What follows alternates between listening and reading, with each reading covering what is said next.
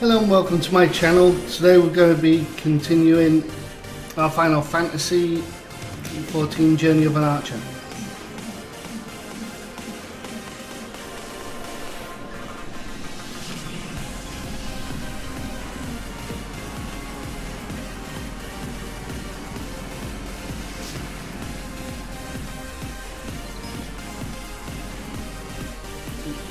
Where the hell am I on?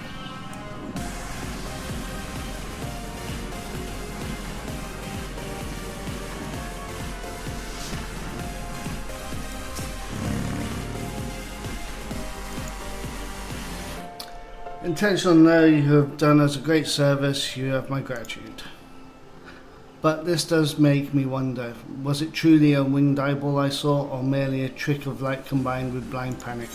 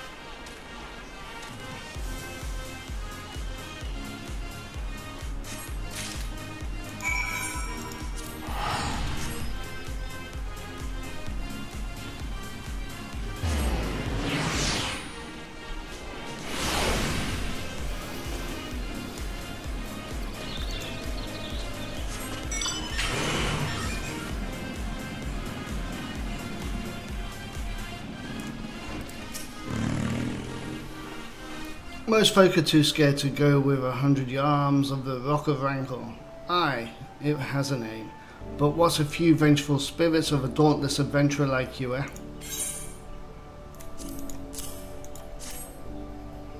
Huh? Why?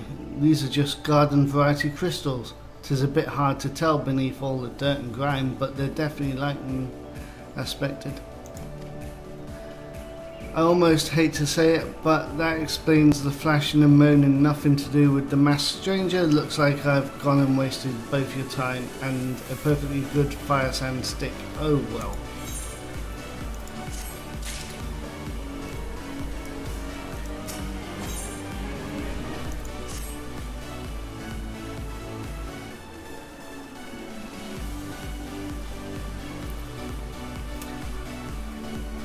There have been no promising leads in the murders. I can scarce get a wink of sleep knowing that the killer is still at large. Judging by your furrowed brows, I take it this sorry business troubles you as much as it does me. I've been pondering my encounter. I was uncertain for a time, but there can be no doubt it was a winged eyeball that I witnessed. It's implausible that I could have mistaken so distinct a creature for a Bannermite. But you and I were miles apart. How could we have both seen it at precisely the same time? What's more, our adventurer friend here had a run-in with the Bannermite at the very spot you claim to see that fiendish eyeball, isn't that right? There must be an explanation. I know I saw an eyeball with wings. I would wager an apple tart on it. Ooh, he's serious. But listen, mayhap it's not as mysterious as we're making it out to be. There's no reason why there couldn't be. Gods, of course, there must be more than one of the buggers. It's so obvious, but then that means since there have been repeated sightings of these fiends, then there must be even more victims as yet undiscovered.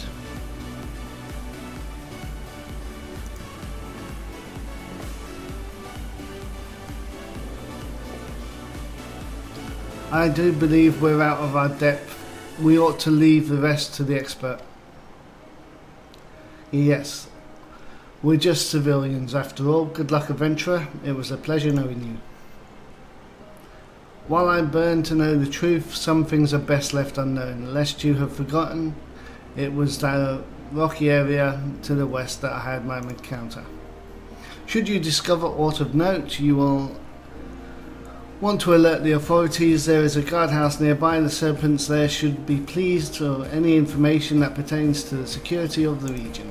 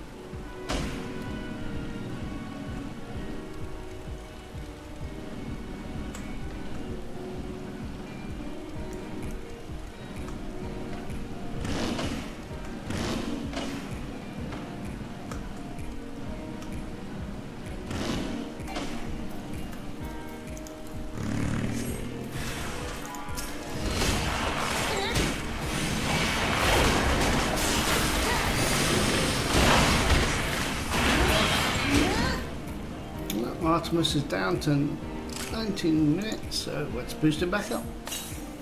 There you go, pal.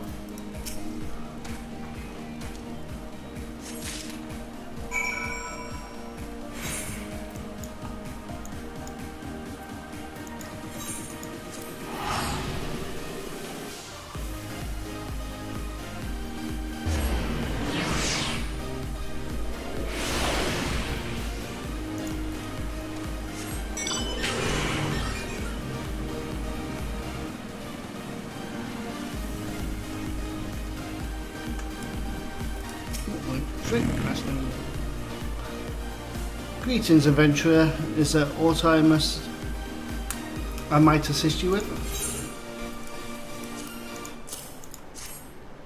Where the hell did we put the corpse?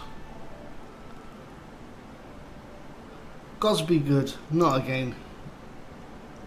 No matter how many bodies I see, I cannot seem to get used to the horrid sight. Poor woman. Identical deaths have been reported in the Central Shroud, while the mass stranger you see does not seem to feature in any. Sightings of the winged eyeball are common enough. The creature appears to be moving the bodies, but to what end, none can say. The victim have all been young women. All are found with their faces mutilated beyond recognition. It's been difficult to identify them, so as to notify of their next of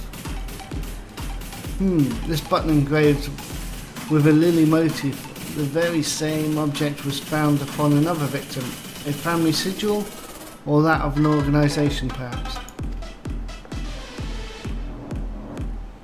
Either way, I dare to hope that this find will prove pivotal in solving the murders.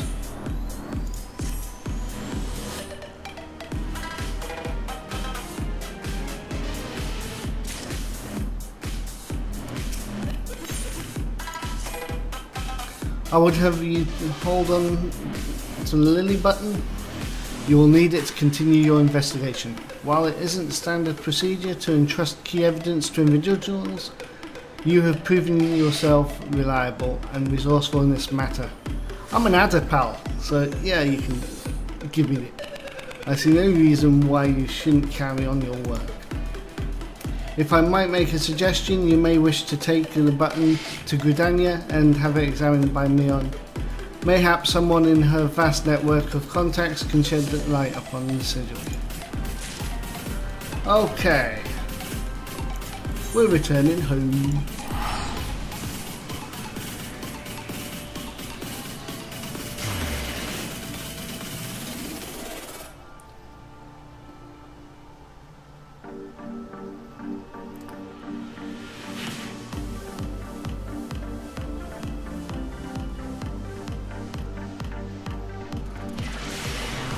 Okay, right.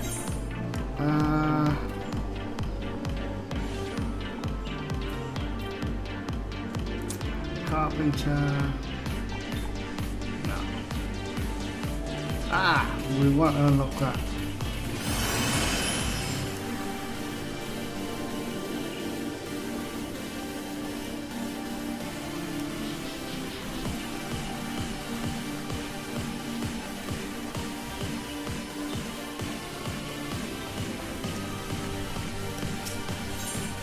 House at Deathdoor.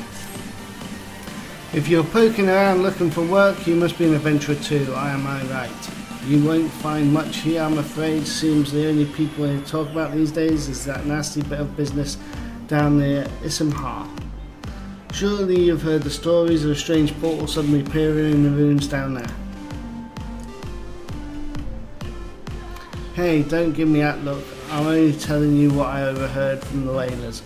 They say on the other end of it is some sort of labyrinth. The thing is, every time they go down there to map the place out, nothing is the same. A mystery if I've ever heard one. Frankly, I'm more than happy to let it stay a mystery. Strange apparitions, booby-trapped corridors, going down there is nothing short of suicide. Still, the prospect of treasure is awful tempting. Don't take my word for it though, head down to Issamhar and you can hear it straight from the Chocobo's mouth. Okay. And what did you have? Sight to behold. I think that's just normal quest, normal chain quest. Yeah.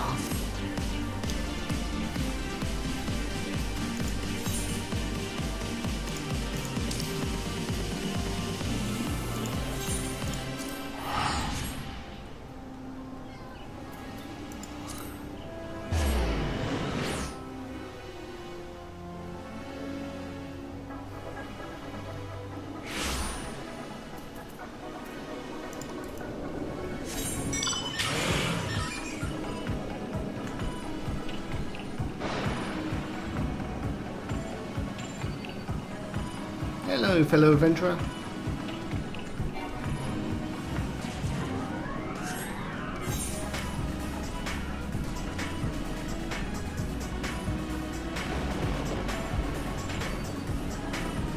Right.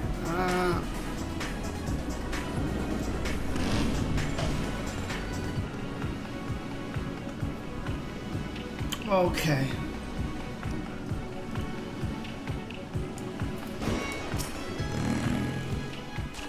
I'm sorry, but I must insist that you owe an adventurer and a rather seasoned looking one besides. On the off chance you're not simply here to gawp, perhaps you can lend us a hand. You can see, despite the fervent protestations of those dusk whites over there, we cannot permit civilians within the ruins at this time.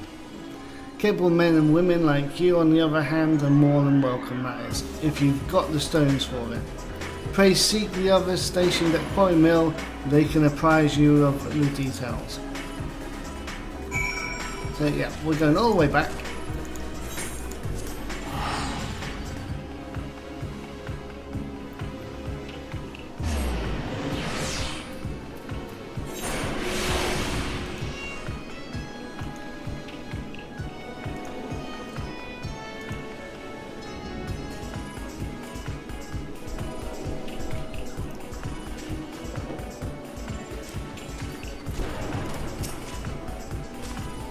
Well, my adventurer, I take it you have come to learn more of the recent happenings at Isambard.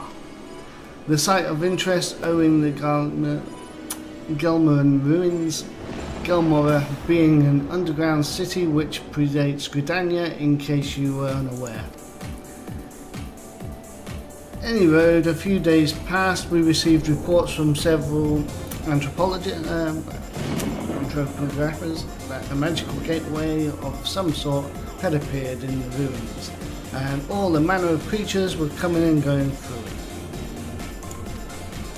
My men and I were among the first to examine it, and well, it's hard to explain. We crossed the threshold into a set of corridors we'd never seen before, and suddenly each and every one of us was filled with an inexplicable sense of dread.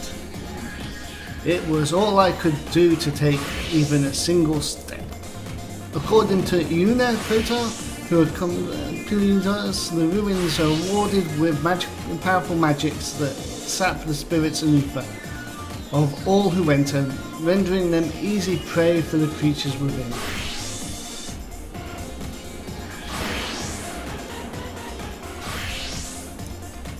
Thankfully, he managed to devise a solution. Ether pool arms and armour.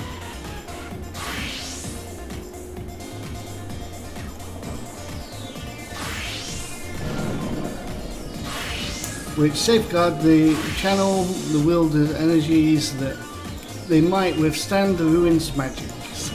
Unfortunately, it does little to prevent us from losing our way, though it begs belief. Every time we have dared to venture into the ruins, we have found that the path to be changed. We suspect this too may be the work of an unfathomable, powerful mage. Needless to say, something strange is afoot. The traditional tactics are not like to suffice. Even experienced adventurers will need to proceed with caution. In any event, if you believe you have what it takes to brave the ruins and discover the secrets lying in its deepest depths, you need but to say the word.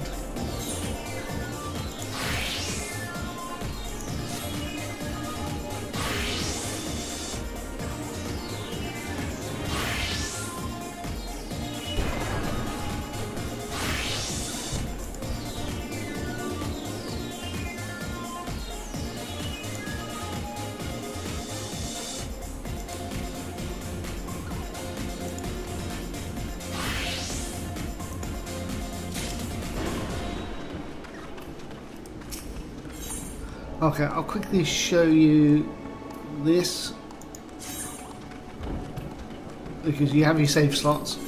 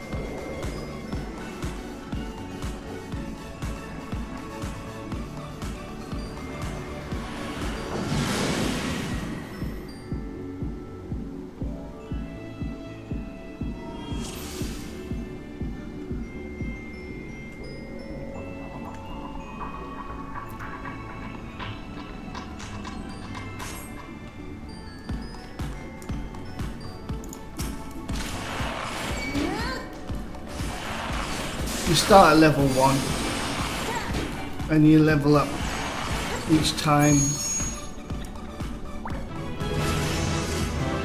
There we go.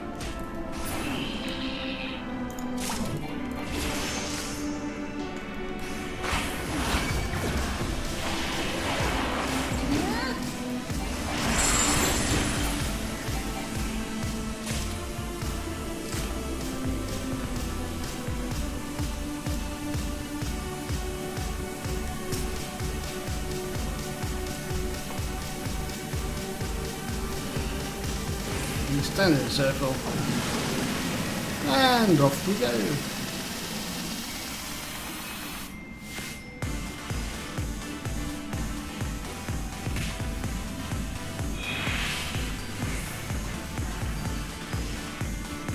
And you keep doing this until you eventually get bored or you finish swimming.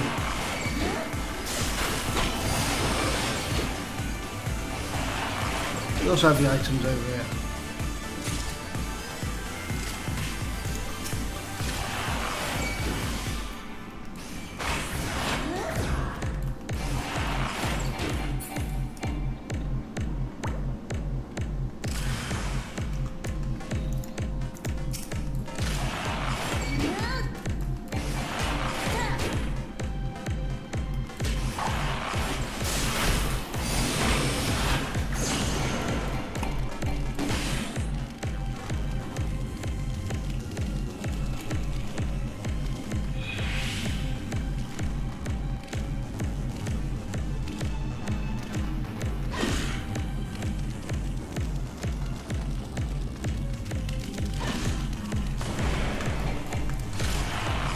My turn, biatch.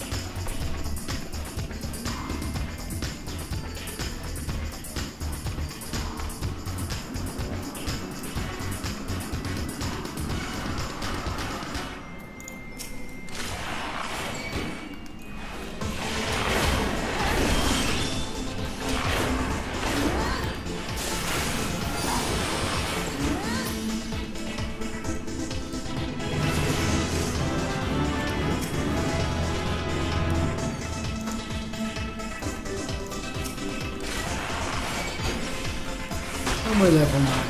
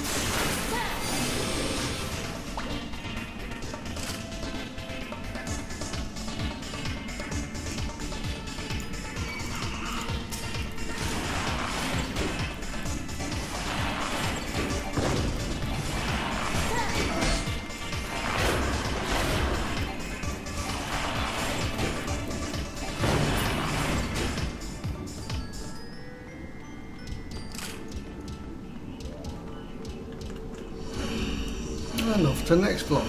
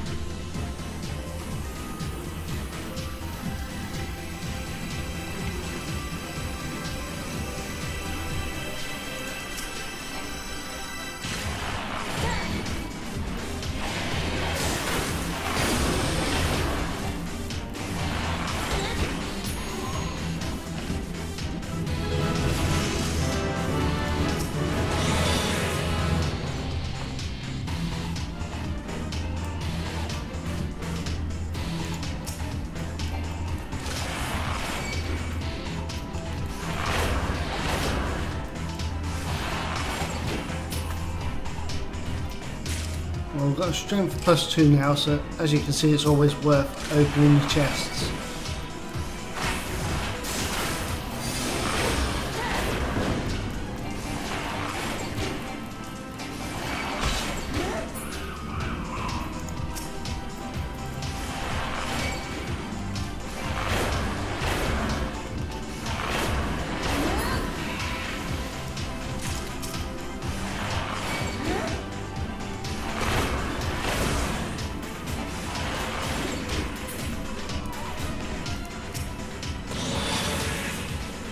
And go strength +3.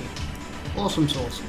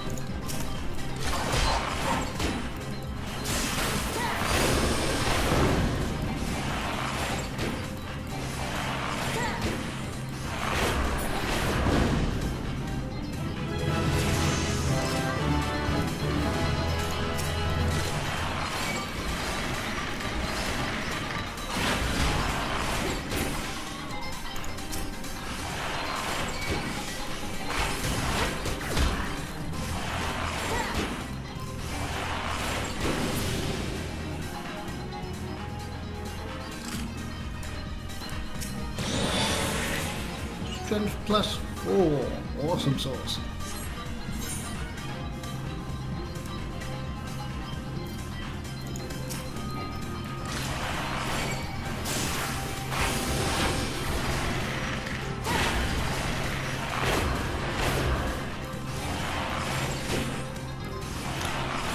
Kill them all.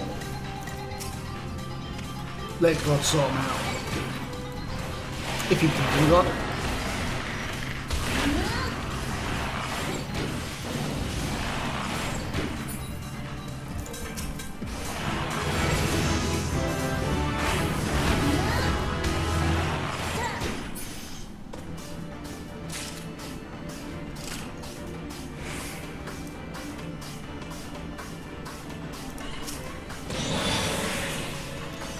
Plus 5. Awesome sauce.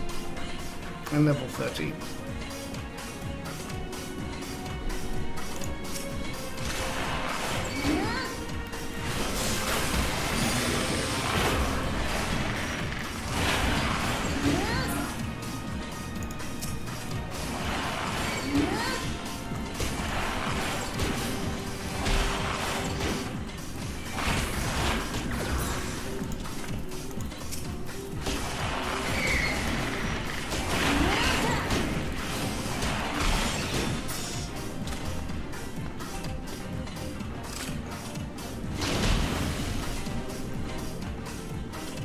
Oops.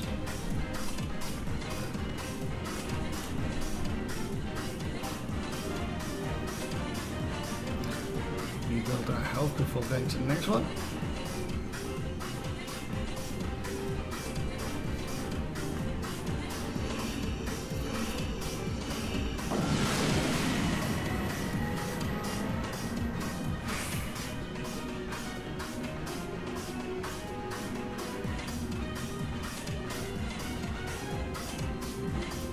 I should really use that.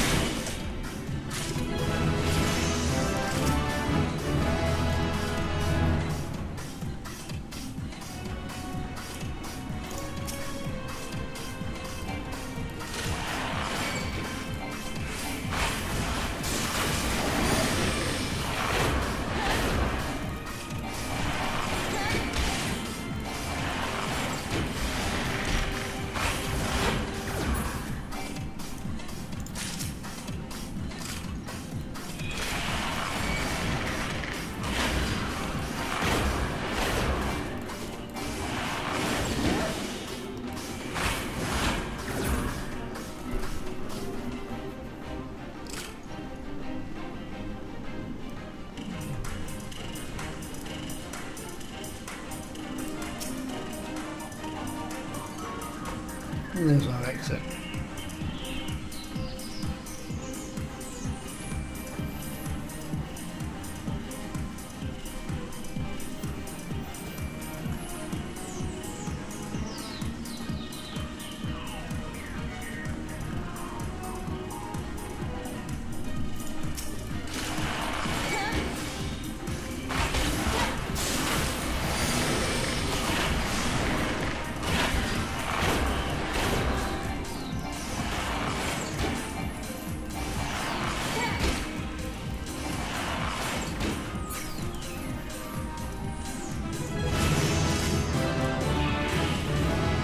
Level 15.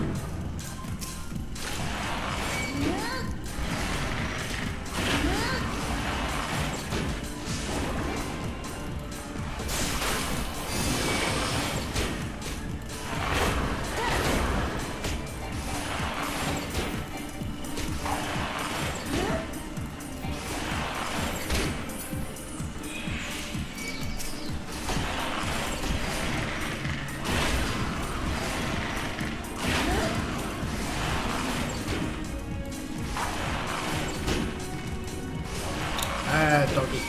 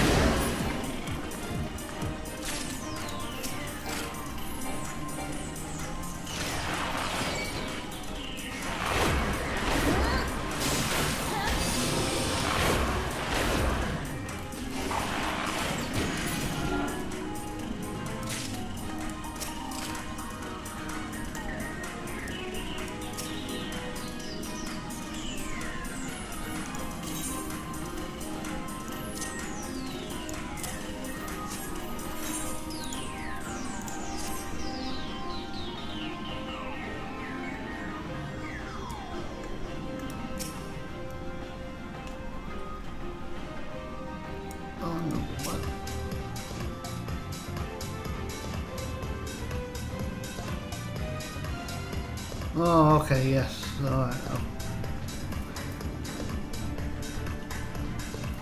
Didn't realise I had 3 of those.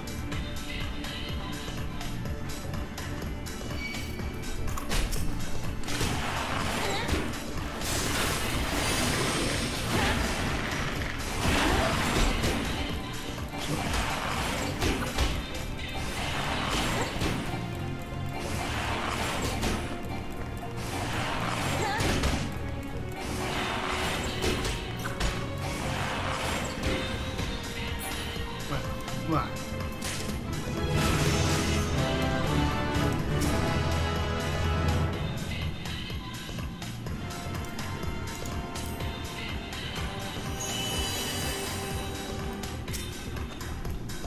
There we go.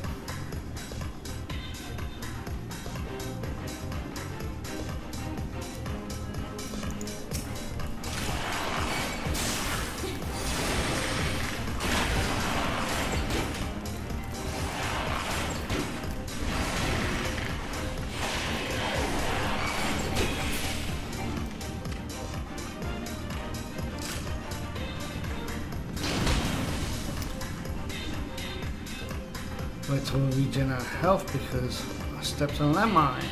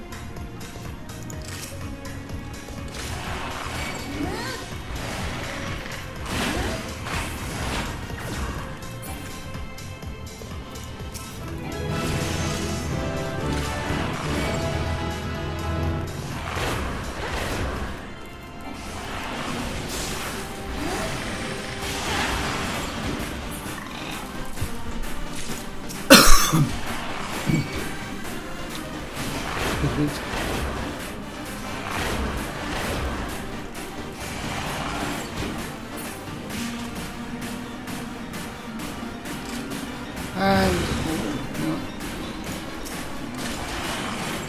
well, we were going to go to the next spot, but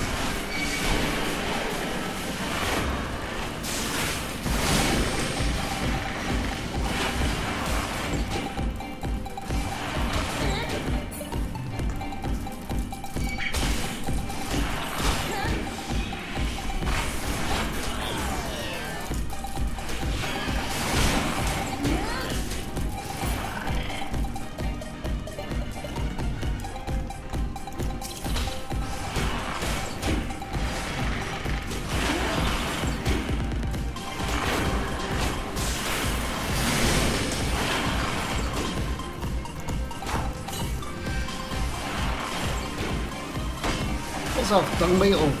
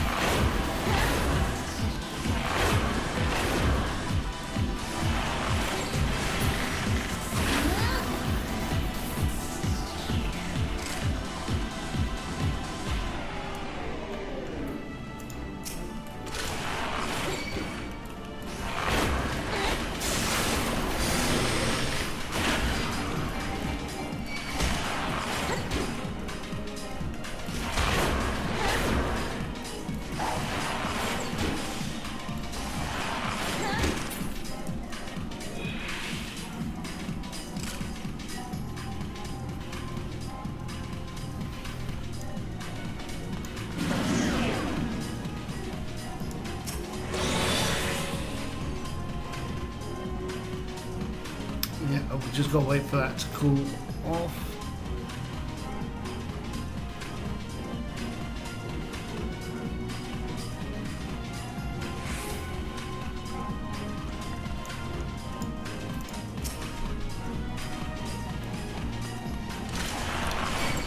Still 30 seconds.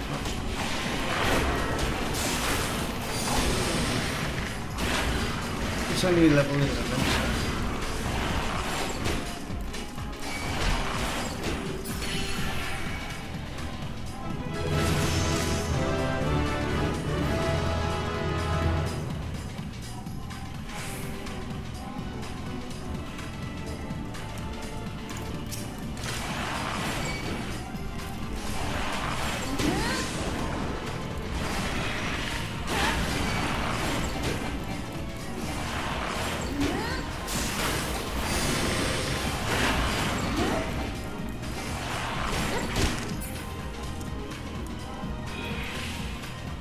Bloody beetles.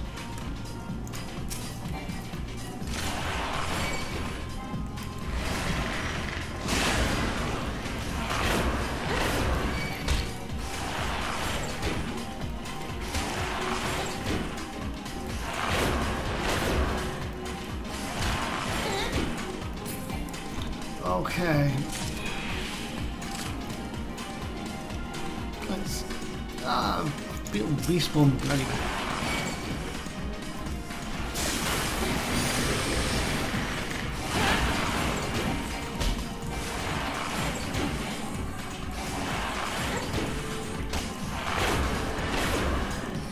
And yeah, it would be easier going in as a group, but it's more fun solo. It's gives you a challenge.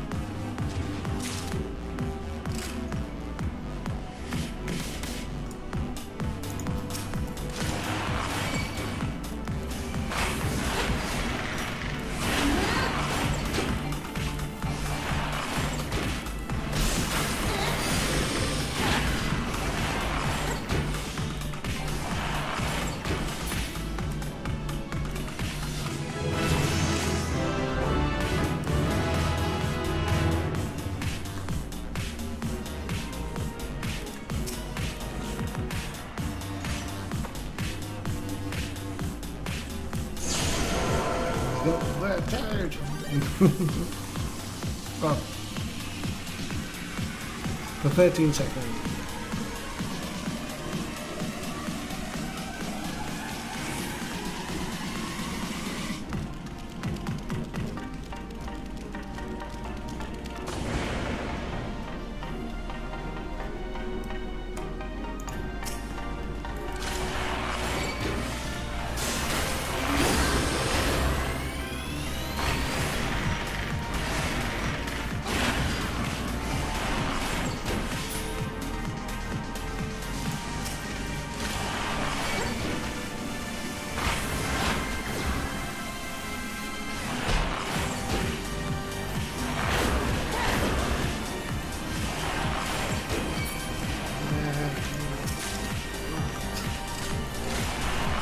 We've got 25 minutes left to get to the 10th floor.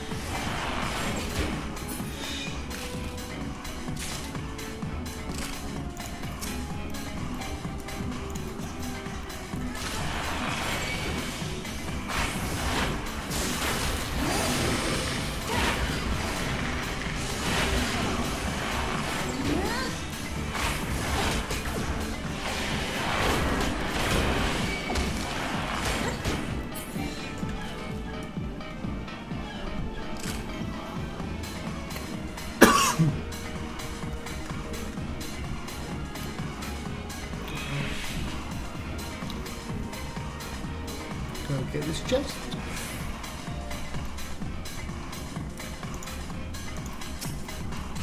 These ovens empty.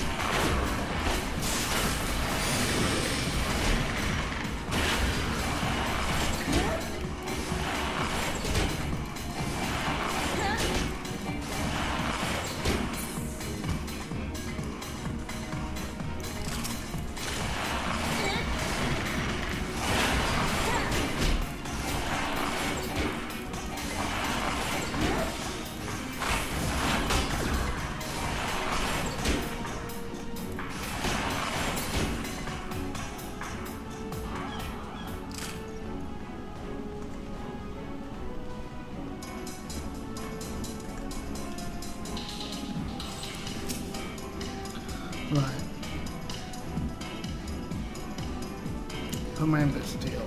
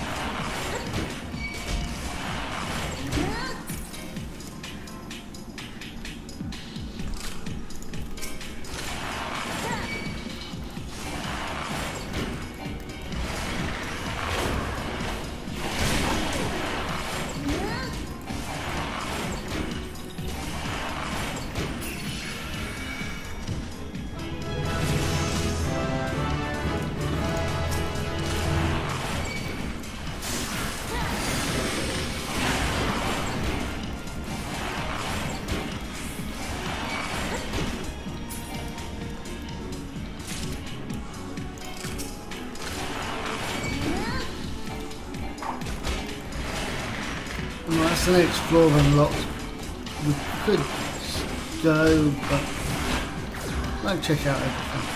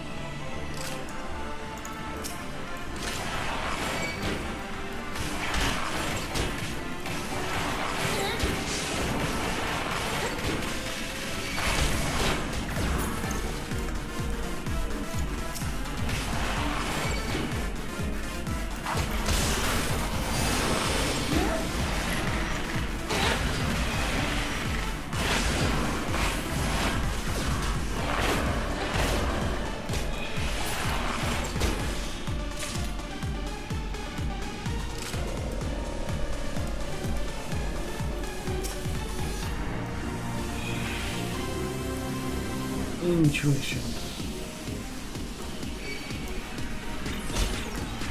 You bastard.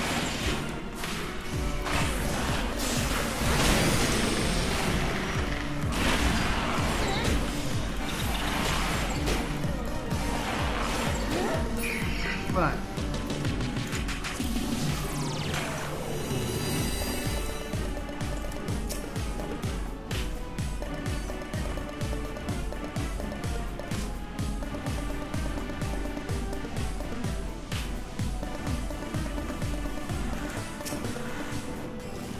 Steel.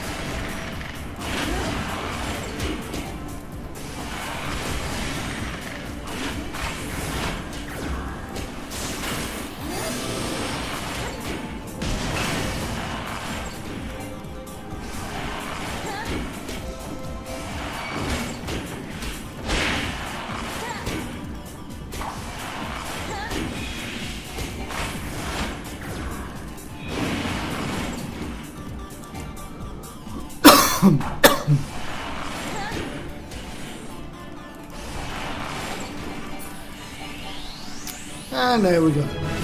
All 10 floors complete.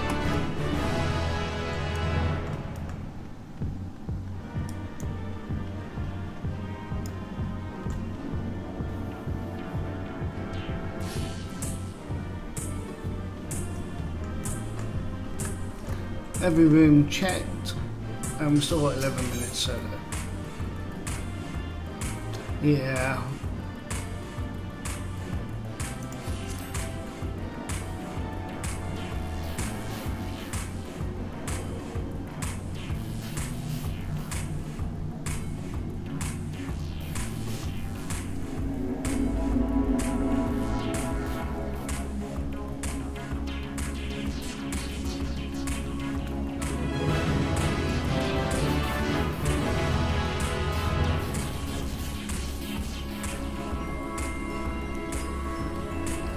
We can carry on if we want, but we're not going to do that.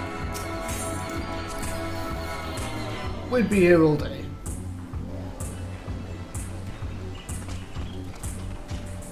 But our progress is saved, it's got a save slot, so we can carry on the next 10 floors after at some point. Right. Oh, we'll go.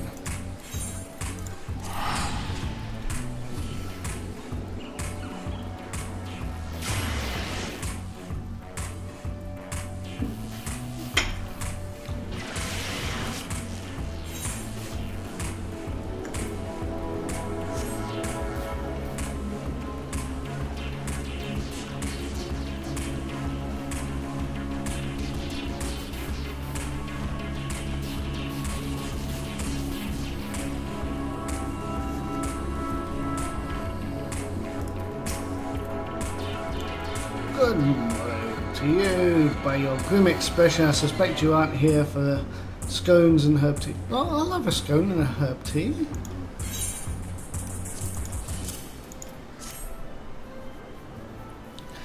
Well, isn't this a lovely little button? The engraving is quite exquisite. Artisan level quality, I would say. Where did you say you found this? On a dead body? Lovely. Well, that's nice. Anyway, I'm afraid I do not recognise the Lily sigil. You will have to find the answer the old-fashioned way by asking around. You could do worse than beginning with Bernadette over by the Everite Plaza. She has a sharp pair of eyes, that one.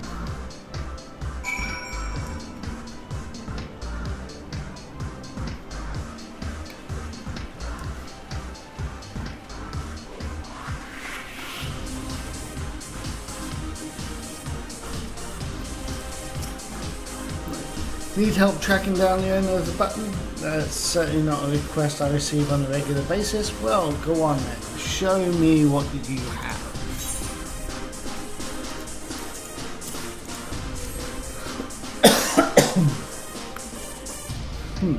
Seems to be some manner of decorative button reminiscent of those worn by the families of old. Though I cannot claim to know its sigil, however, I can say with certainty that the white lily is a recurring theme in Gridanian culture. Alas, I do not know who would make a personal sigil of it.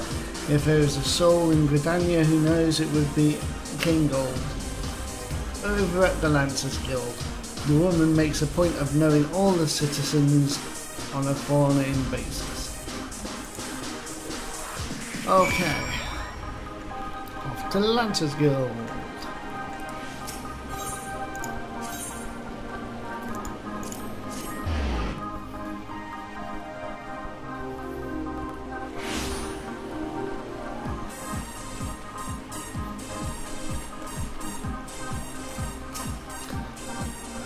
Bernadette believes that I can help you. Well, that is rather a bold assumption to make. I will try to assist, never you fear, but whether aught comes of it is a matter and another matter. Now then, what do you require of me?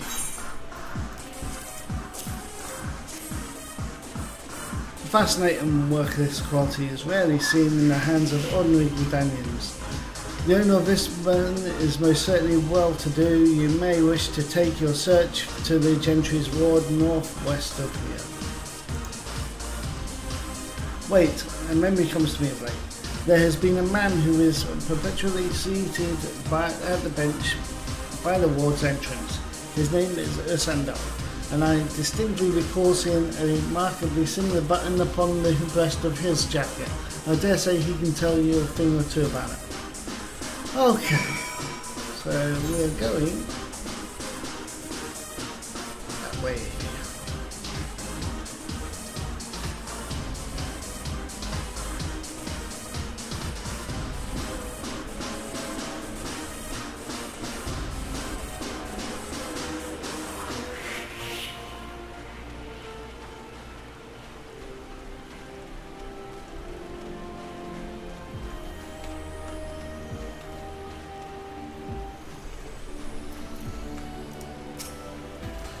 I do not believe we are acquainted. Pray leave me to my thoughts.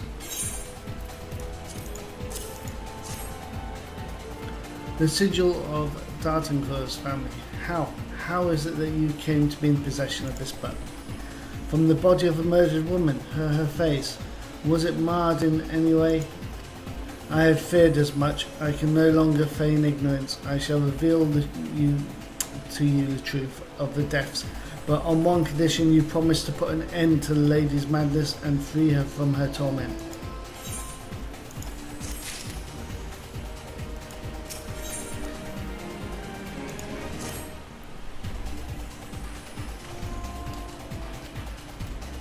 I was once a manservant in the employ of one of the oldest and proudest families in Gridania, the Dartancourts.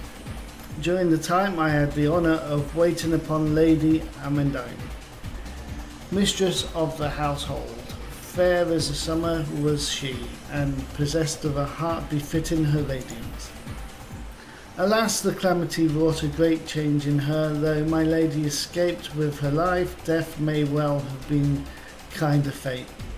Never will I forget the day her bandages were removed and she beheld her disfigured face for the first time. At that moment, the kindly woman I knew ceased to be. Unable to bear the thought of being seen, my lady sequestered herself within her chambers and refused all company. This continued for many uneasy moons until one day, without warning, she began receiving queer guests. None among us knew whence they came, these masked men, but my lady believed that they would help her to regain that which she had lost. She began the rites of rejuvenation. These rituals seemed innocent enough in the beginning, but grew ever more grotesque as time went by. Eventually there came a day when my lady bound one of her handmaidens to her bed and proceeded to mutilate the poor girl's face. Suffice it to say, she did not survive the ordeal. It fell to me to dispose of her body. I performed the dreadful task as bade, obedient servant that I was. But when the time came to return to the house, my legs refused to move. I knew then I could not go back to that place, not after the nightmare I had witnessed. So it was that I left Hawk Manor, my home for nigh on a half a century. Long did I weep for the girl who was slain, and longer still for the woman that Lady Adamant had been. Yet one cannot weep forever, and I endeavoured to put the matter behind me. Indeed, I had resolved never to speak of my experience until you appeared before me. My lady's madness must be ended. Lest more innocent lives be lost, lay her tormented soul to rest. As you swore to me you would, she awaits you at the Hawk Manor on the western edge of Central Shroud. Go now, and do what must be done.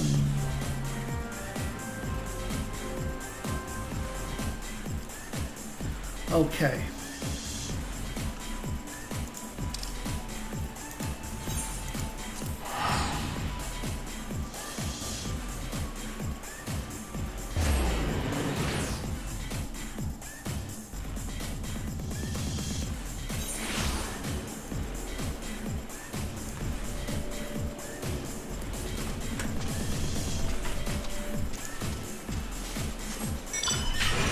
As you see, the potions we got from inside the thing, we still keep.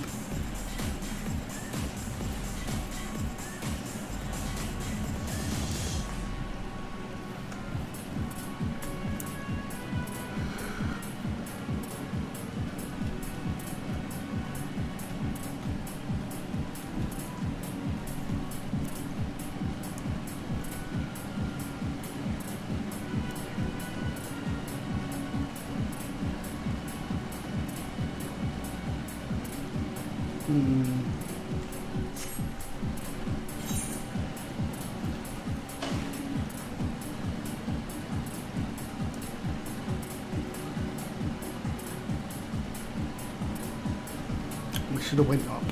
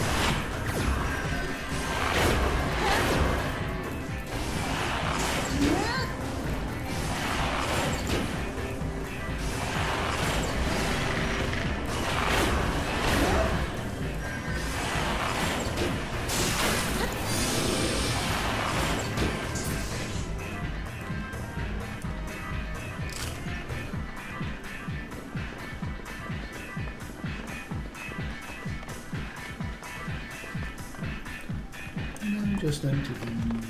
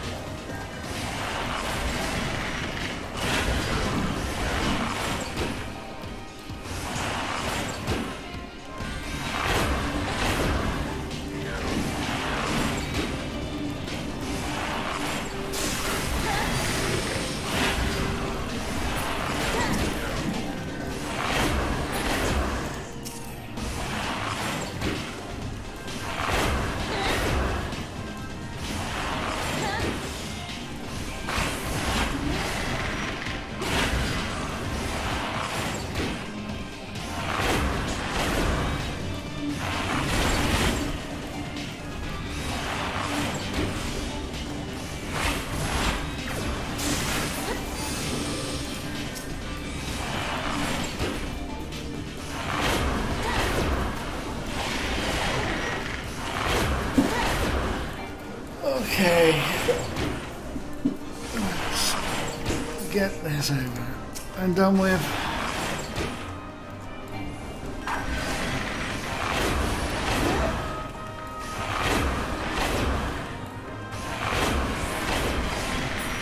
There you go, pal. And if enemy. Yeah, tiny key. Get the tiny keys.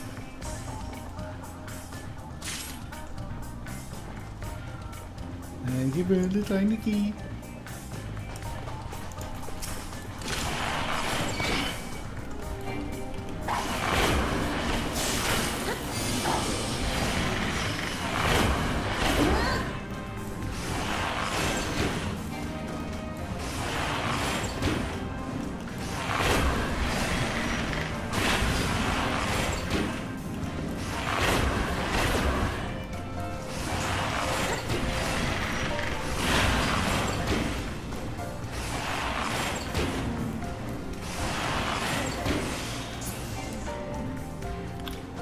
Okay.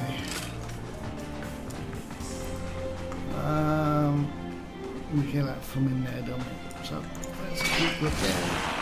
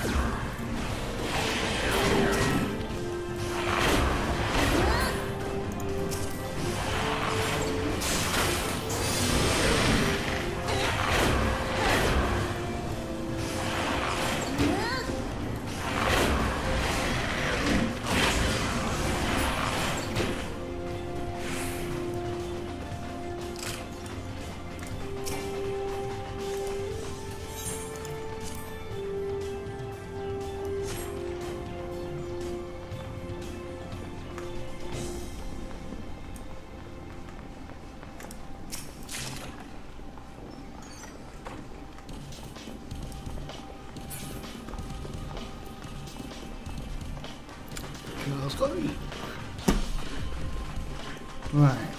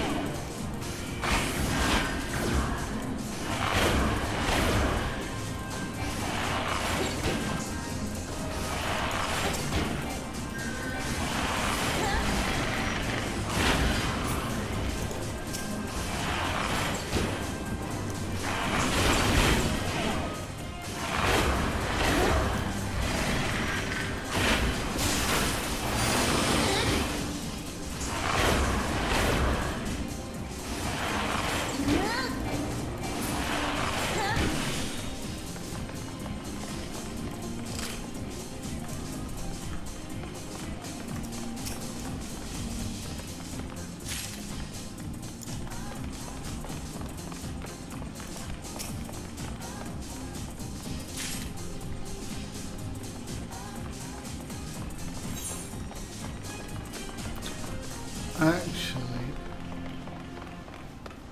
I think that one might actually be blocked.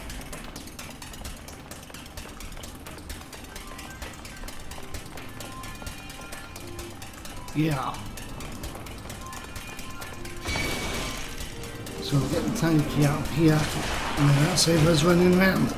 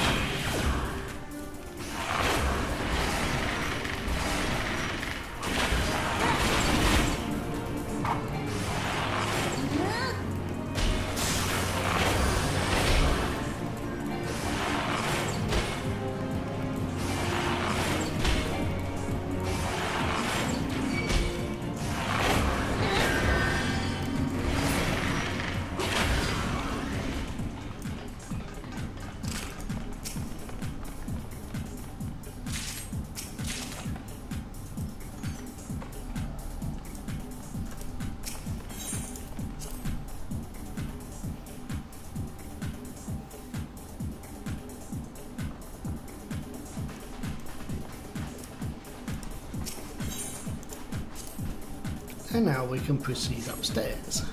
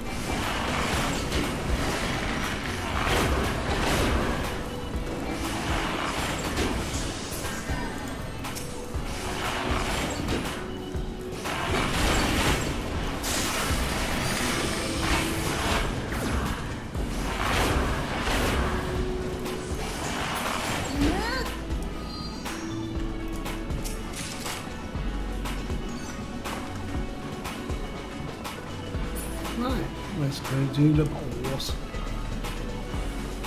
Got all the treasure chests. You go to a mansion, might as well rob the place.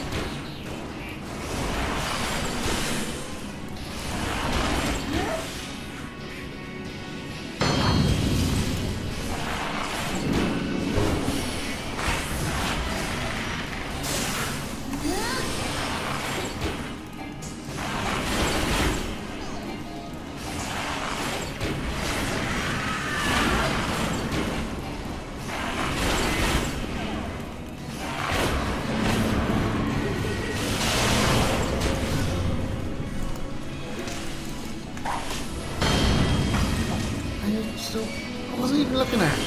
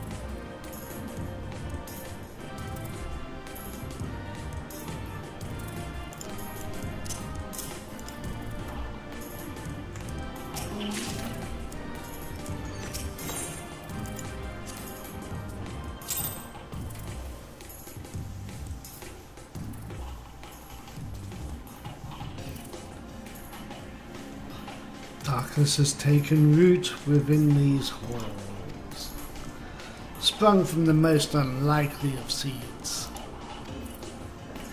One cannot help but admire the irrepressible spirit that quickened it to life.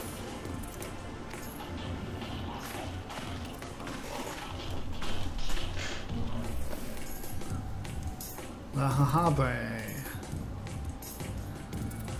It's a pleasure to meet you at last, adventurer. You're every bit as intriguing as our master gave us to believe. It is no ordinary mortal who can acquire one crystal of light, much less 3. The crystals make you strong, and it is that strength that the light is drawn. Hydaelyn chose well. Yes, she did. A pity that your existence is irreconcilable with our own. We cannot well allow you to continue upon your present course. Well, you can try and stop me, pal, but alas, we came here not to play, but to take the measure of your strength from Master Lahabre. That task now accomplished, we take our leave of you. Toodles. Until next we meet. Fare you well, bringer of light.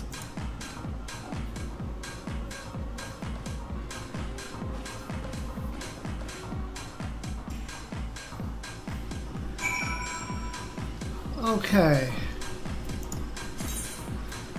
Back to New Gridania.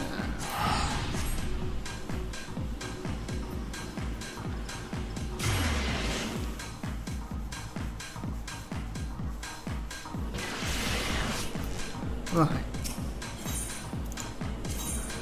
Lancer's Guild.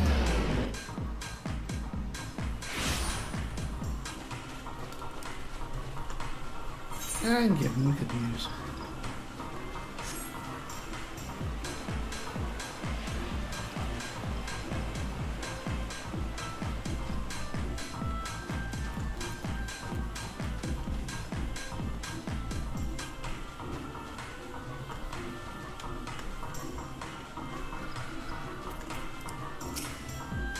You are returned.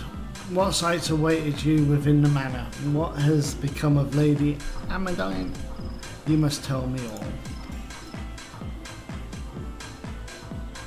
So she went so far as to consort with devils. Would that I could have done more to prevent her fall? May she finally find peace in the beyond. I know not whether the masked men you encountered are the same pair that first led my lady astray, But it's a pain that they are still the same vile brood. Should the chance ever present itself, promise me that you will visit upon them tenfold the woe they have brought upon others. But who am I to speak of punishment? By my silence I allowed, I know not how many innocent young women to die in unspeakable circumstances. It matters not. Wherefore, though misplaced loyalty, cowardice, or both, I am an abettor to the gross crime, and I will surrender myself to the authorities and accept whatever punishment they deem just. I only pray that the gods will have mercy on my soul.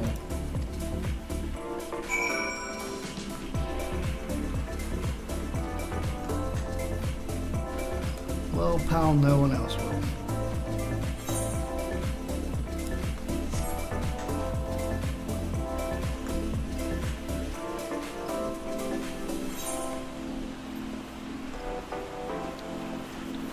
Okay, let's go and hand this in and get the next one.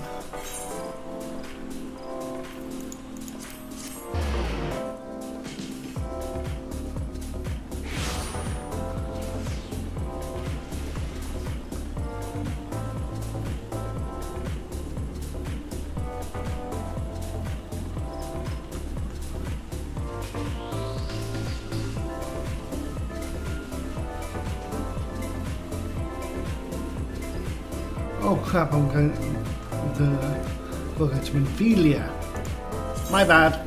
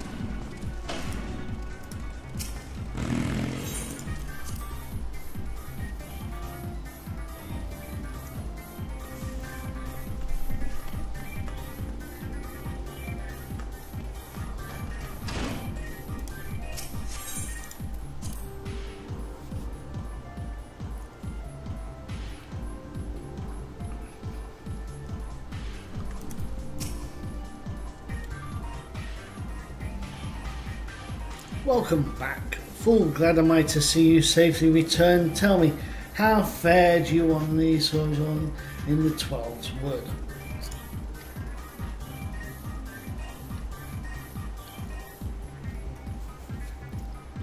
Two Halabra's minions, and they sought to measure your strength by their own admission. The devils taunt us. It is beyond doubt then. The Ascians have begun to move in earnest. Would that we knew to what end. Yet I will not bemoan our plight. Thanks to the tireless efforts, we are at least aware of the encroaching darkness. Alas, we can only do so much. It is clear to me now that we Scions are too few to protect the realm against this threat unaided. We must needs alert the three nations to the presence of this elusive enemy and recommend that they heighten their vigil. There is no shortage of misery in the world that the Ascians might exploit. We have an arduous struggle ahead of us. Yet, come what may, we must not allow ourselves to become lost to hope, for that is precisely what the enemy desires. We have gleaned all we can from the information available to us. Let us set this investigation aside for the present. Another matter has arisen that requires your attention. Let me know when you are ready to be briefed, and I will summon the others. Okay.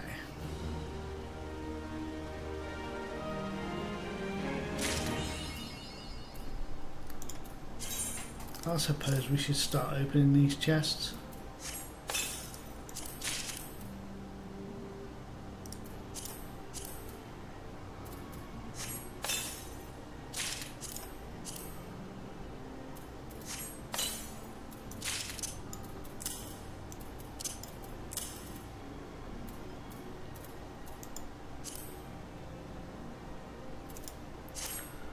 Alright. Oh, wrong one.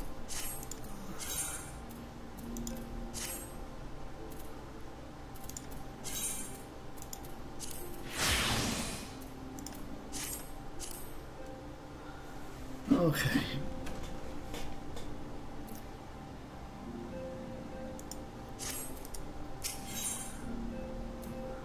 Wrath of the Titan.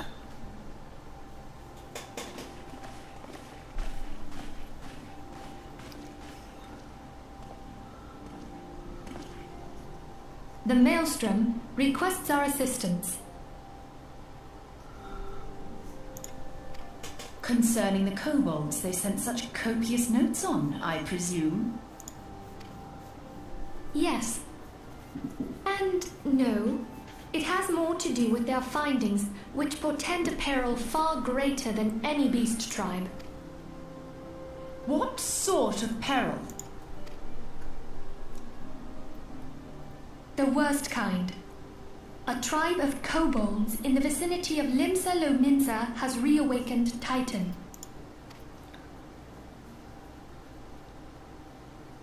Our task will be to slay the Primal. The Maelstrom have sworn support for the endeavor. They are no strangers to the havoc kobolds can wreak. Years before the Grand Company's reformation, two primals, Leviathan and Titan, chanced to converge upon the sea wall, wreaking untold devastation. There, by the grace of the Navigator, were the mercenaries Merlwyb hired able to fend them off. Yet it did not take long for the beast tribes to regroup, and they summoned their primals once more. Thankfully, their second coming was decidedly short-lived, but that is beside the point. So long as tormented souls will them to exist, the realm will never be rid of primals.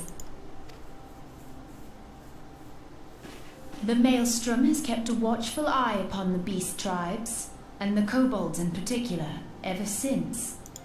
Which brings us to the matter at hand. Unlike Ifrit, we know scarcely anything of Titan. Unfortunately, the only force known to have bested him, the modestly named Company of Heroes, disbanded 5 years since, and mercenaries are not in the habit of keeping chronicles. Expect the worst. The Maelstrom's help is of course appreciated, but even if we had their whole armada at our disposal, we could still find ourselves overmatched. A pity the kobolds lack the gentle sensibilities of the sylphs. A peaceful resolution would be more than welcome.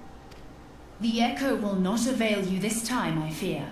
If you are to survive, your steel must needs speak for you. No one would think you a coward were you to decline. So you will accept? Oh yeah. Thank you. We can't very well send her to Limsa Lominsa without Y'shtola, can we, Minfilia? May I ask that of you, Y'shtola? I never thought it in question. Ever reliable. Very well. We will spare no effort to win victory. You may count on the full support of the Scions of the Seventh Dawn. And all Naughterfield will aid the fight from afar. Thancred, Ida, go to the Grand Companies. Tell them of our plight and solicit their support. Urianger, send word to the students of Baldesion, and Alphino if you would. Papalymo, compile all the information we have on Titan, little though it may be. You will be apprised of the tactical situation when you reach the Sailor's Ward. Provision yourself for the journey. May you walk in the light of the crystal.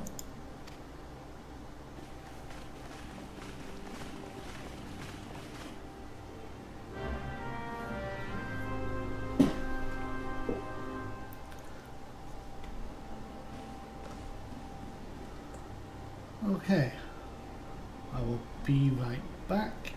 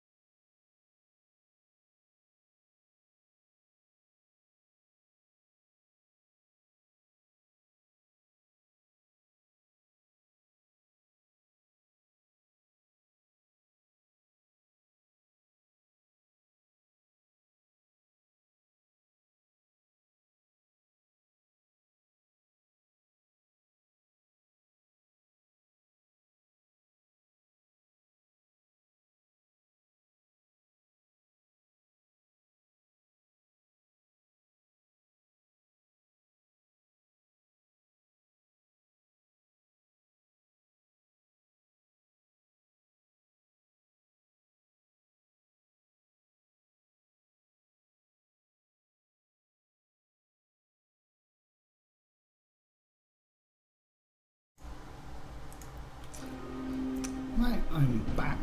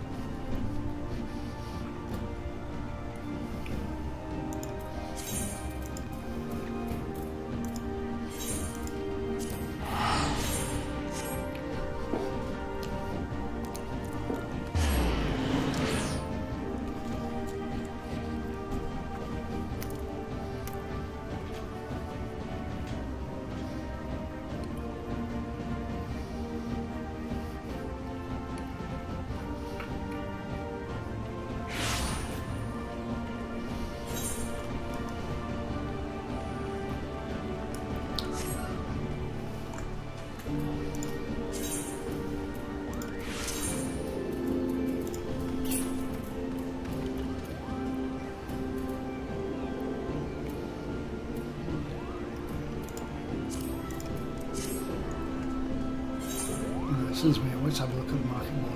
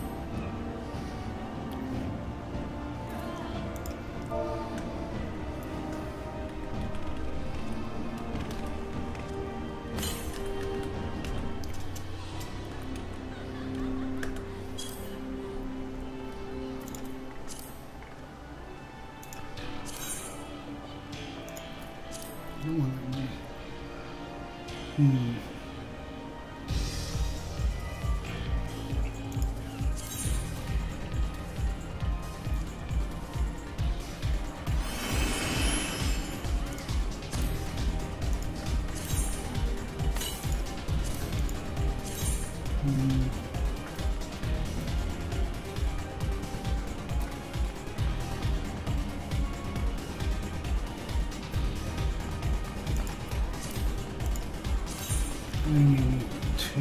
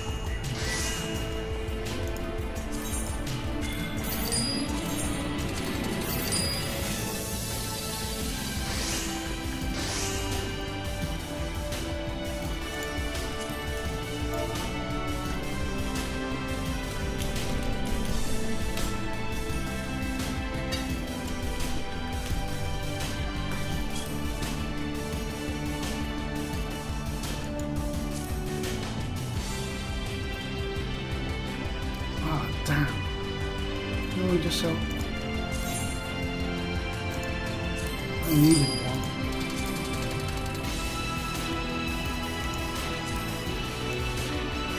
Right, need 44,000, so...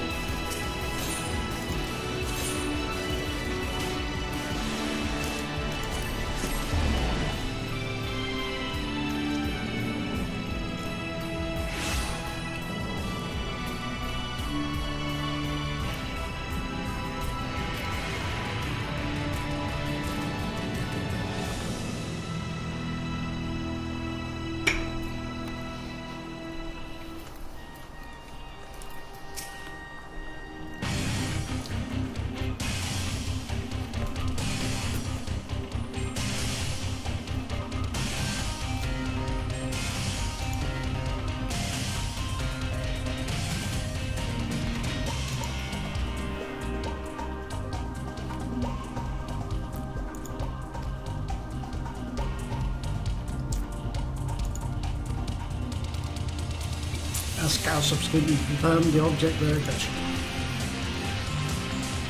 Crystal spotter and the foul primary.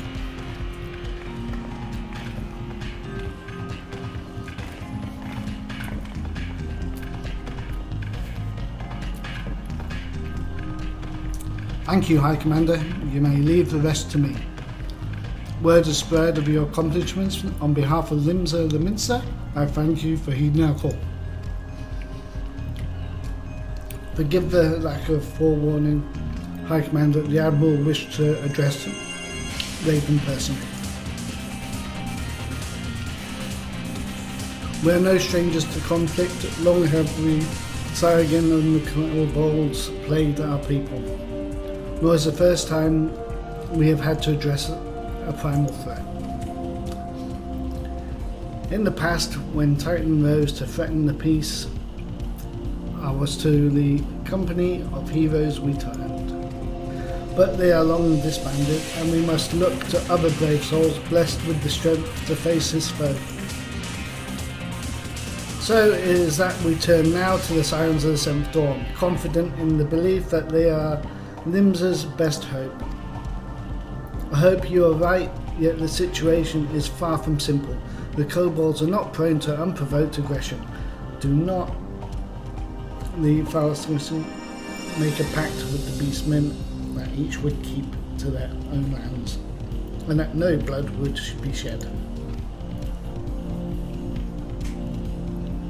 And was it not the Leminsians who violated this agreement? Dissatisfied with their lot, shall we then condemn the beastmen for defending their homes? Even a pirate must one day reap what she has sown. I would advise you to choose your words with greater care, Lady Estola. I love her. Stand down, High Commander. She has the right of it. And the wrong is mine. Freely do I claim it. Yet it makes little difference. Remorse will not shield us from Titan's wrath, or would you have us fall upon our swords? My apologies, Admiral. The safety and security of Limsa the Mincer citizenry are, of course, a paramount concern.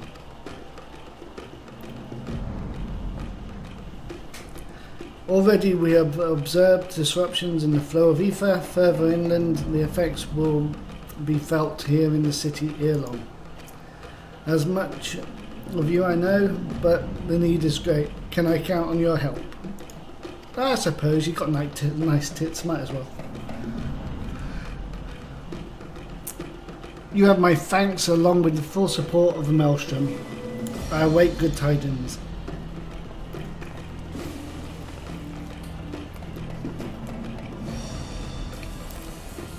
That the Kobolds should summon Titan demonstrates they are no longer amenable to negotiation. This being the case, we must need to prepare for conflict. Before we meet Titan in the field, however, it would be wise to learn all we can of our foe. And I can think of no better source of information than the mercenaries who defeated him once before. The Company of Heroes may be no more, but several of its former members still live. It is said that one of them is employed at the Greyfleet Mills in Lower Norskia. Quite why a mercenary should choose to become a miller, I do not know. When you find him, mayhap you could ask him for me, and meanwhile shall seek his fellows. Okay.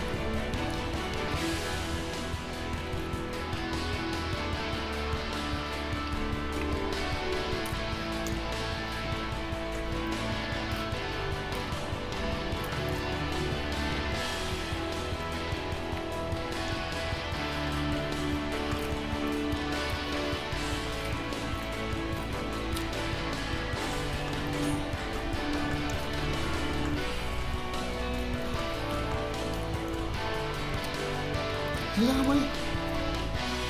No, I should have really zoomed in the map, shouldn't I?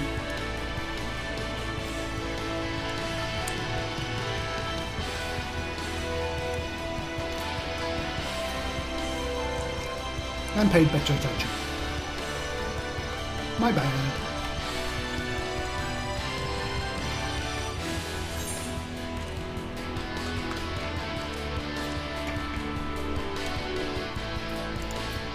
Get the bike out.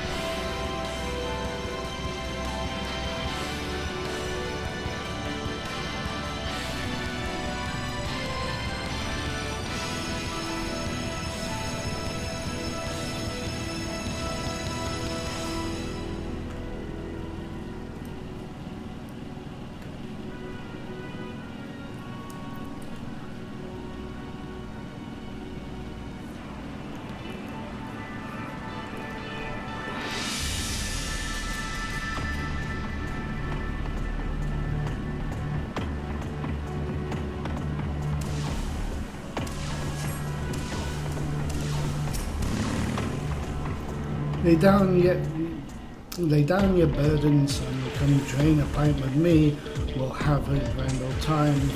Yeah, that's so free. Cool. I'm up for that, pal.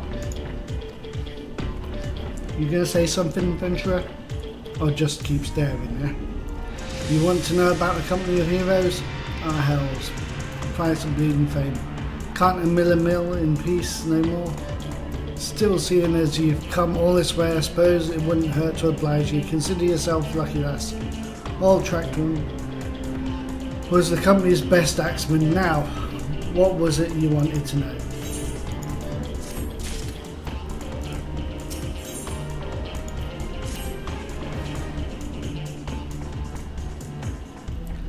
Gahaha. So, you want to hear the tale of how the Company of Heroes bested a primal, do you? Let me guess. You mean that bastard Tidus I? Oh, if only you'd been there to see it. 'Twas a mighty struggle like the legends of old. Me and the boys fought him for 3 days and nights, we did. The ground trembled with every step Tidus took, and when we hit you, girl, it felt like a cannonball to the gut, just like that. Oi, what's that look for? I'm a goddamn hero. I'll have you know the people around here sing me praises. Don't tell me you only care about learning the secret tactics we used to beat Tidus. Well, really there is no tactics, it's just go in, hack and slash. Well, too bad, because now I'm not feeling charitable. If you're so damn desperate, then why don't you do me a favour and kill those rats that made a nest by the window in the south here. Do that and then we'll talk.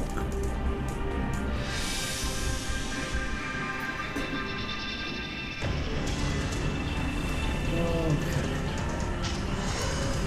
Pistola!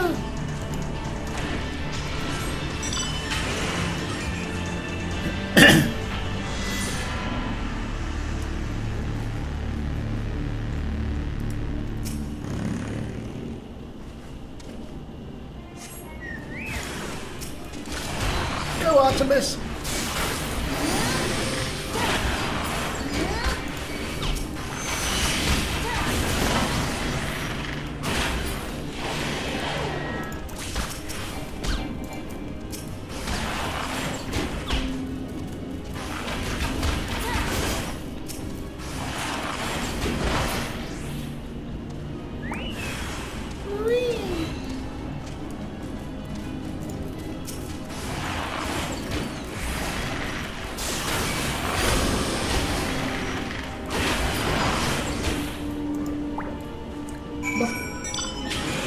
Okay, let's get going.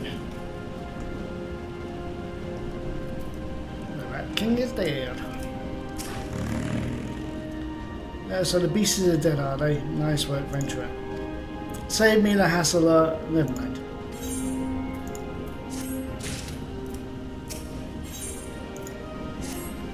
What? You still asking about how we beat Tidus? I don't know, Venturer. It was a pretty risky strategy. The kind that only a veteran of 10 score battles could rely upon. I want to teach you, I truly do, but unless you prove you that what it takes to face the fat bastard, I can't in good conscience tell you a damn thing. At the very least, you'd need to be capable of slaying, say, God, good blue.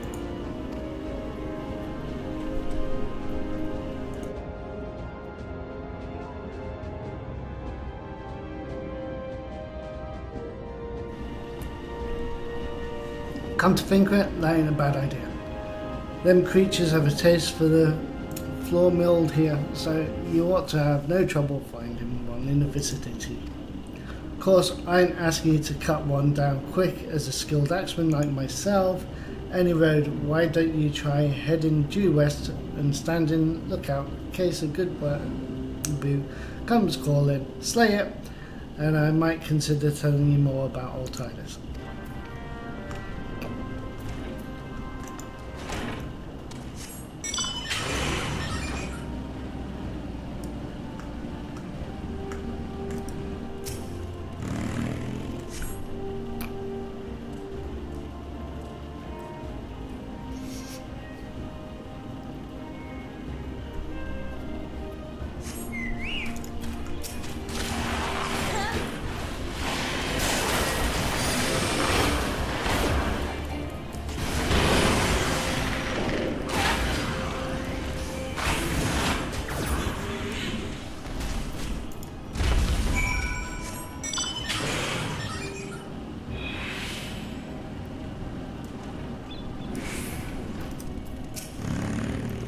Yeah, you again, and then that good bow is...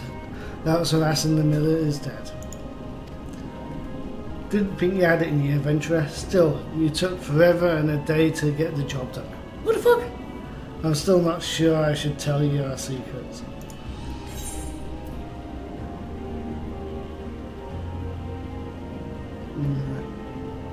+2. Show me the money.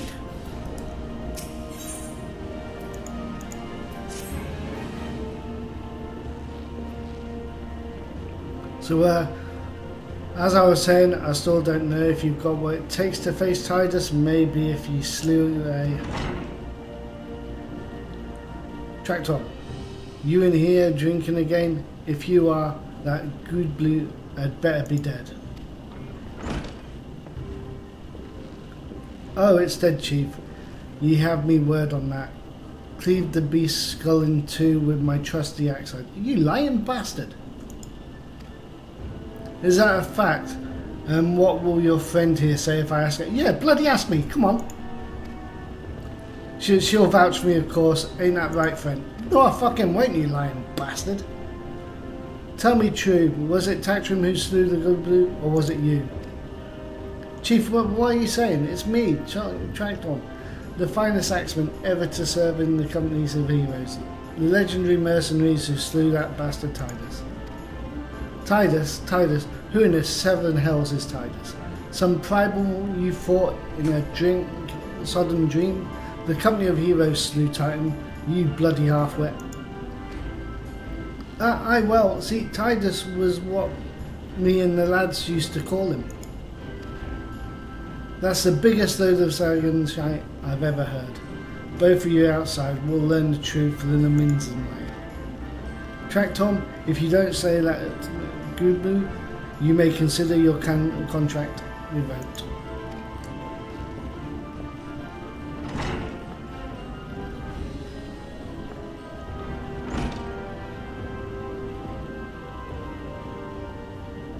Yeah, come on, you bastard, you lying twat.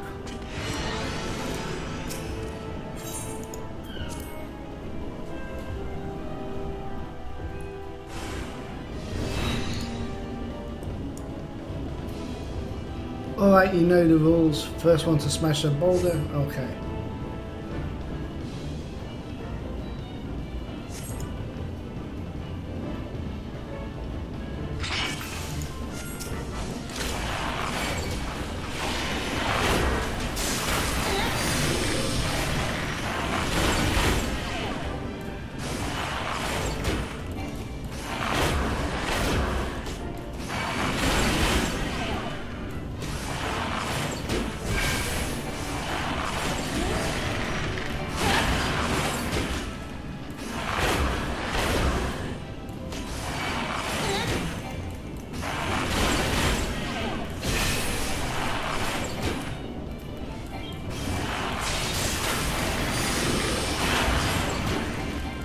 Cheating bastards using a bomb.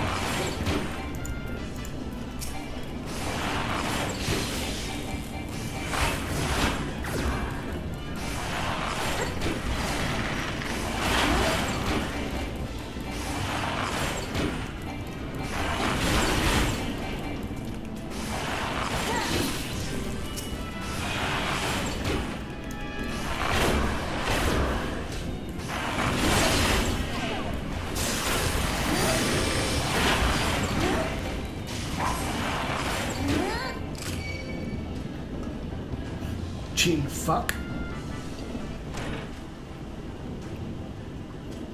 Alright, I admit it, I lied about being in the company of heroes, but I'm begging you, Chief, please don't dismiss. I've learned my lesson, honest I have. No, he hasn't. Fucking sack him.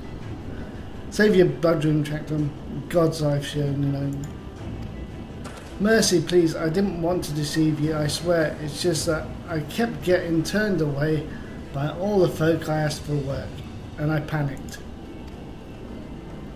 See, the last job I had was at Costa del Sol, and there was this grizzled marauder everyone treated like royalty. When I heard he was the captain in the company of heroes, I finally understood why.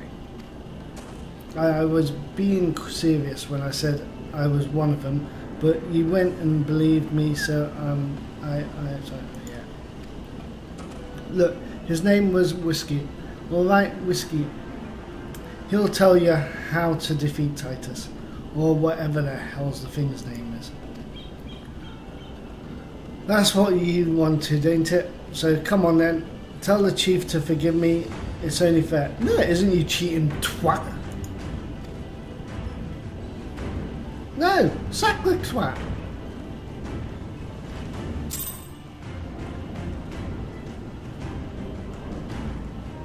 Cut the cheating bastard's testicles off.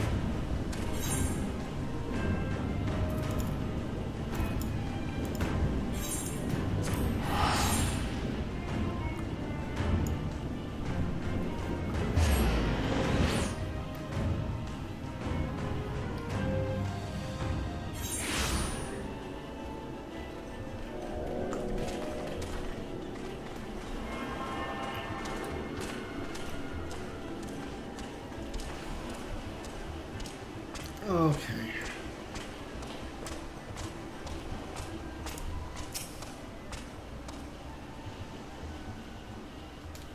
Pardon, you wish to slay the Lord of Crags. We must slay him, Captain. The people of Limsa Lominsa are dependent upon us. You fancy yourselves heroes then, just like in the tales. Be not so quick to judge. Long have I adored for the well-being of you and yours. And my associate here has bathed in Ifrit's hellfire and lived. She is blessed with the power that protects her from the primal influence. Thus was she able to lay low the Lord of the Inferno. We know full well the risks and have taken every possible precaution. We lack only the knowledge of how to enter Titan's lair. Pray be so. A woman who can't be tempered, useful, but it will not be enough.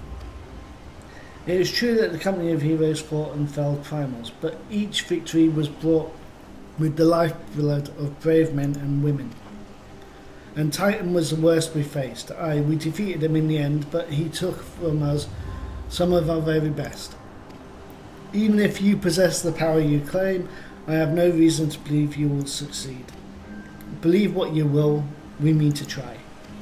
Though our lives are forfeit, we will not abandon Limsa to the wrath of Titan. You are passionate, I'll grant you that. And you deserve better than the greeting I gave you, but I will not send you into Ogramo on a whim, to be plain. I do not wish to see you give your lives in vain. Tomorrow. At the very least, I must have assurances that you are more than common adventurers.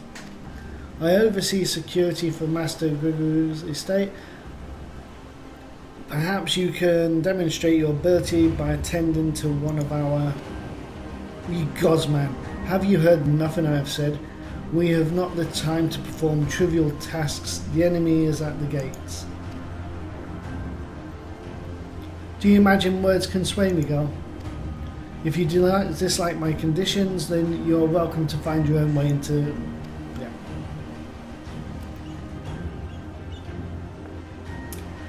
Though it pains me to admit it, I fear we have no choice but to... I know, we're going to just run around and run around and run around till eventually we can get into the goddamn dungeon. Yet much remains to be done if we are to best the Titan. Forgive me, but I must ask you to undertake this task alone. Oh, thanks. I will use the time to see to the remaining preparations. Leaving the dirty work to others, are we? Ha, very well. No, she does her studying. I like her. Pray do whatever the good captain bids. However, try to remember the fate of Limsa Lominsa hangs in the balance.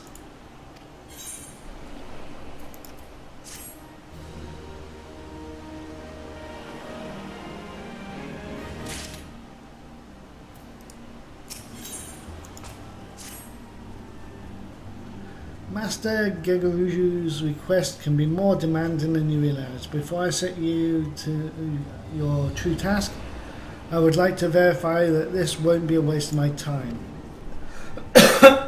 And Nyx has recently been prowling the beach to the east. As you can imagine, my master does not want large, slimy creatures anywhere near his lands. The beast is cunning, but you should have no difficulty luring it out with heavy.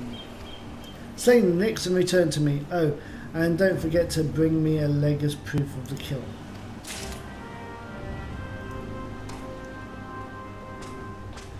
Well, if it's only here, you lazy bastard, you can watch.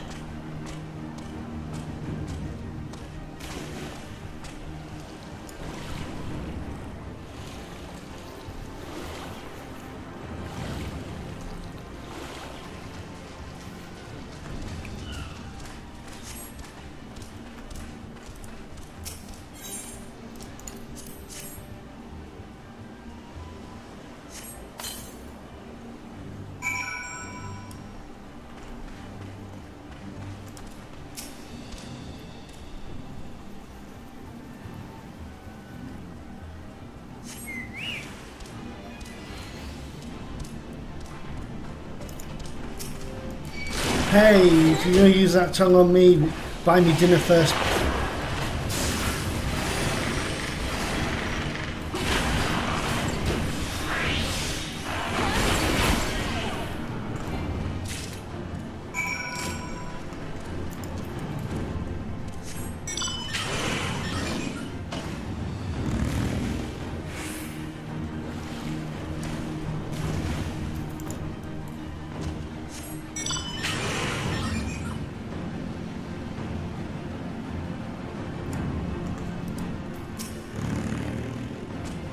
Well, did you deal with the Nyx?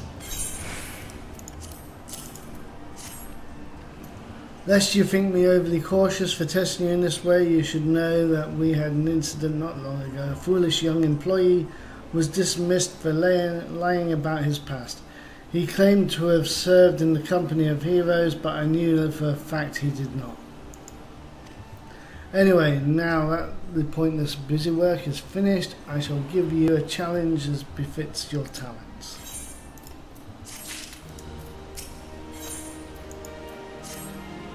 Two highly distinguished individuals are scheduled to visit Costa del Sol in the near future, and Master Gegaruju wishes to welcome them with an elaborate banquet. Oh, this is taking a fucking piss. Go get your own bloody wine and food and all that shit. But while money is no object, not every Master Gegaruju desires can be so easily purchased. It is to be an extremely exotic feast, and so your mission is to seek out and obtain the rare ingredients our chef requires.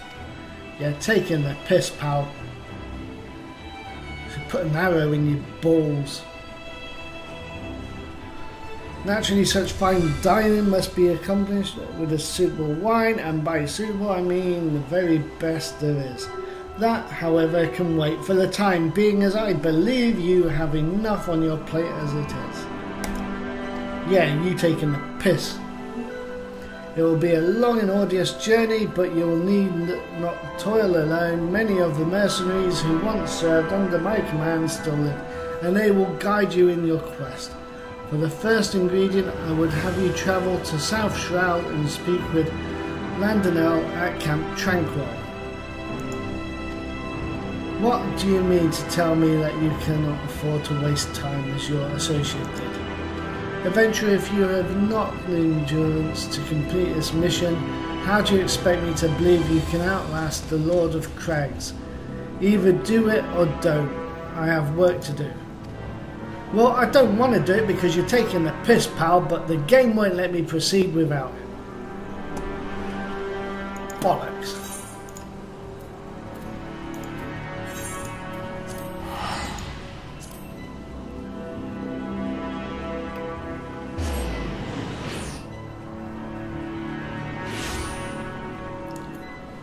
Okay.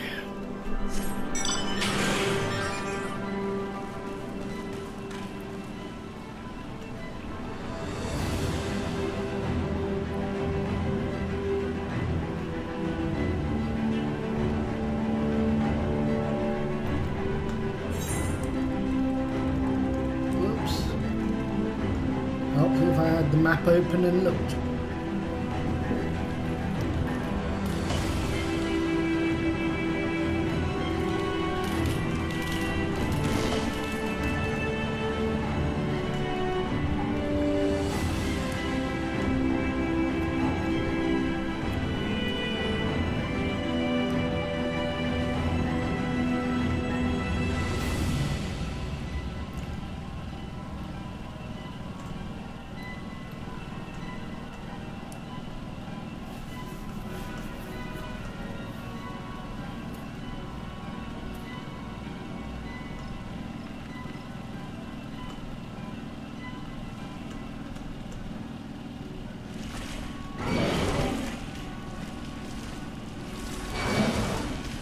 I could have just fast travelled there, couldn't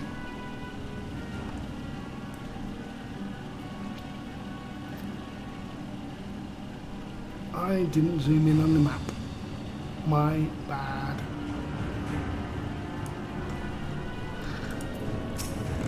Right, do you require assistance, adventurer? So this is the one who would challenge Titan. I've been expecting you. The ingredient you seek is the egg of a giant Amanantois. Oh, I've got to kill him. The method is of acquisition should be obvious. You steal it from the beast's nest, of course, simply in theory but difficult in execution. Most who try die in the attempt. Will I help you get it? Nah, you amuse me. I will not jeopardize my position by openly assisting you. From me, you will receive any information. What you do with it's your choice. Oh, I don't want to kill a tortoise. I like tortoises. I own one.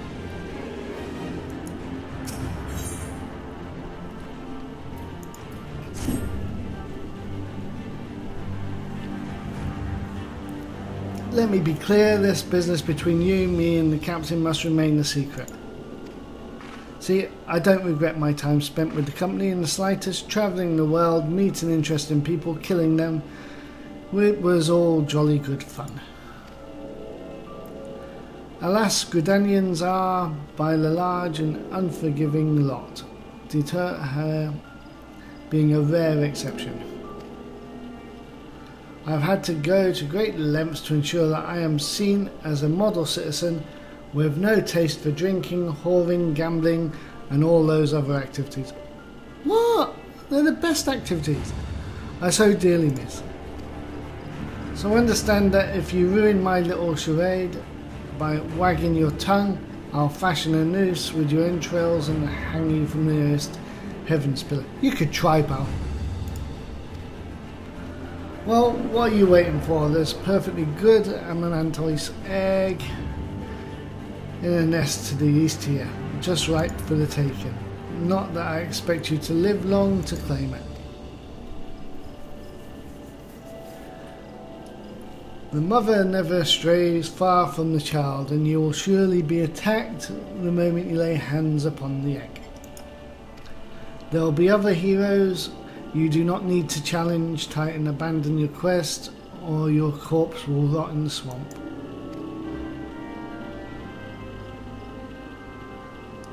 Okay. Oh, I've got to go kill a tortoise.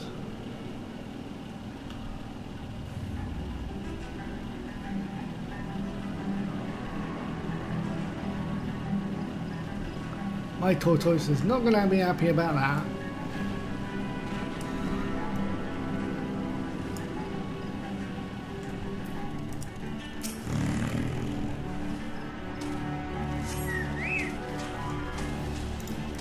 I am so sorry, I don't want to kill you, especially considering my tortoise would be pissed if she did.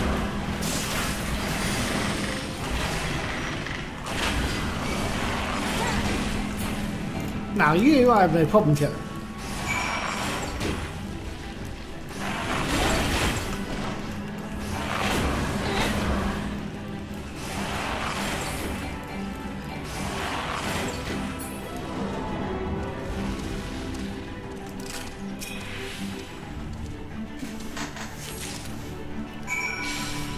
Poor tortoise. and they're gonna eat its baby.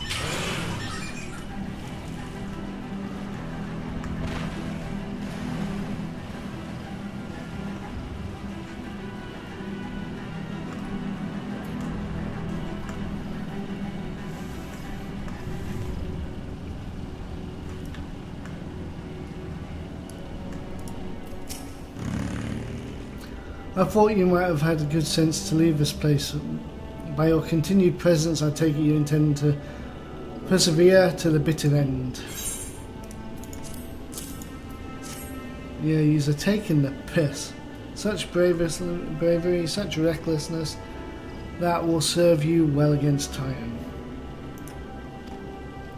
Leave the egg with me, I'll see that it gets to the captain. You should make haste to Southern Fanalan. In Forgotten Springs you will find a man named Udo. He will be your next guide. Safe travels. And you have taken the flaming piss. Oh, I haven't been there. Okay, off to Little Amigo.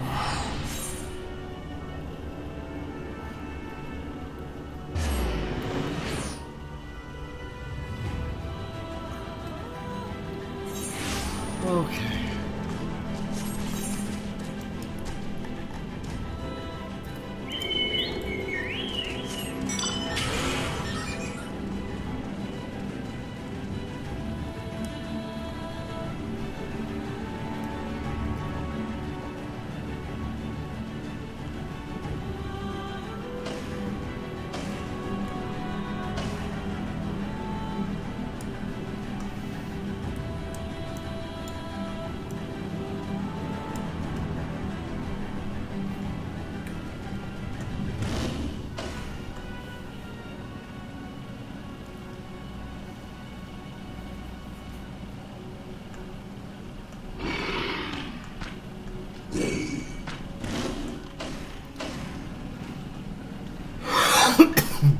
Do this up.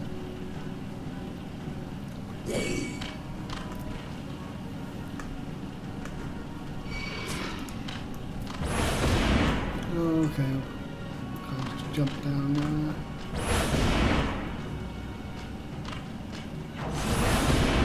Yeah, I'll probably stop in there if I have to, but at the moment, it's really a bother. So you can live.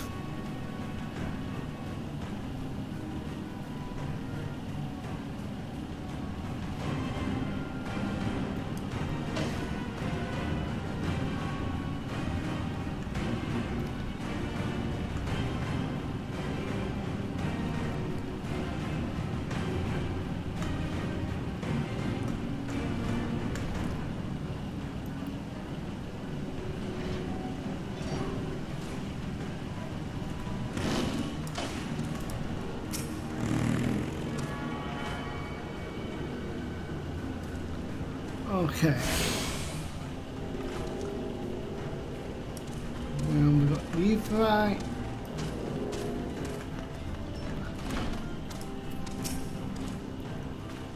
Say your business, adventurer. Ha ha ha. So this is one Whisket sends me.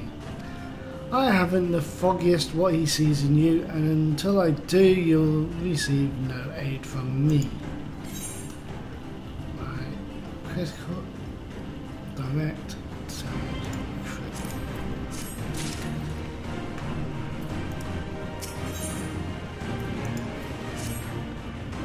Persistent bugger, very well, let's have a look at you. You've seen your share of battle, there's no mistake in that, and you did manage to obtain the adamantine safe. However, that was naught more than a display of brute force and blind courage. The man I once fought also believed that his strength would save him. He was wrong, and now I am. Many years ago I joined the Company of Heroes to hone my skills instead of challenging my predecessor before I was ready. Even when I was young, I understood that victory goes to the patient, the cunning, the pragmatic. That is why I claimed my position, and that is why I still hold it. and that is why I will not help an unproven whelp. The children of the sands do not offer aid to strangers. To do so is a sign of weakness. However, if you were recognized as a skilled hunter in your own right, it would be permissible to assist you. Across the desert to the east lies Namalja Cameron. There dwells a warrior renowned both for his strength and his guile. To even face that Namalja in battle, you must first find a way to lure him away from the encampment. This will be your test, to draw out and defeat the veteran. For this I will offer you no advice, only this one spear. Why, you ask? You will have to solve the riddle yourself. Now go, slay the old warrior and bring to me his necklace.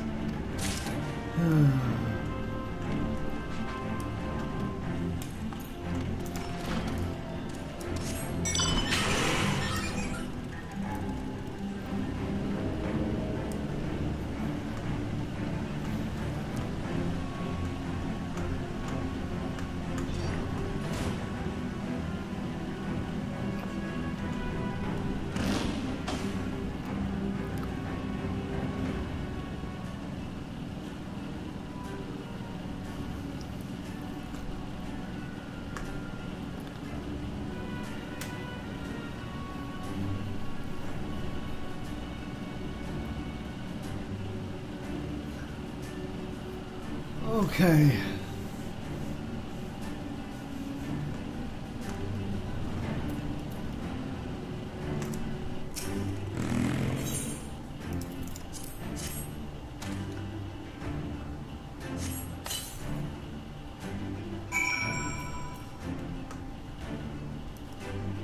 Now we go and wait.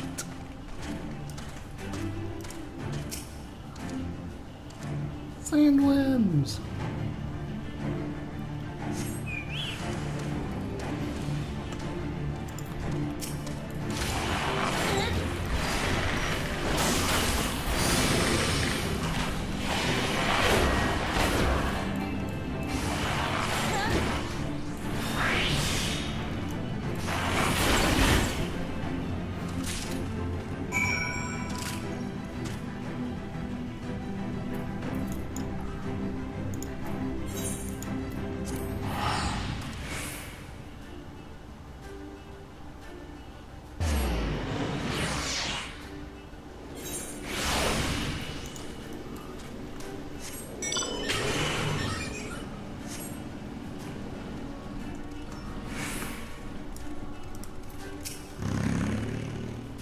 Tell me, Vantra, is our old nemesis dead? Yeah, you lazy bastard, you couldn't even do it yourself.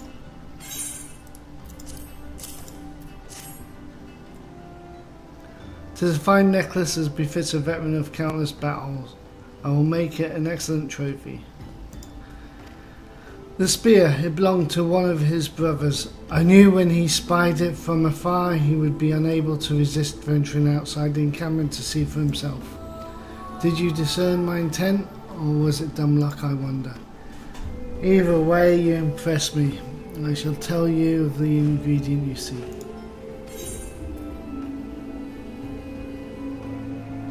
It's only a +3. Take the cash.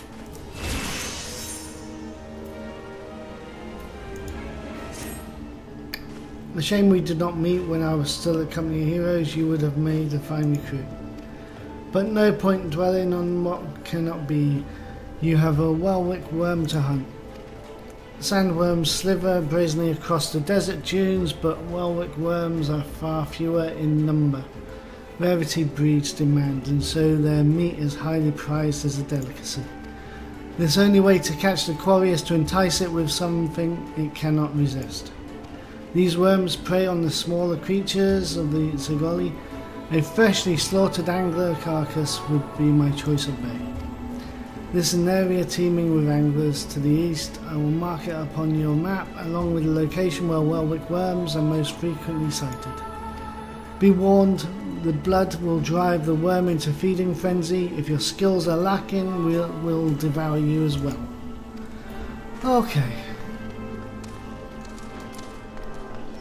Well, there's a repair guy, I guess we might as well repair everything. Merchant and mender. Okay, we want to repair our gear.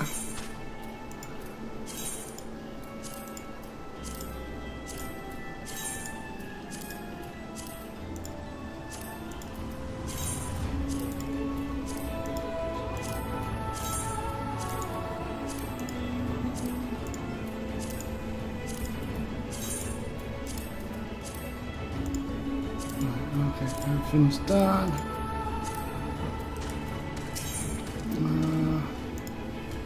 Let's see what we can do. Right, let's sell our bags.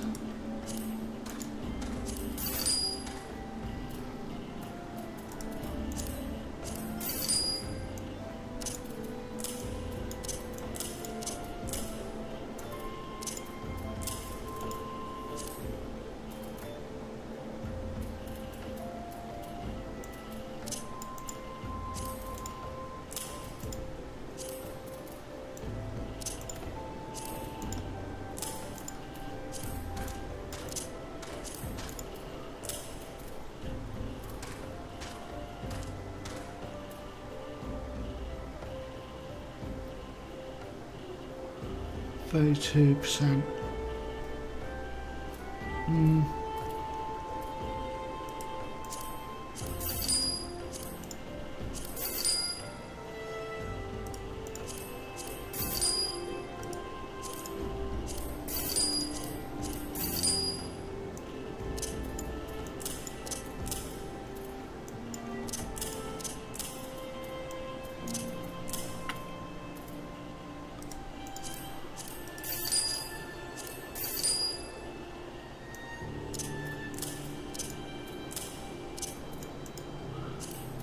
Put my dies all in one tab.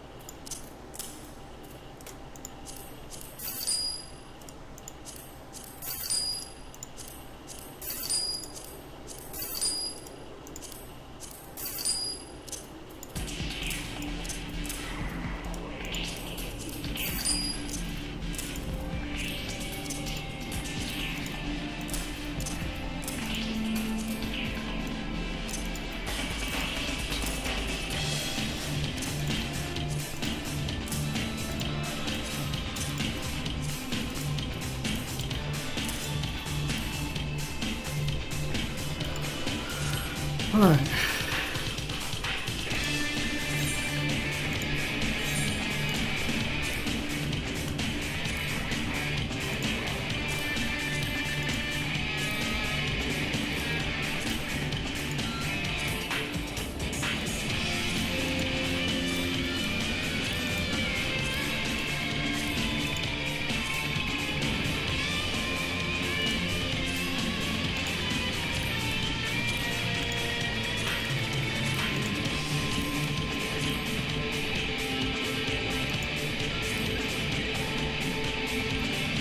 Nichols Kyle.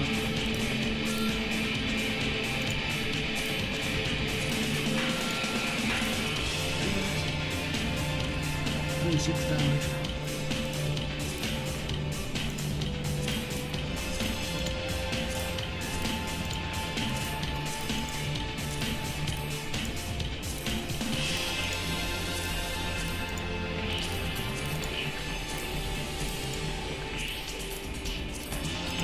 Yes, yeah.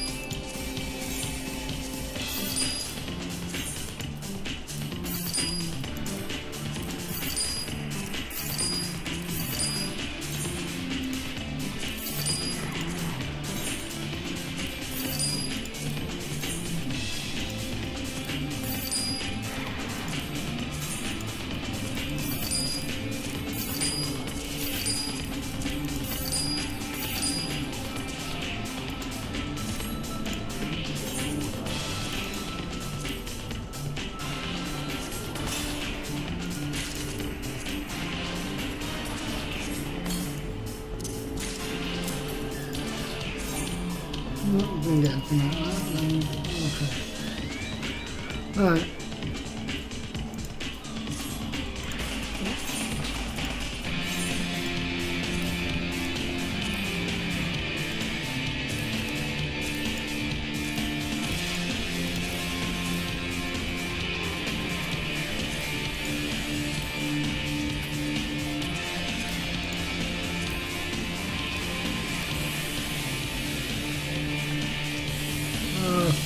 Keep that.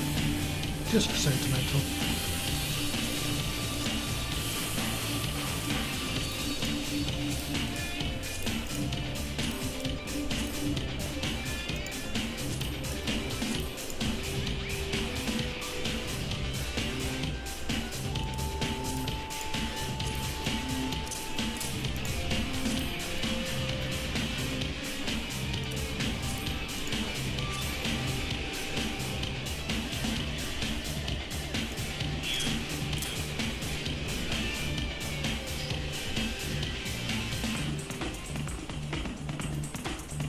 Fireball might need that actually.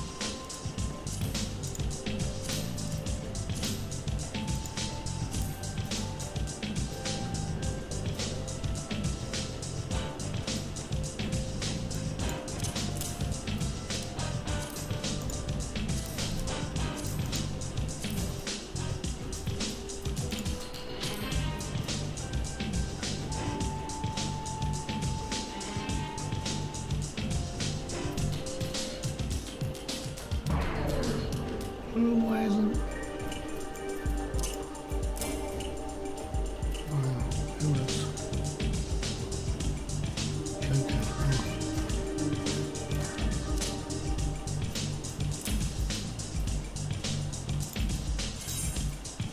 Oh. Okay.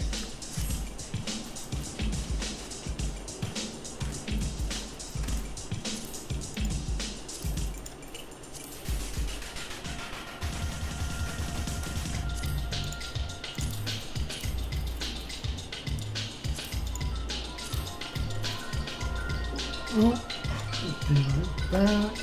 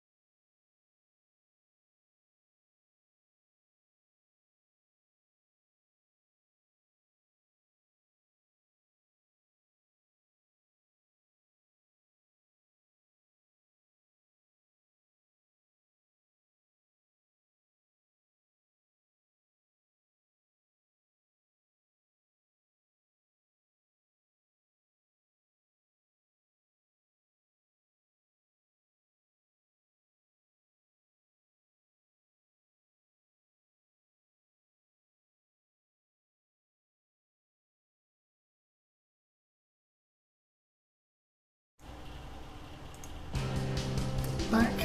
Sorry about that.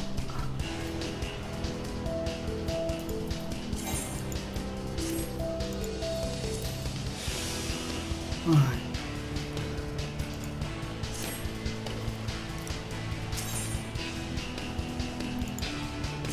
So let's sell all this.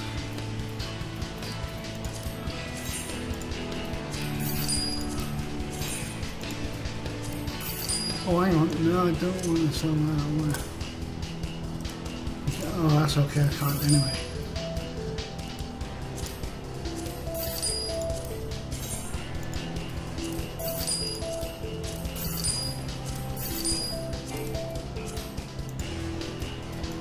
Oh, Jesus, that's my whole life.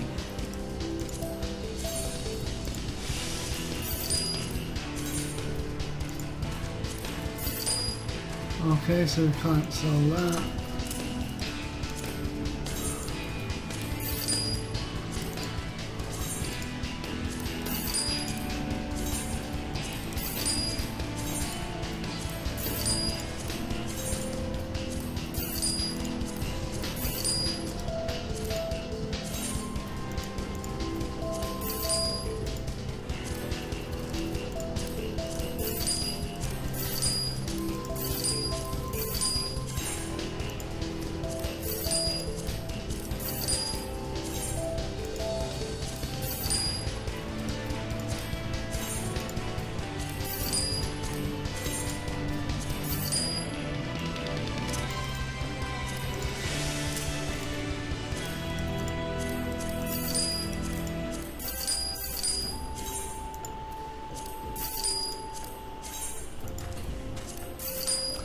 Didn't really get much for all this, but it clears up my inventory.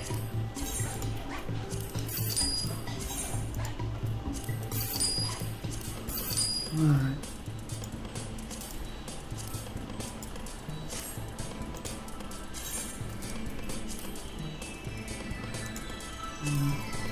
Stick them back in.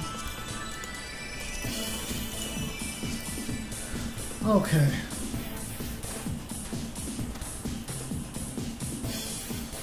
Yeah, they sell for 100.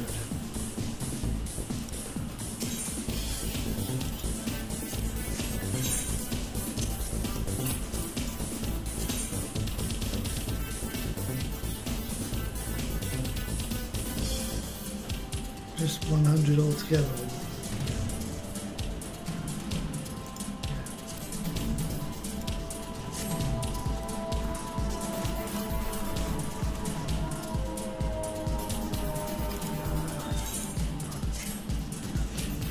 Okay. Carry on with where we need to go. Not that far.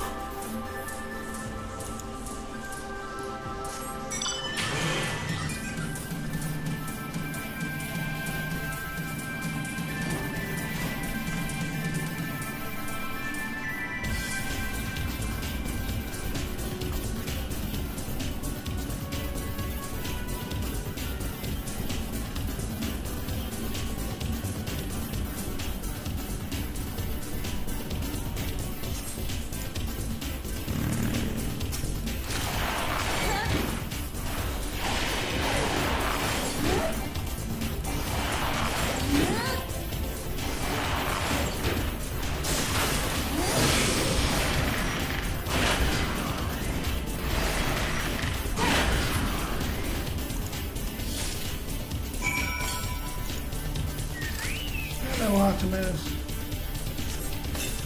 Right.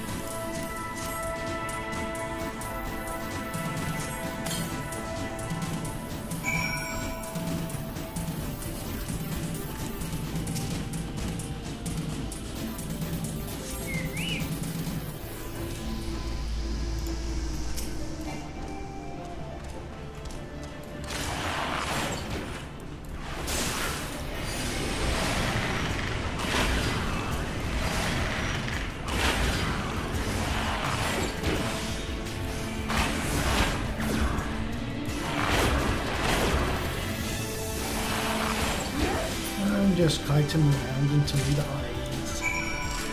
Okay. And yes, I'm a lazy git, I can't bother to go travel back. So it's just fast travel.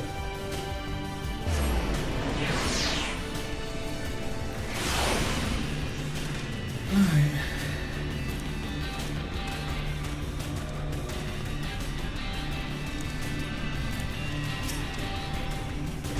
You look well. Have you caught your quarry then?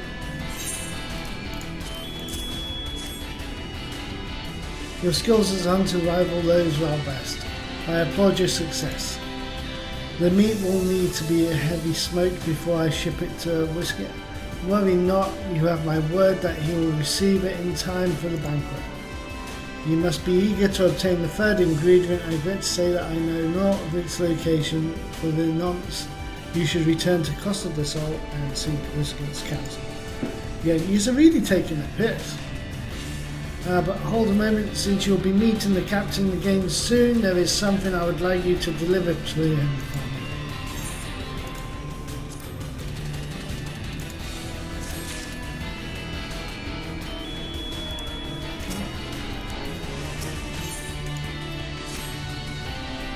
The captain was always fond of this brandy wine. I would be grateful if you could deliver it on my behalf.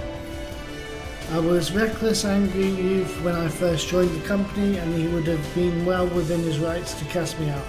Everything I have I owe to his wisdom and generosity. I, Whisket, was firm yet fair to each other, an expert moulder of men, and I suspect that is still the case now. Please give him my regards. Okay. I guess that's it.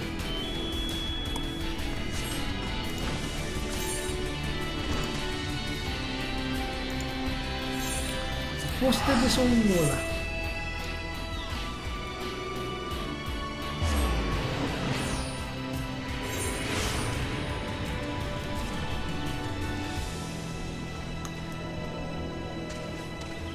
I suppose I can get the coins off him and then sell them.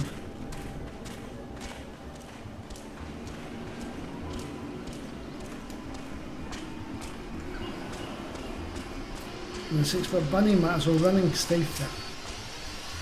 Well met, Landon and Leona both spoke highly of you. What brings you here today? Give me the money. My favourite, I shall have to thank England personally.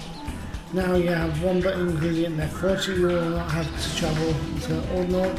It's time to obtain it.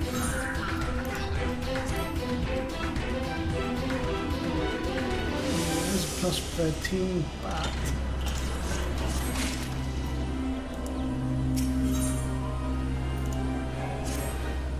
truth be told, I never intended for you to collect this last ingredient. Rifle officer. The old quartermaster wished to bring it to Costa del Sol herself.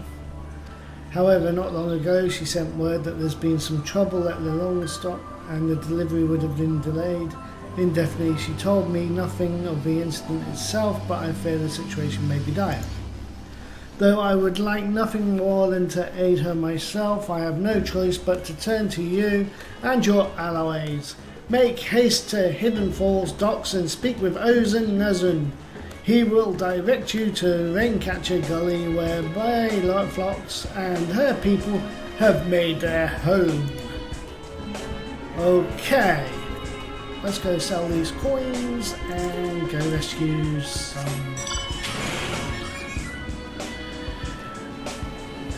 women.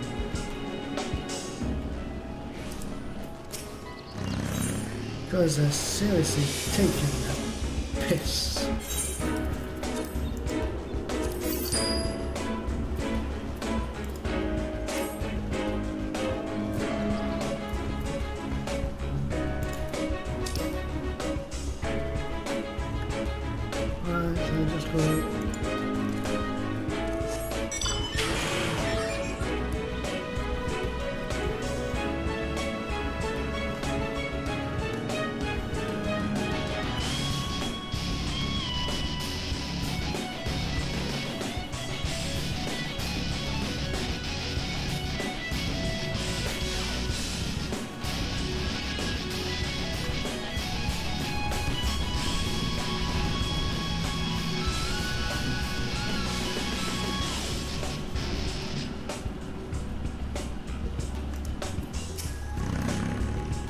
What's the hurry, Venturer? Something happened over the Goblin settlement? Yeah, I don't know why you're so eager to help a bunch of beastmen, but go and talk to the skipper over yonder. She'll ferry to there and catch a plane.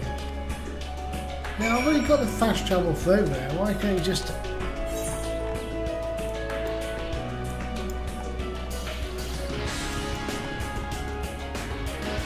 Oh, no, it's not going to let me just...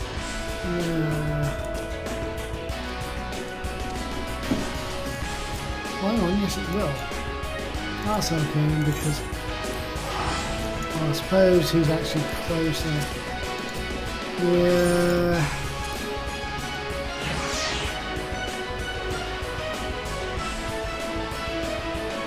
I suppose running down from Wineport, I guess, because we're only there now.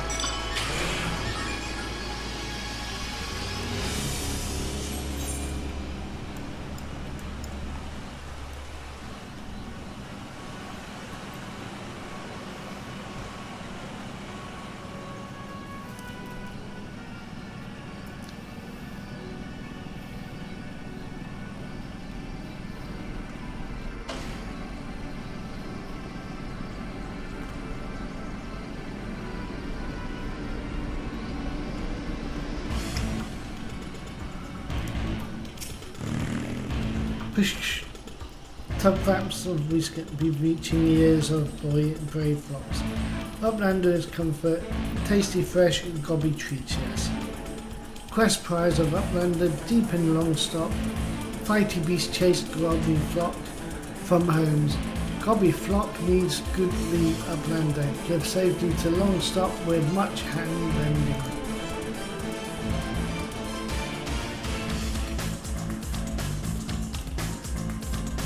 Okay.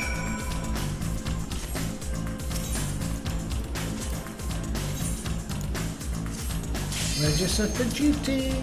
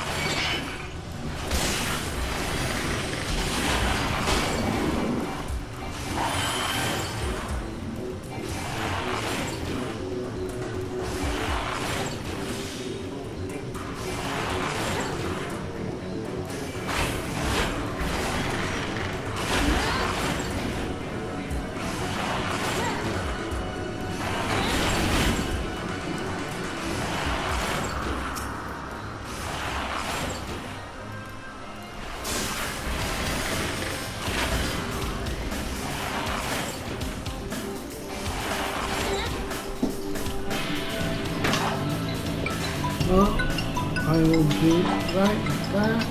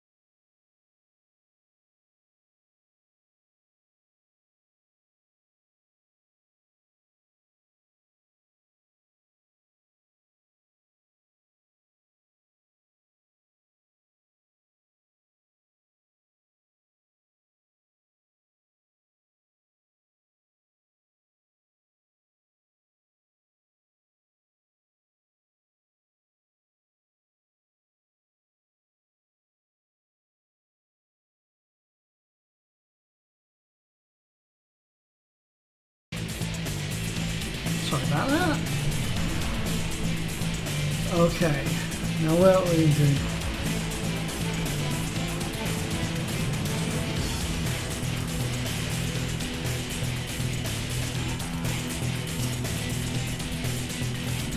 Go fucking danger.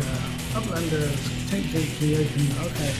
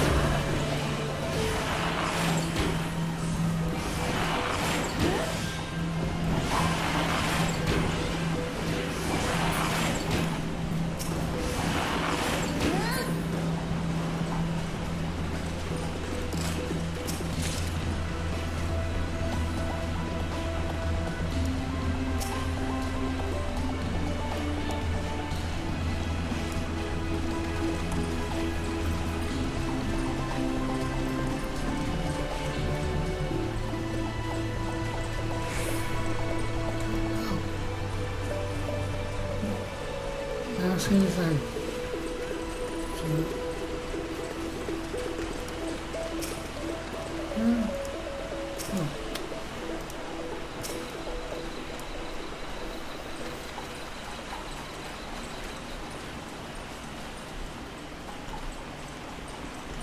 I don't do anything. Who will? Well, at least we something.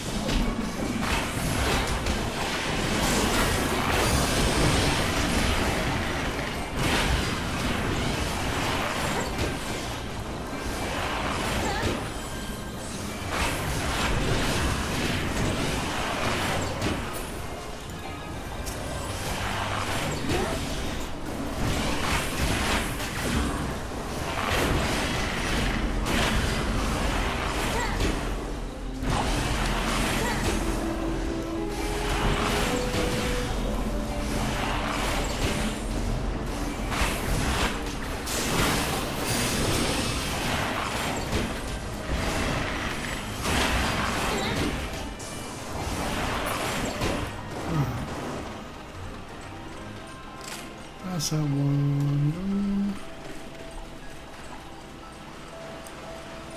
Now for you.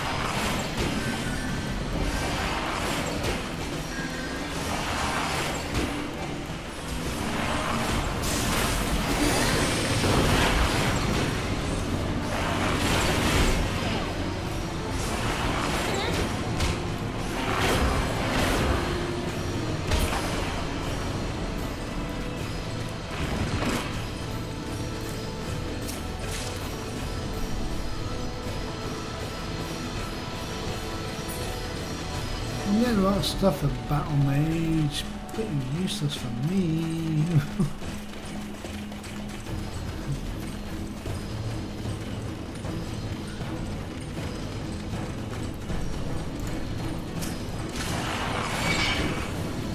Salamander. I need to.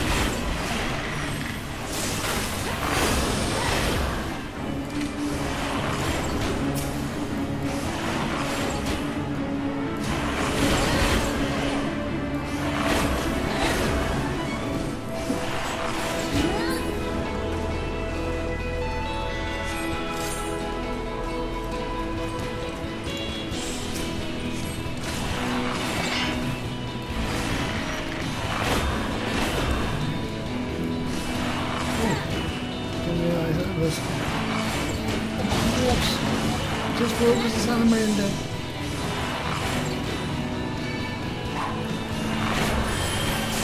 Following it.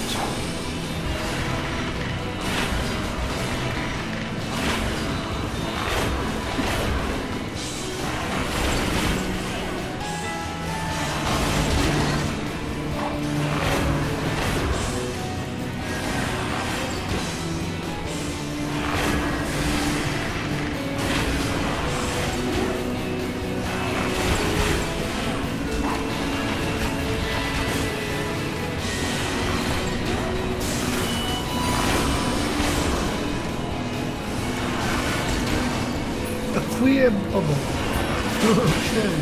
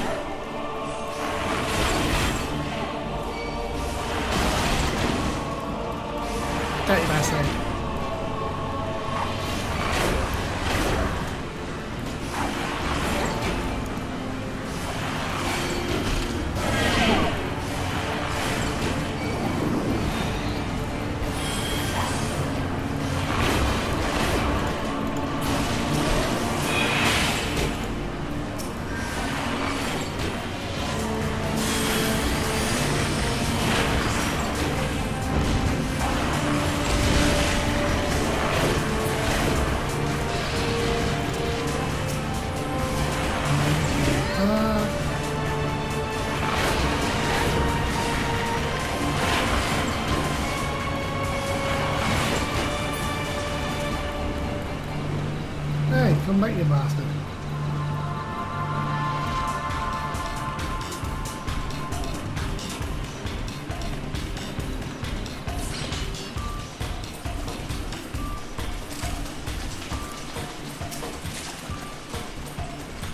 Inventory scan.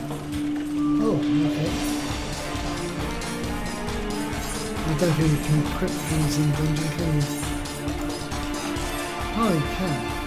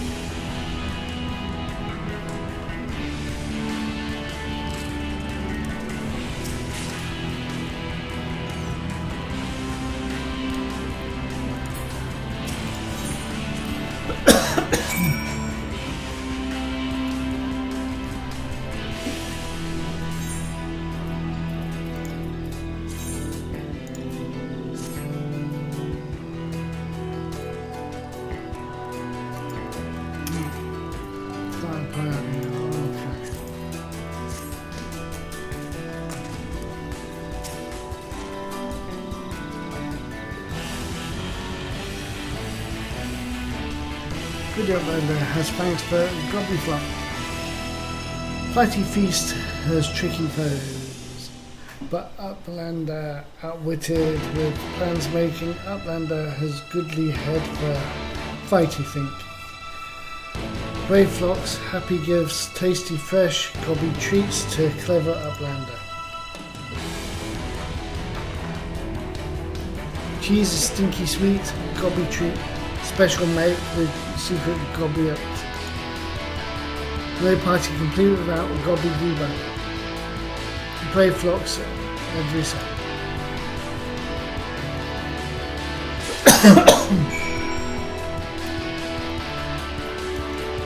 Okay. Back to Costa del Sol.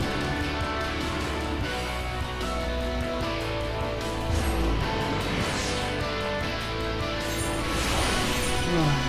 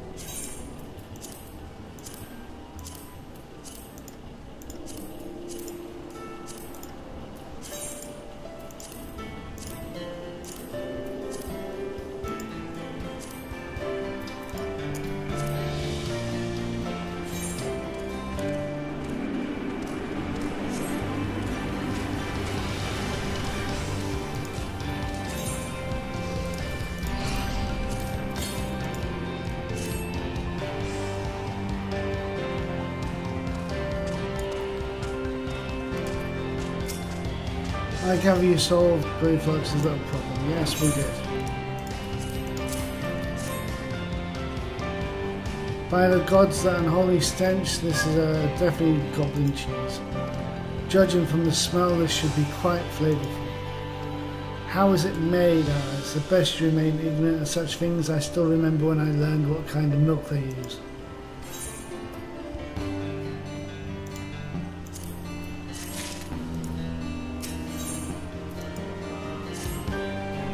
Bravo, thanks to you, our guests shall be honoured with a marvellous banquet.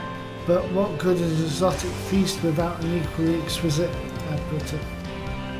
Luckily, I know just the person to ask. Make your way.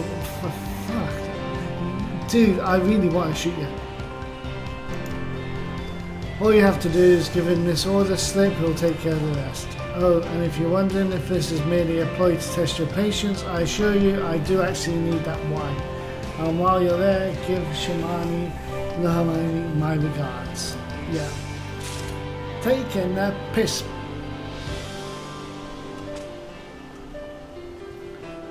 Right. There's a hole.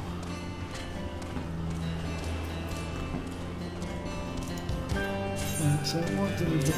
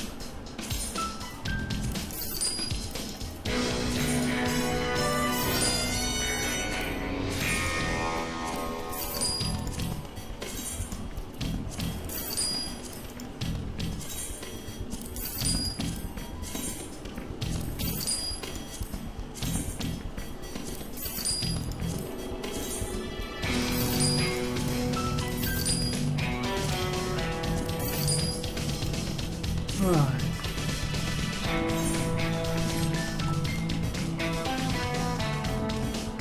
What I want to do first is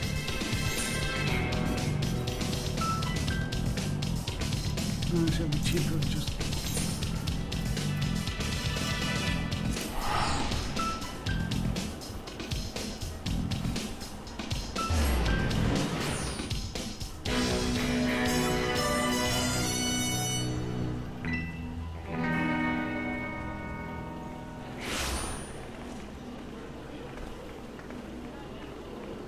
right.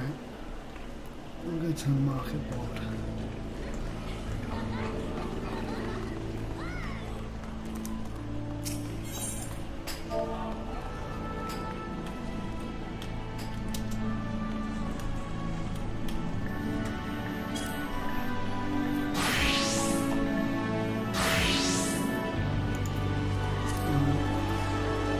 Ruby.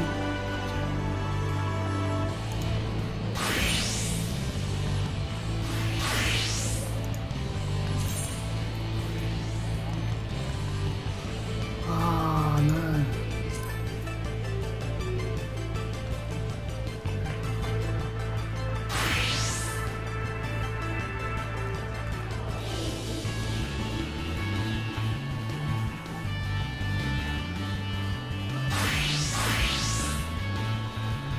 Damn.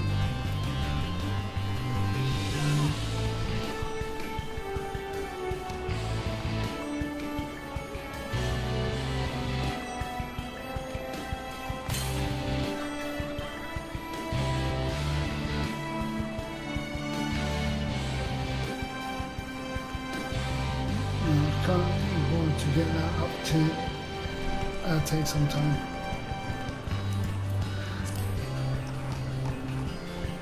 Okay, I guess.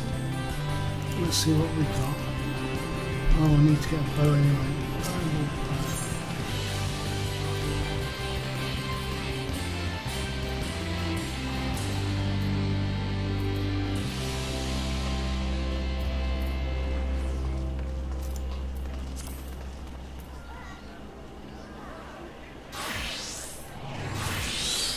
No, it's not dialogue.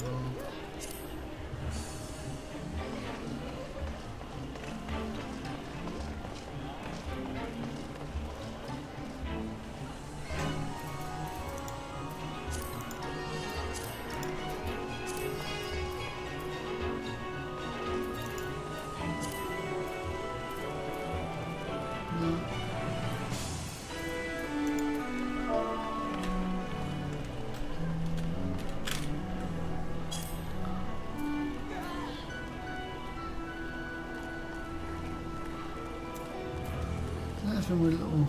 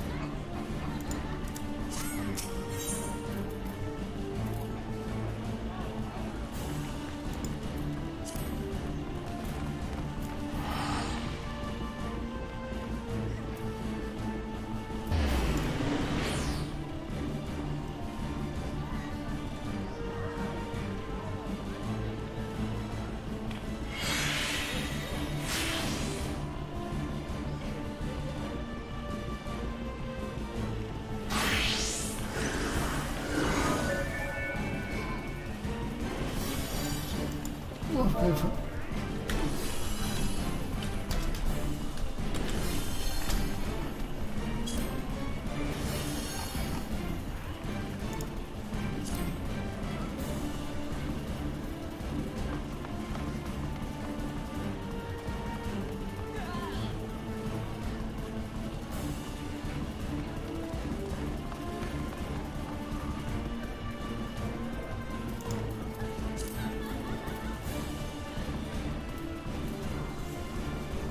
So how do we know what?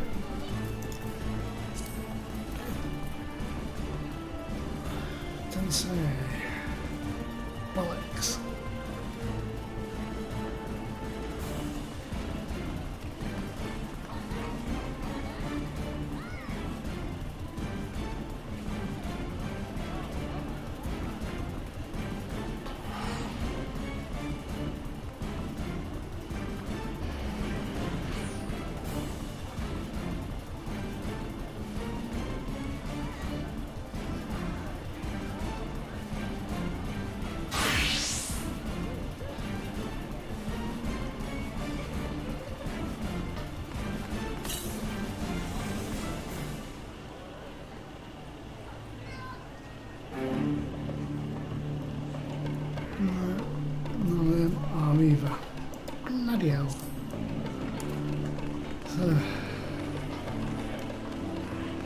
Need to equip a weapon I can die.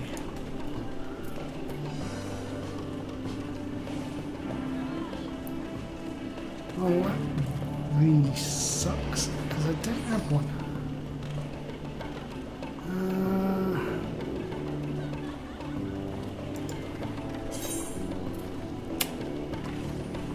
No, I got rid of the whole bloody lot.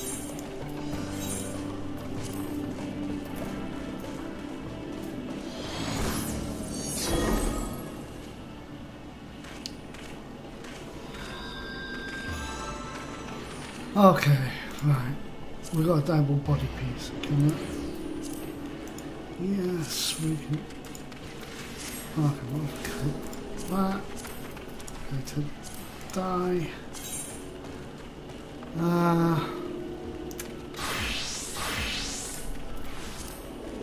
We'll call it sunset orange. Bark brown. Die. Edible, dyeable hands. No, they can't be dyed, but they can. So let's dye those. And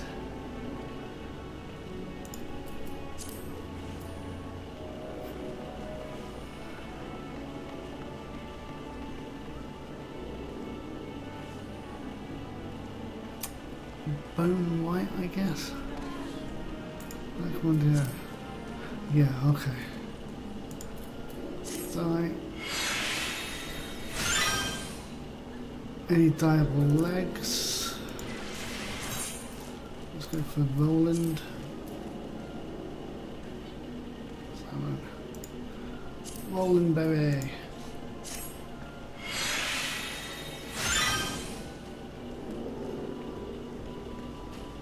Right.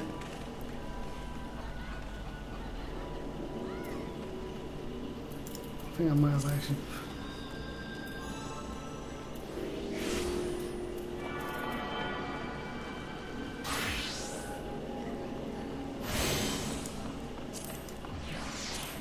Oh, right, okay. Right, so they have dyed Roland berry red, leather sandals. And let's dye those. Bark brown.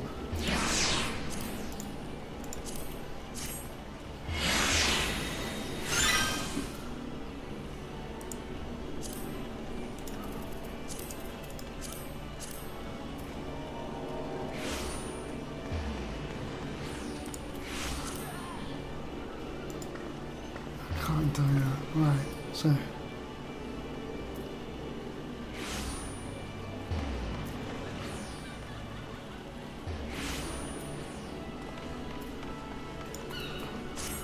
Right, see if this works.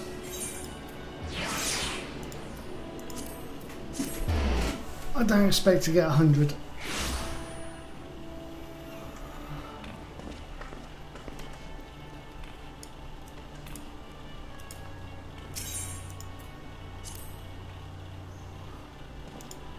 Oh, bollocks and titty balls. Right.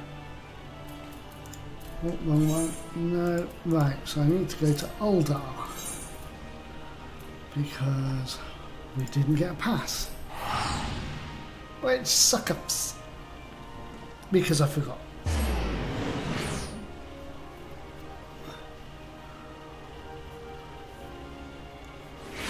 Which is fine because he's not far. It could happen. I think that's him.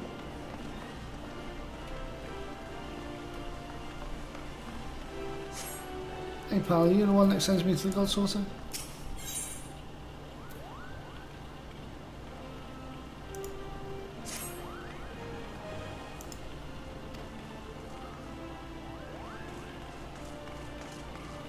Yes, okay.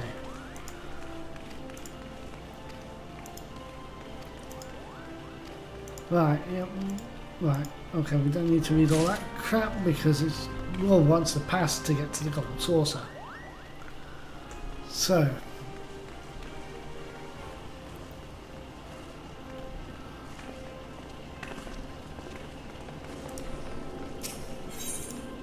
Right, now let's go to airship landing.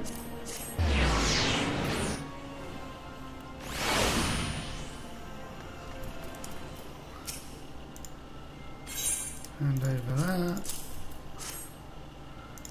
Okay, and off to the gold saucer we go.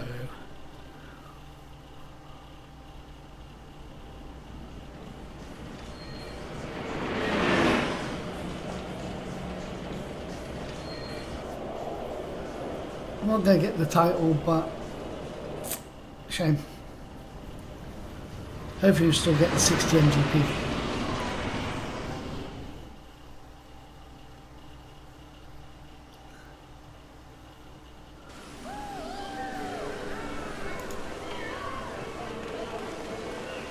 And welcome to the gold saucer.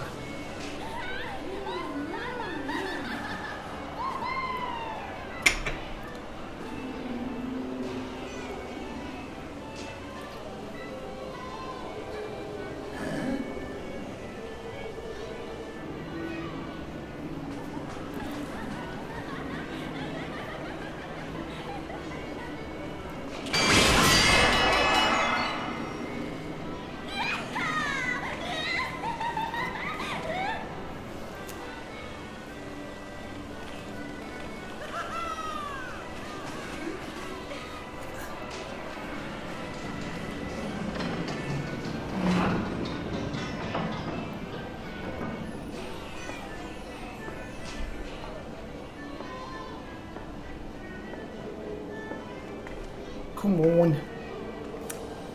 The Mandeville gold saucer.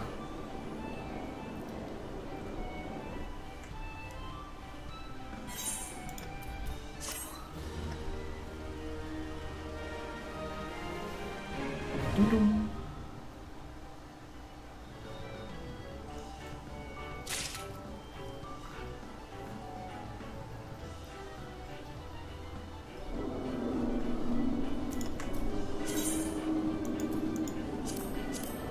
Okay. Am I supposed to talk to you? I don't think I am, am I? Oh, I can do it another time. I just want...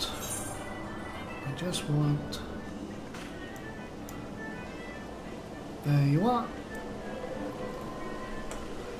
A passion for fashion.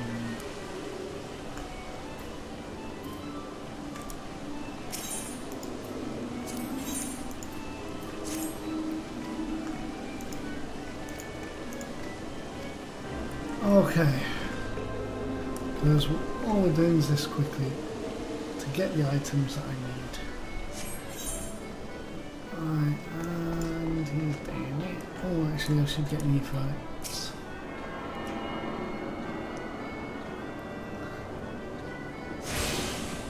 I'll run around and get the rest some other time.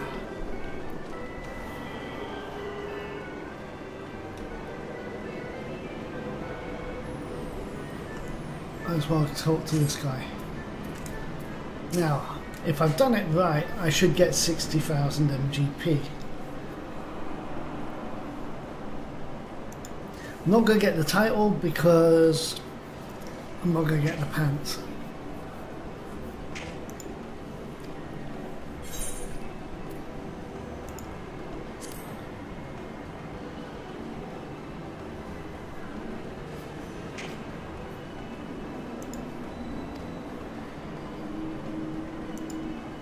Yes, it's my first time.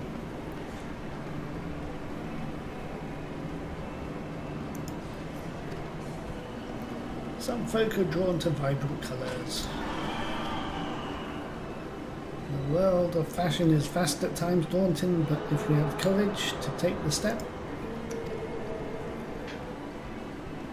and 'tis no other reason than to encourage folk to take the first step that I created this challenge of Fashion Report.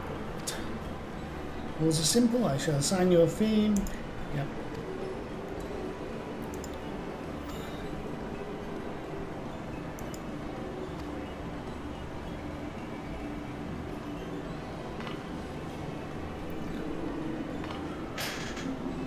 Okay, all we're doing is looking for an easy 80 because I'm not going to get the thing the 100 because I need better pants and a dyeable weapon. Well, it ain't gonna happen, is it? Okay.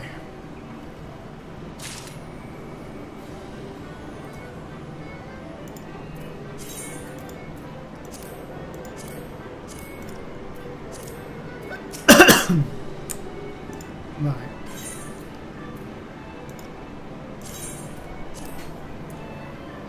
Now, if I've done it right, we're going to get the easy 80.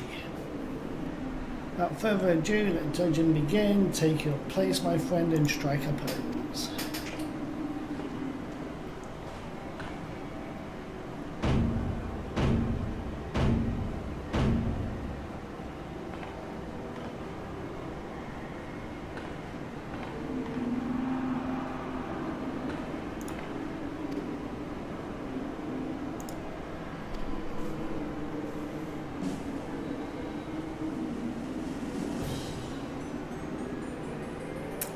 $89.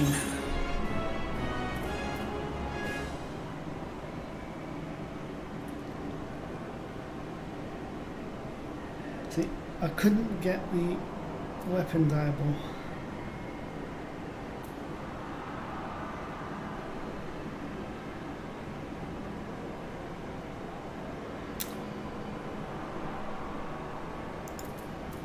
But we got the easy 80. Which is 60 MGP.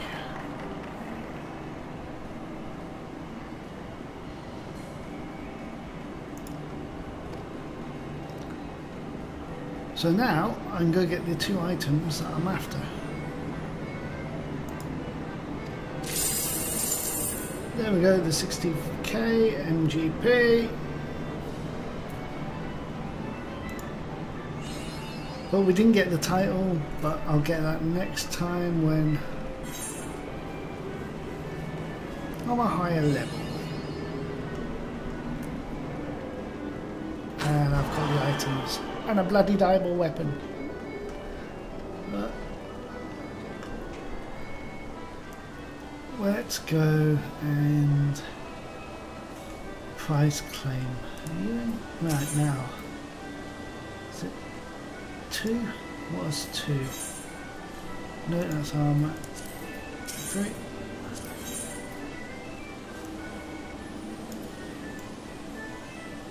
Right. No.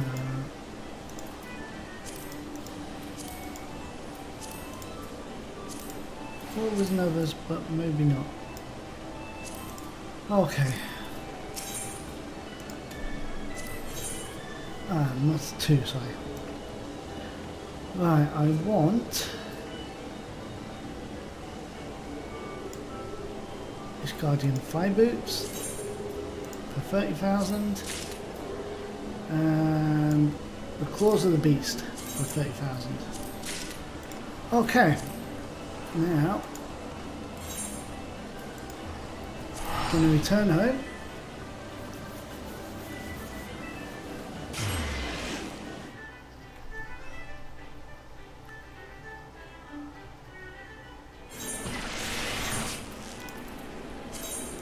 Equip everything again. Update, yeah.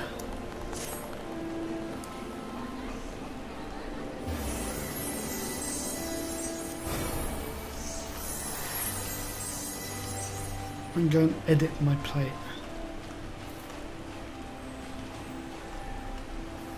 So, I'm going to go in my room.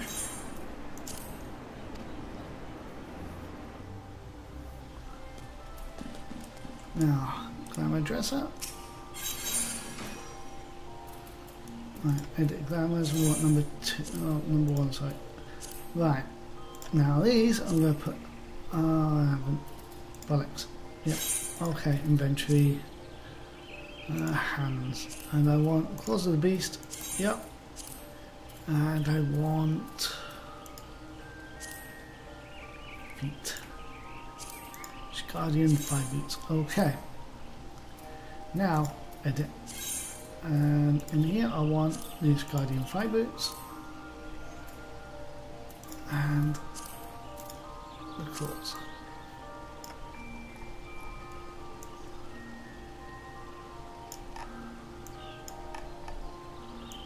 Which do I have a pink?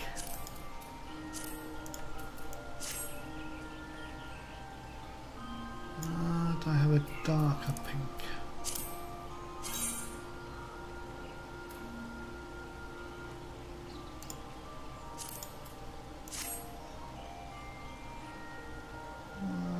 It's not too bad. It's not like my hair, but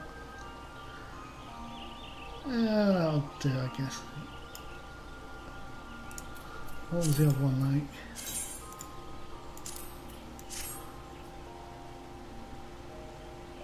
Not much difference. That does match the tassels, really. Okay. So, save. Rose pink dye, yeah.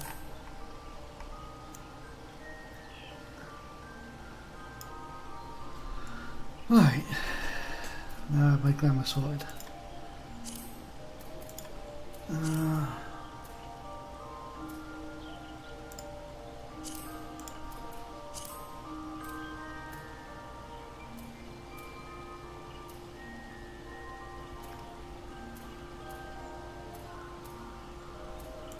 Want those.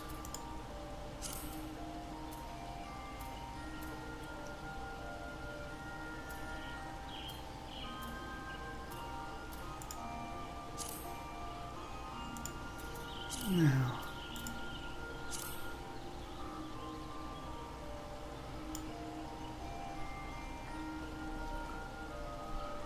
I think that's everything for healer, yeah, yeah. Okay, we'll save that.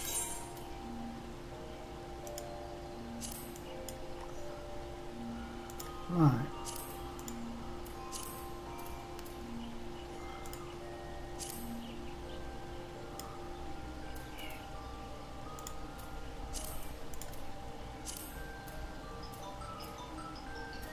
I will be right back.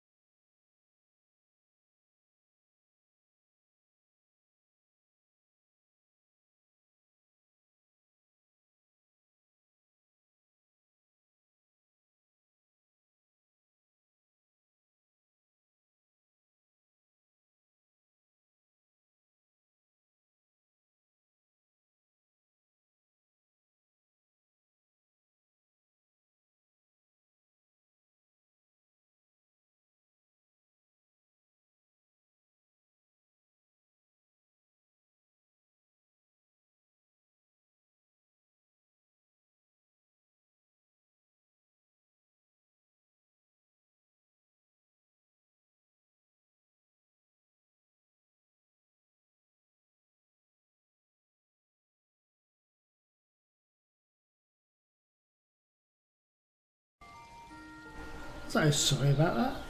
Okay, what are we doing? Oh, we're doing the summer sunset beach.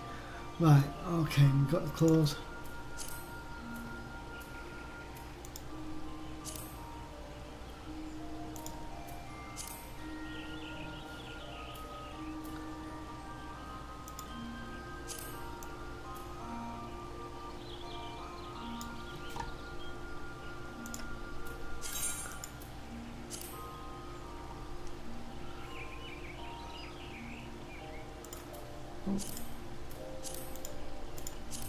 Should get a little thing for my hair at some point. Okay.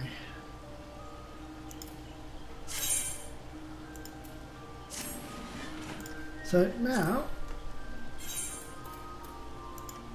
click on my glamour and apply, and there we go.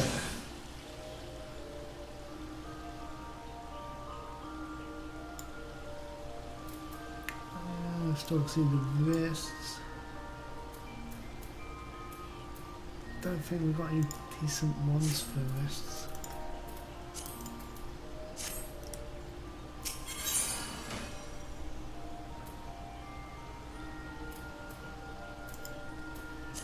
I'm going.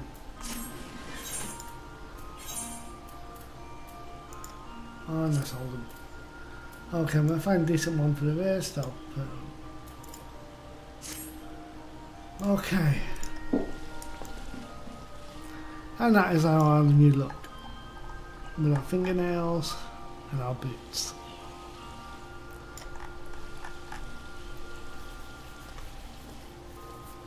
And our pig bouncing around. Okay, let's get back to, oh, I didn't realise I did it at level 40, so we need to go to oh, I didn't click on the quarry mill.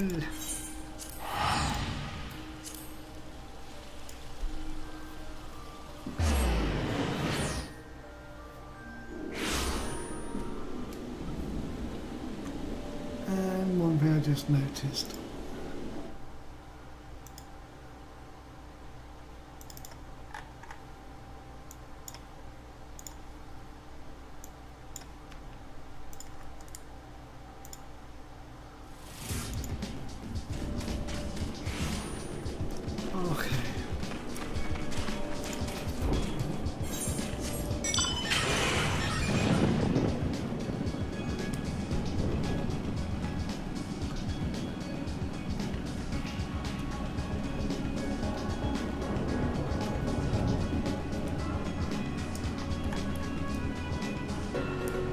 Hello, fellow adventurer. How are you? Right, it is good to see you return, and a more season still for your time in the world. Call me a spoony bard, but as a man in the winter of these years, it gives me great joy to observe an adventurer in the spring of hurt. It's an odd time for recollection, but it was a spring day when a bard first came to my hometown. He played the most sorrowful chords, even as his words tantalized the ear like the breath of one's first love. Many a maiden's heart was stolen during his visit. Sure it was his heart and not many other things? And doubtless more besides. Would you believe that a common bard too are born of archers? This may seem far-fetched upon first hearing, but it isn't so far-fetched. Okay, yeah, you're a little bit too close, pal. What the fuck? Ask yourself this: what becomes of a soldier when the conflict gives way to peacetime? Some have lives they might return to eye, but most needs take up a new trade to make ends meet. Well, it so happens that many who have once bent the bow took to strumming the harp. They wandered the realm singing passionately and earnestly of the war love seen through their own eyes, of sweet victories and bitter defeats, of sacrifice and cowardice. Their songs so captured the imagination of the people. Nearly a day passed that a bard was not called to perform, be it in a humble tavern or some great lord's hall. Alas, the popularity proved their downfall. Intoxicated by the attentions of the masses, the bards took to embellishing their songs in a bid to outdo one another. At one time, each song was shorn of verity, till the bard's repertoire contained not one shred of truth. By now you will know that such songs have no purchase upon men's hearts. Certainly a bawdy tune may set off fits of laughter in a sailor, and a sorrow ballad summon tears from the eyes of a soft-hearted maiden. Yet these are but pale shadows of what songs can achieve. For blessing, this decline did not escape the notice of the Moogles. As great patrons of the arts, they feared that the true power of song might be lost to mankind. So it was that they laboured to gather to safeguard those crystals known as souls of the bard, that they might be bestowed upon worthy men and women. Jesus, this goes on. Now, well, as you know, you relish listening to my sermons. I dare say it's past time we move finally on to practical side of this. I now have mentioned this previously, but tell me, are you perchance familiar with the Ballad of Vingorious Fool? No, I don't know the Vingorious Fool. I just want to get on with the damn quest, so why is that? Nay, well, that won't do at all. We must remedy this post-haste. The song recounts the massacre of Griffin Crossing, a battle that took place decades past, wherein countless Gridanian lives came to a premature end. Jesus, is he just going to keep going on? We just want to do the damn quest. But do forgive me, I seem to have mistaken proper order of things. Before I begin, I must convince that the point of the tale will not be lost upon you. Elsewise, I will waste my breath in telling of it. You already are, pal. I don't really care. Now heed well these instructions. You must make your way to Wellock Wood, where resides the mated pair of Aldgoats that have but recently lost a kid. The pair have been driven mad with grief, and only death will put an end to the uncontrolled rampages. Linger in the territory until you encounter the beast, then let fly your arrows of mercy as you liberate them from their sorrow. Too shall your soul resonate with the echoes of poignant melody. Oh, thank fuck for that.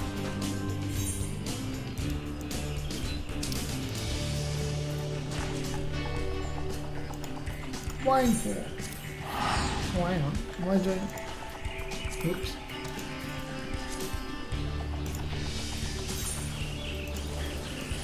Okay.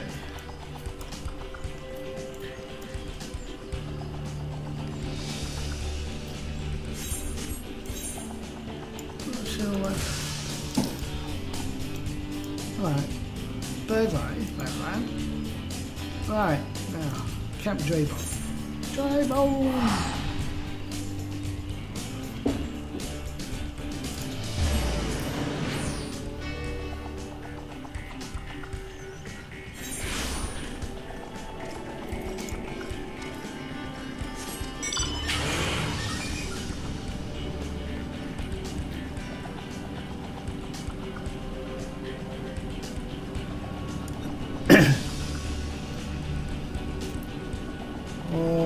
Okay.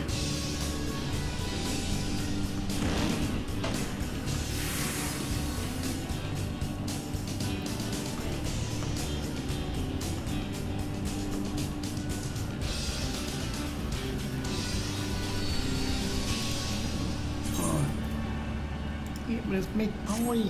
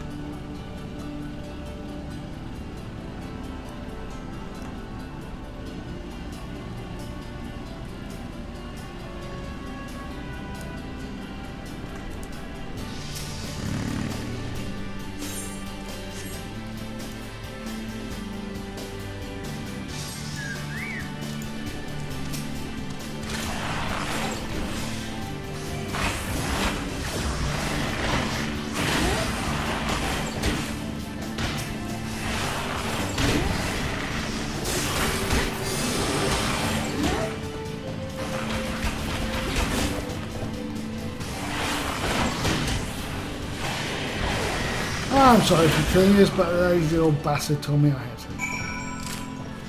Right. So, report back to Quarry Mill.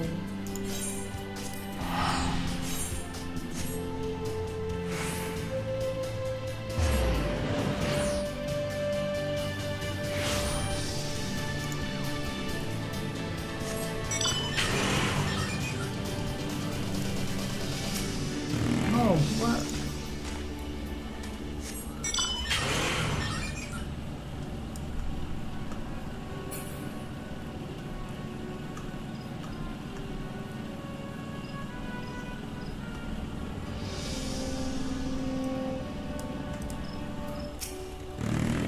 Welcome back. I can almost hear the cries of mourning that have seared themselves to your soul. That you remain unbowed by such anguish is a testament of your spirit's fortitude. Yet, even as your heart swells to contain these new experiences, you must not neglect your skills with the bow. A resilient heart must needs have a robust body in which to beat. Once you have trained both to equal strength, then shall I perform for you the ballad of the Vainless Fall.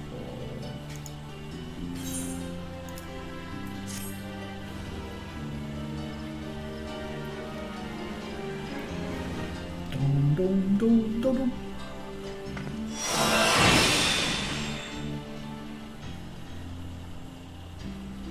Right. Thank God we don't have to see him for another 5 levels. Okay, because he doesn't shut the fuck up.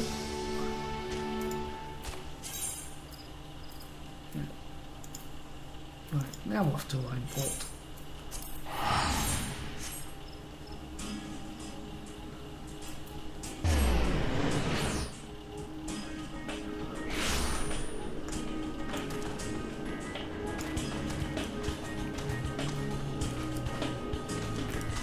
Okay. Sweet grime and blood, Eureka blood, an adventurer, unless I am mistaken. What brings you to Wineport? Well, the wine, really. Large barrels right behind you. Come on, crack them open. I'll be here all week.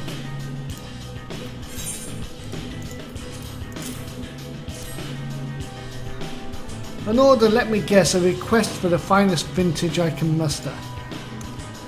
The papers smell of loom and perfume, Costa del Sol, and there is also the unmistakable old... hang on, she just told me to fuck off.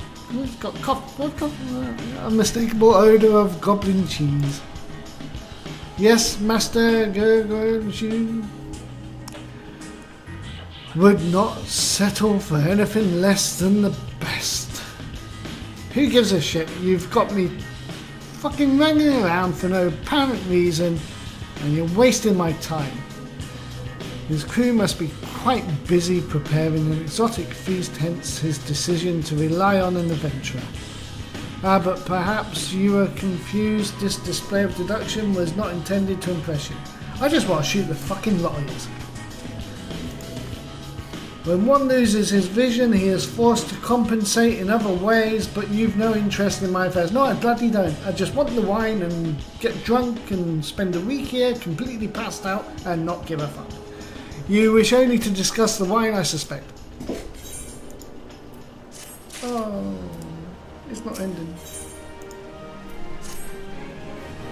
Life can be so delightfully unpredictable. I always had a passion for wine, but it wasn't until I was forced to retire that I could pursue it as a more than a mere hobby.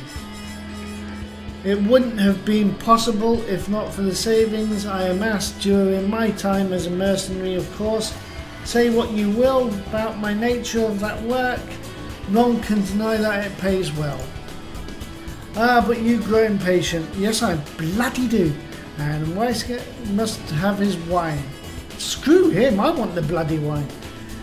Hearing all this bloody running around and that, I want to get completely get arsed and pass out. Herein lies the problem. Nothing in my possession is of sufficient quality for this occasion. The best vintages in town are hoarded by Brigler, who owns and operates the largest winery in Valbrand. Somehow I doubt he will be receptive to your request, but given these circumstances we must needs beg his assistance.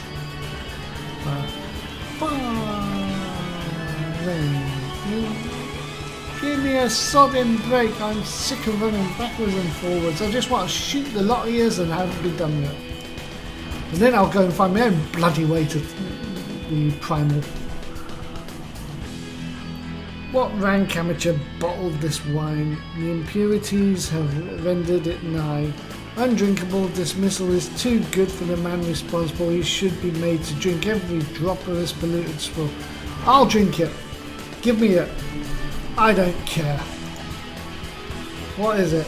I'm in the middle of an important discussion. I do not care for interruptions.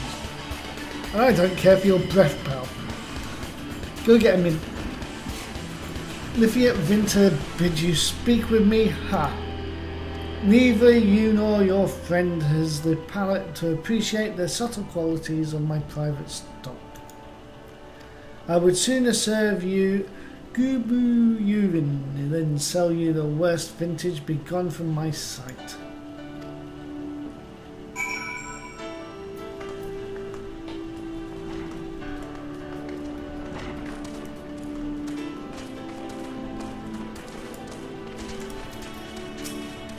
I take it he said no.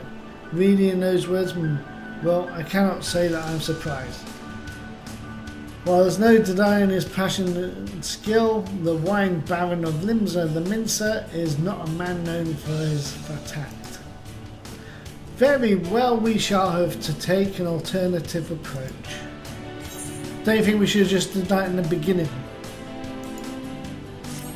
Or how about not send me on your stupid bloody quests, just point me to Titan and I will figure the rest out.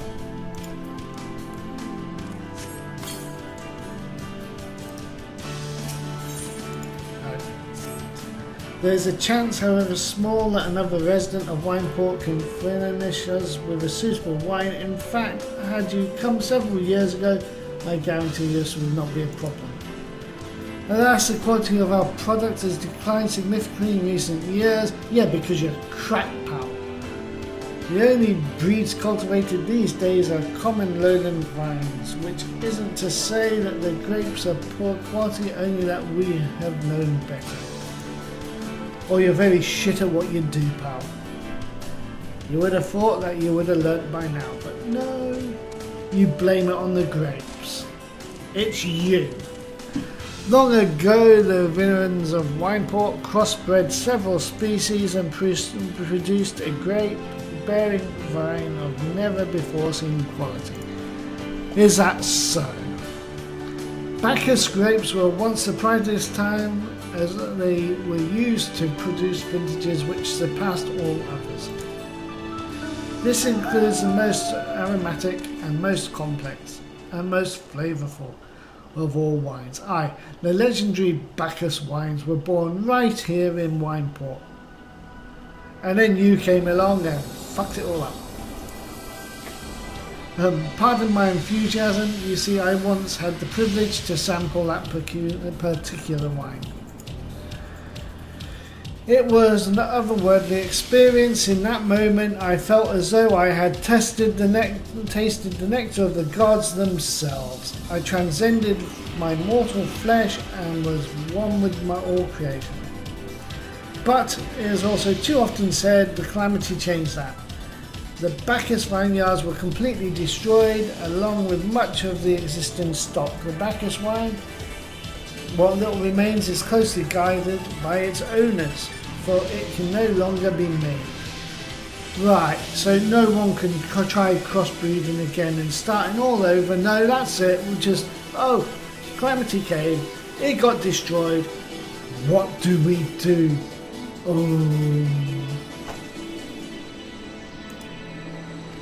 If we cannot convince Bergman to part with his wines, our next best option, as ridiculous as it sounds, is to find someone who has a bottle of Bacchus wine, and to offer them every gill we can spare. I've heard rumours that one of the England's tending the vineyards might have once owned a bottle.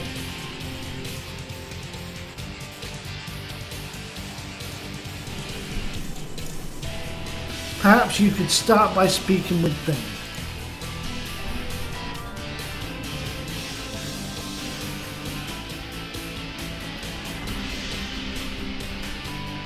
Or perhaps I can just tell you all to go to hell, shoot the lot of yous, and I'll just get pissed on the wine that's here.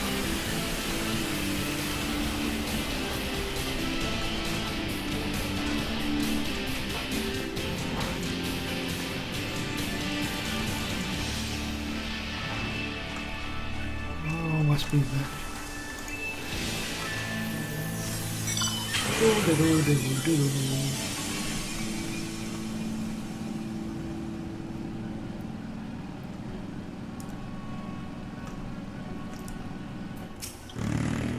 Bacchus wine bath. Don't remember me used to have a cellar filled with the stuff.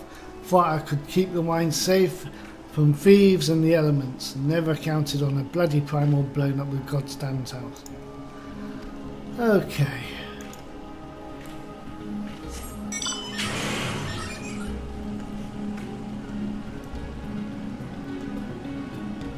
Well, you live in an area with primals, you should have been prepared, pal.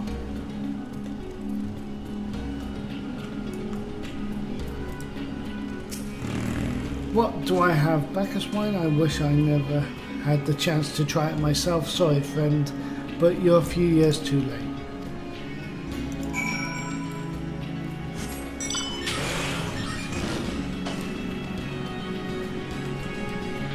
Okay.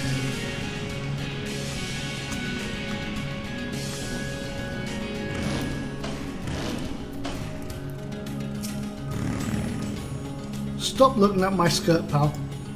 No luck and most regrettable, but we had to try.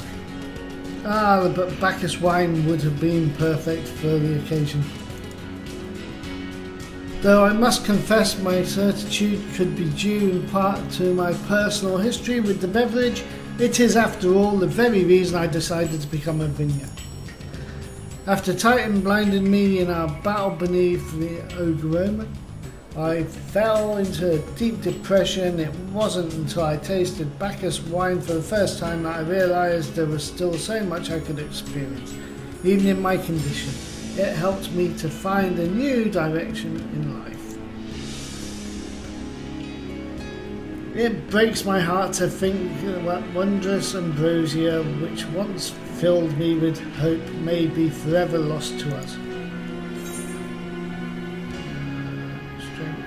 Dexterity, vitality, mind.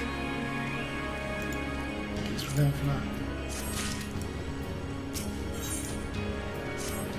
I must say this talk of Bacchus wine has made me rather nostalgic. Indeed, there is much I miss about my life with the company of heroes. After everything the captain has done for me, I could not bear to disappoint him. I have no fear. I swear that I shall find a suitable wine for the banquet, though I may need some time to think of a solution. In the meantime, there's a favour. Oh, what a flaming surprise. 2 years ago, in the deepest depths of my despair, I stumbled across the Wildwind as a vagabond drunk. I suspect it was looking for a place to die because I very nearly found one not far from here.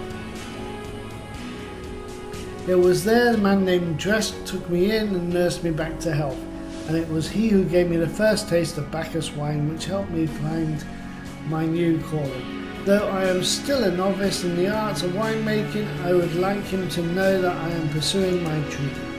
The wine is my own original creation, and it would be most grateful if you delivered it to him. My steed Dresk sometimes works in the Raincatcher Gully dock, so perhaps Ritskill can tell you where to find him.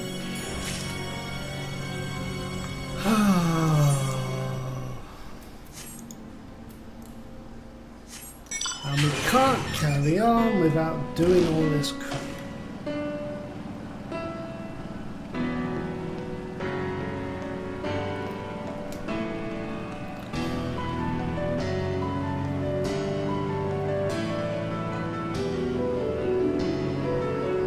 adventure, I'm a bloody messenger.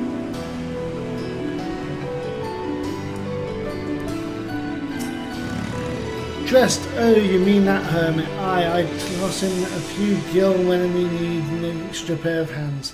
He doesn't talk about himself and I sure as hells don't ask. When a man's got a face with scars like that, you best leave well enough alone. I say, if you've a mind to find him, though, then head southwest to the Severed String. Okay.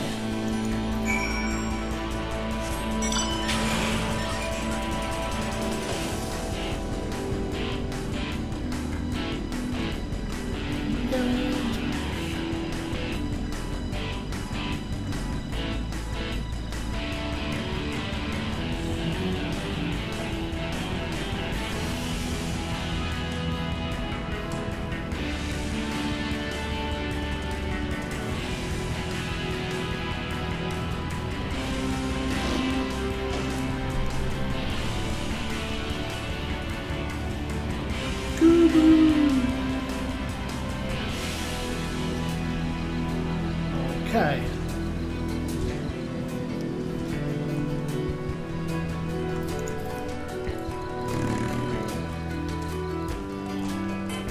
This house looks very humble, so I won't ride my motorbike into it.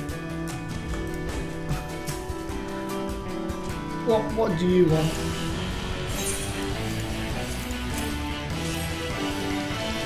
For wine? I didn't ask for this. Who sent you? Aye.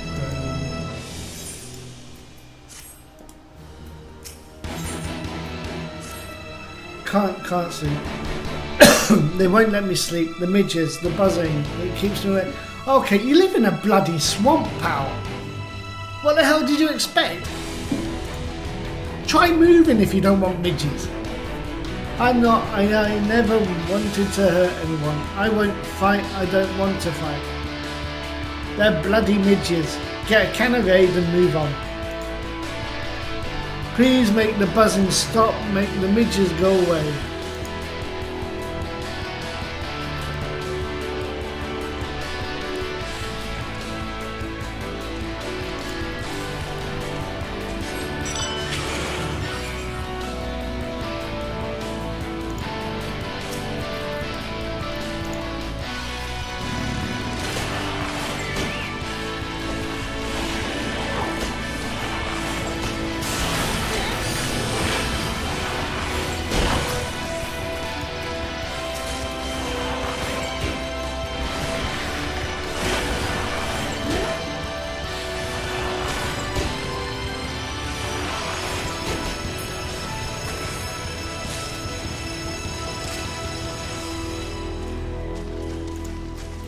Don't like midges. Why the hell move to a swamp?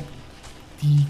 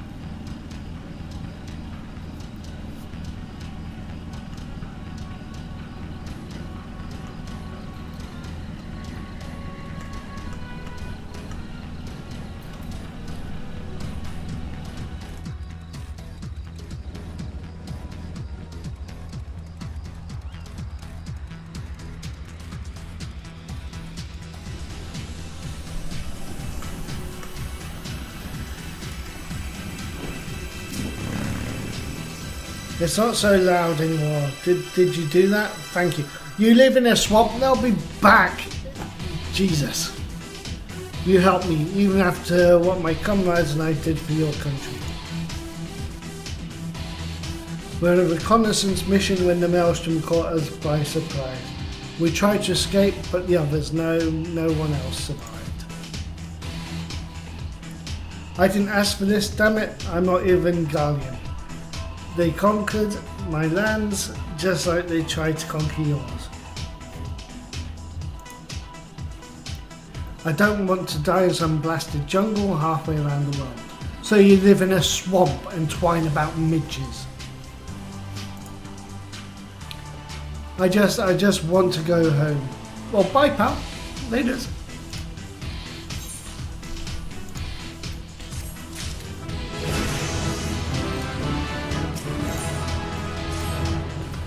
I wish to thank Shamani for the wine. That was overly kind. Would you be willing to bear a gift back to him? Earlier today at Red Mantis Falls, I collected the sap from nearby palm trees. If placed in coconut shells and stored in a few bells' time, it makes for a fine wine. See, it should be ready by now. I left 3 shells out there. Please take them to Shamani for me. I'm glad he's moved on with his life. I hope to one day do the same.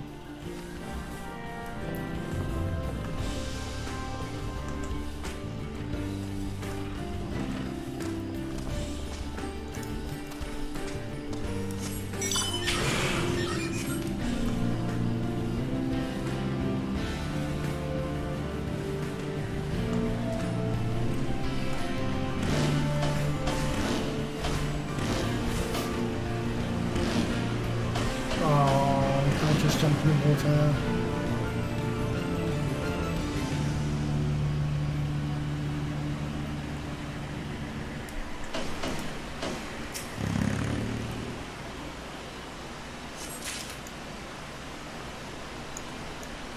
Oh, over there.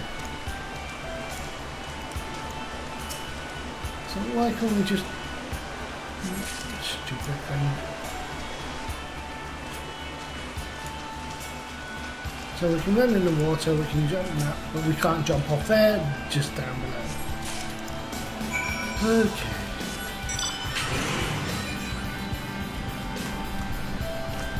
Oh, we might just go. No, I'm going to go back there. So, fast travel. Because I'm lazy.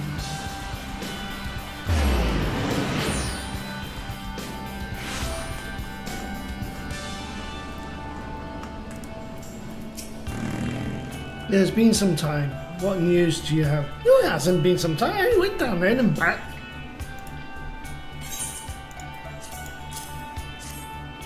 Ah yes, I recall he did have some knowledge of winemaking. A simplistic but nevertheless effective method that utilizes the natural properties of palm sap. I shall have to enjoy this batch before it spoils.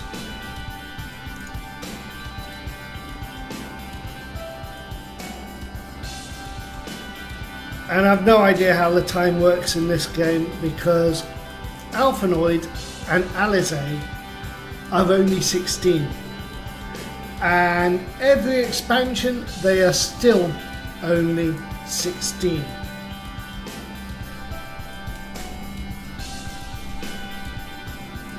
We are not so different, dressed in two men who have long struggled not to let our scars define us. I worry that he has been alone and his thoughts are far too long. It is past time I paid him a visit. Thank you for looking after him. Oh, more. By the gods, listen, I know you're eager to wash your hands of this wine business. I won't kill the whole flaming lot of yous and just move on. But I've just discovered something extraordinary about Drest's palm wine. He sealed each coconut shell with a leaf which has a very distinct shape and unusual odour. I thought it was going mad at first, but now I'm certain. These are the leaves of the Bacchus grapevine. No crap. Who would have thought? Do you know what this means? Somewhere in Raincatcher Gully, the legendary vine still grows. If we could obtain a cut-in, we could revive the Bacchus wine industry. We must know where Drest found these leaves. Here, take one of them back to him and see what he remembers. Ah, for crying out loud.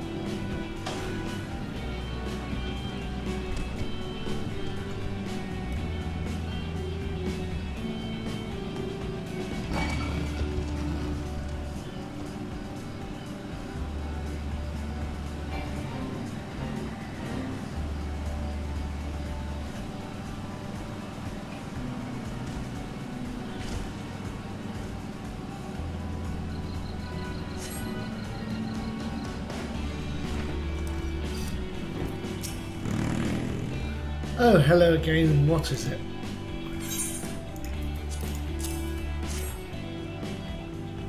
It's a leaf, isn't it? I chose it because it was pretty. Didn't know it was rare. I found them near the Juggernaut to the south, but it didn't see any grapevines.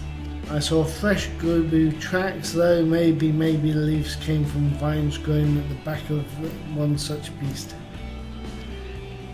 If you go looking for it, please be careful. Some gubus are more territorial than others, and you may have to defend yourself.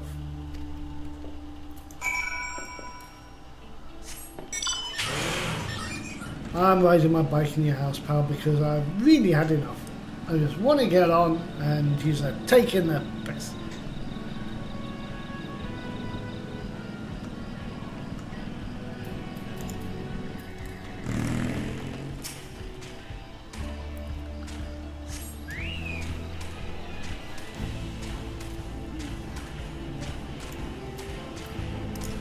Oh look, there he is.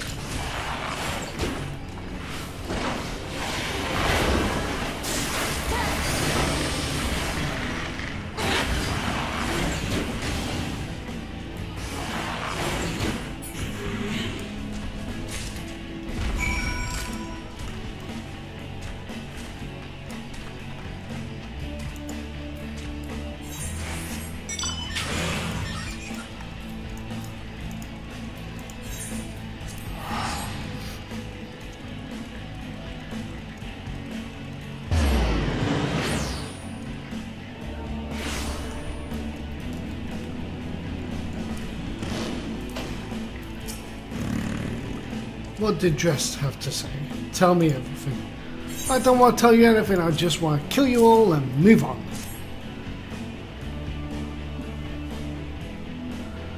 I was right. This smell, this texture I hold in my hands, a Bacchus grapevine cutting.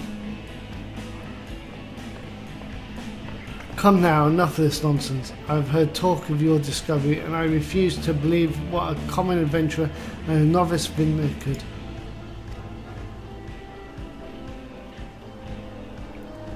"12 as my witness, it is a Bacchus grapevine. Wherever did you find this fantastic specimen?" "But what? You would offer this to me, but why?" "There is none better positioned to reconstruct the Bacchus vineyard than you, Master Bagulin. You have the resources, the knowledge, and the passion to do so. It would be selfish of me to keep this cutting. I never knew you cared so deeply about your craft. Thank you, good sir. I will not squander this gift. In just a few years' time, I swear that every tavern across Eorzea will once again be clamouring for a cask of Wineport's legendary Bacchus wine."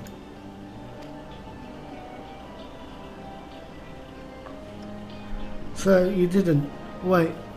The shape of this bottle, the scent of the label, this couldn't possibly be. A 1547 Bacchus? But that's impossible. This vintage has not been seen since years before the calamity. It was the crown jewel of my personal collection for years. I debated opening it, wondering if today or tomorrow would be the ideal time, but now I realise that it was never meant for me. It should be savoured by the savours of wine port, I say. He has made us an offer we cannot refuse. Master Grigorju will find no finer wine. You have forever changed Wineport.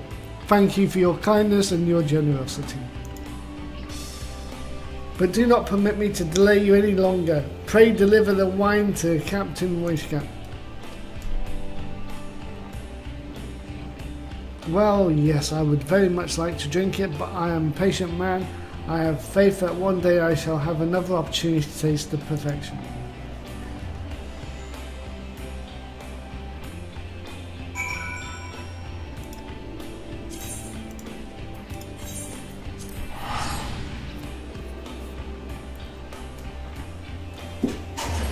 Okay. Right, let's go hand the stupid bloody quest in, and then we can go and fight. A primal! Your prolonged absence was beginning to concern me, so what of the wine I asked you to bring? I don't want to hand it over, I want to drink it myself. Is that 7 Hells, a 1547 Bacchus? Even I know how rare that is. I have to admit I didn't think you had it in you, but congratulations. Thanks to you, this will be the most luxurious feast Costa del Sol has seen in years. Considering the lengths you went to, I hope our guests appreciate it. Speaking of which, your associate arrived a short while ago. She appears to be growing somewhat impatient. Well, so am I, because I want to kill the bloody lot of yous. Perhaps you could tell her that the banquet is about to begin. Okay, so we've got a new pet.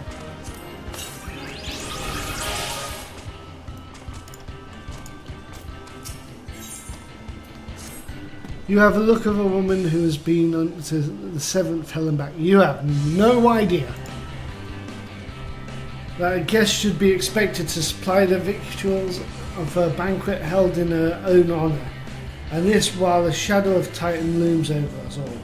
It beggars belief. I can only applaud your stoicism. You have really no flaming idea. Had I been asked to endure such ignominy, I fear I should have accepted my lot with less grace.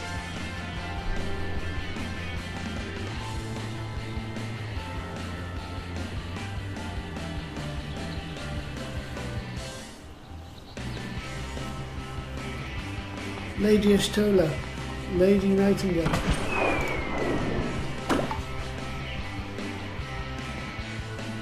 A thousand pardons for this extreme discourtesy.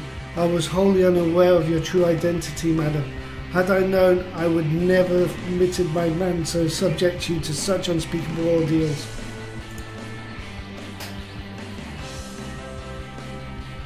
Come now, she must have sensed something was amiss. You think? You didn't seriously think I would send you running the length and breadth of Eorzea for a banquet, did you?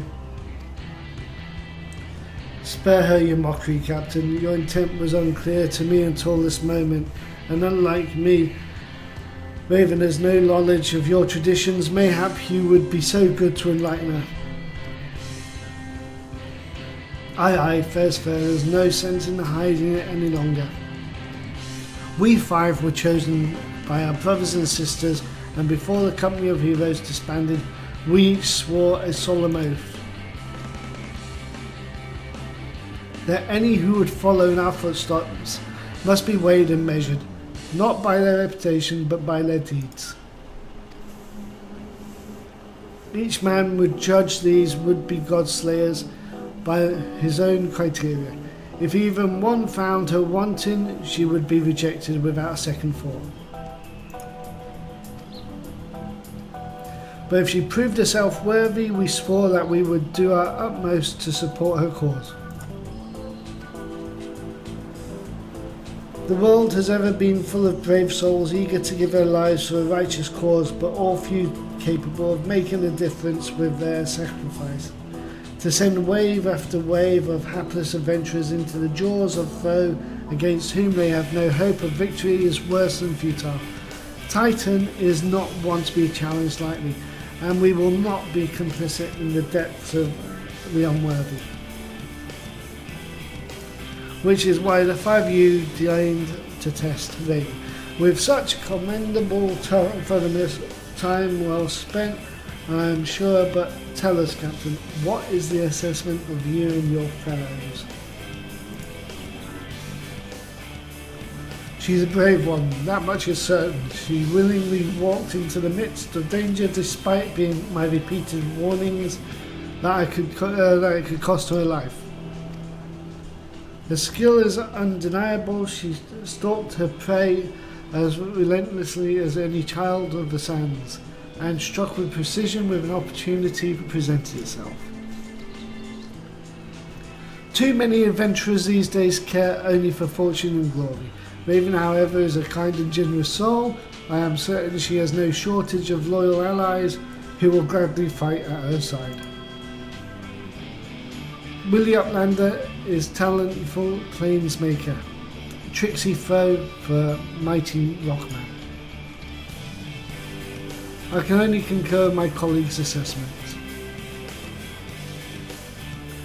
We 5 of the Company of Heroes hereby judge you a worthy challenger, cast down the Lord of Crags, Raven Nightingale, and write a new chapter in the history of Eorzea.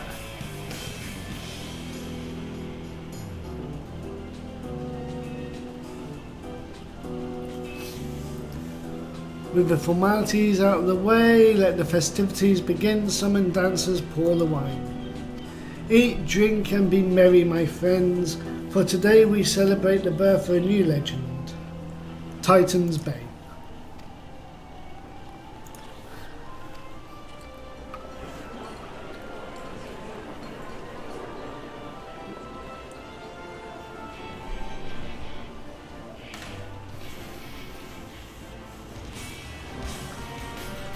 Okay.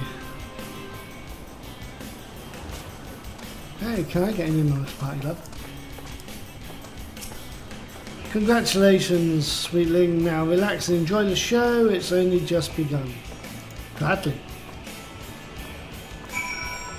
Right, speak with...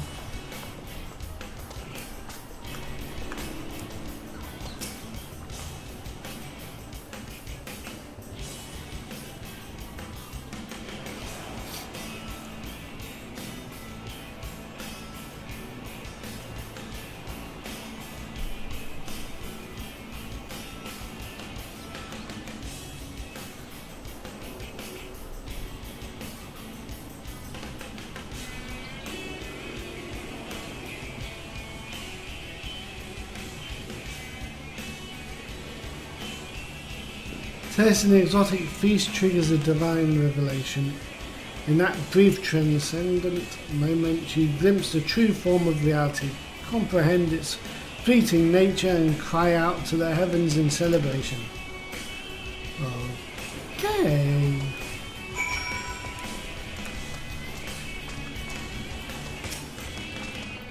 When you face the Lord of Crags, think not of limbs of Leminsa, Eorzea, or anything beyond this chamber.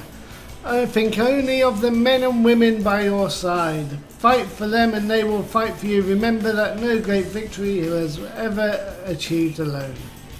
That's nice. Okay. Goody Uplander must be facing mighty Rockman and clever fighty think. Probably blah blah. Yeah, be coming to rescue this time. Okay.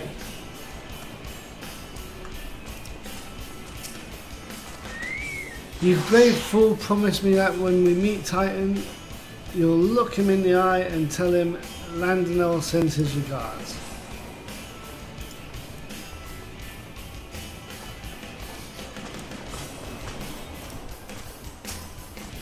You're a veteran of countless battles. This is but one more.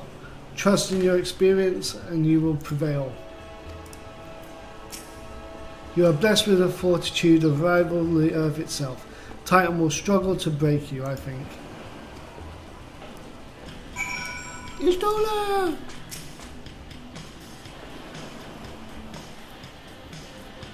You're kind to indulge them. This banquet is as much for the company as it is for you, whatever they may claim. I do not deny that they mean well, but now is scarcely a time for celebration, though they have all but pronounced you the victor. The battle with Titan is yet to begin. The hour has come for the good captain to make good on his promise. We must speak with him again. Okay.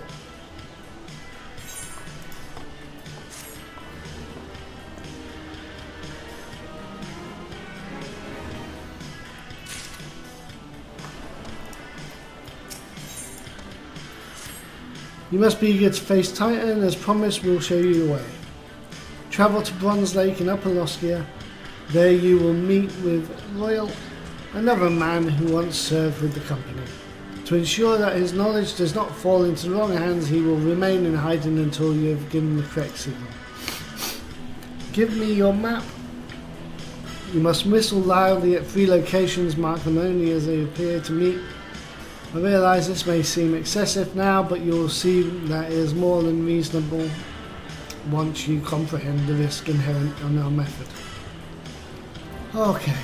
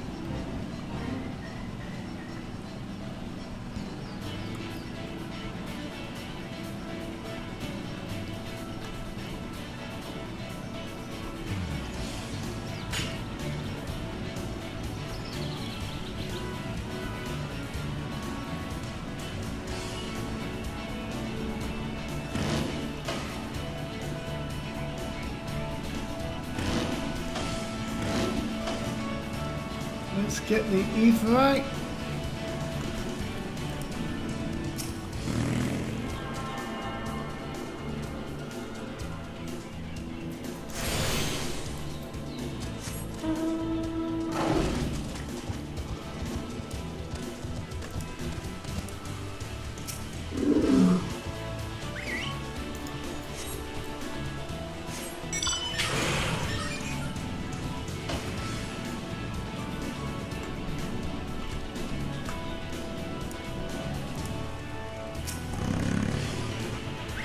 Captain Bronze Lake.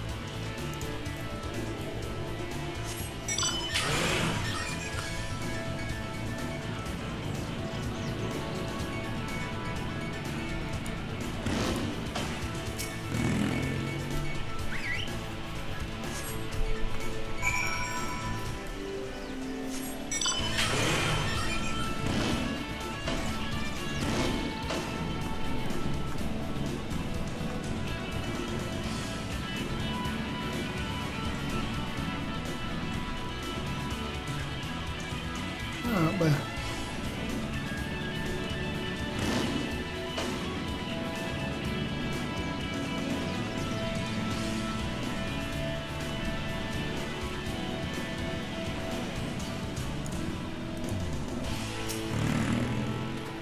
Greetings, lass. Might you be the one that the captain said would become calling? Aye, I thought so. Pay attention now, cause I ain't explaining myself twice. Okay.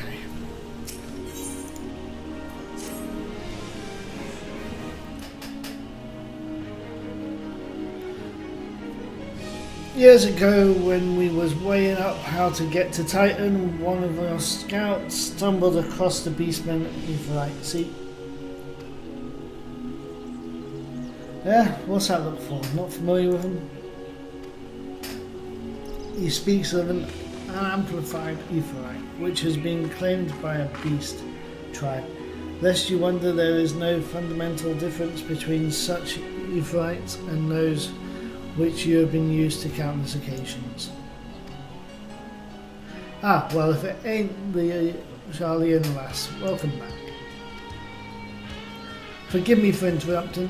I had planned to await your report, but I succumbed to curiosity. The tunnels beneath Ogromaro form a bewildering labyrinth that no outsider has ever fully explored.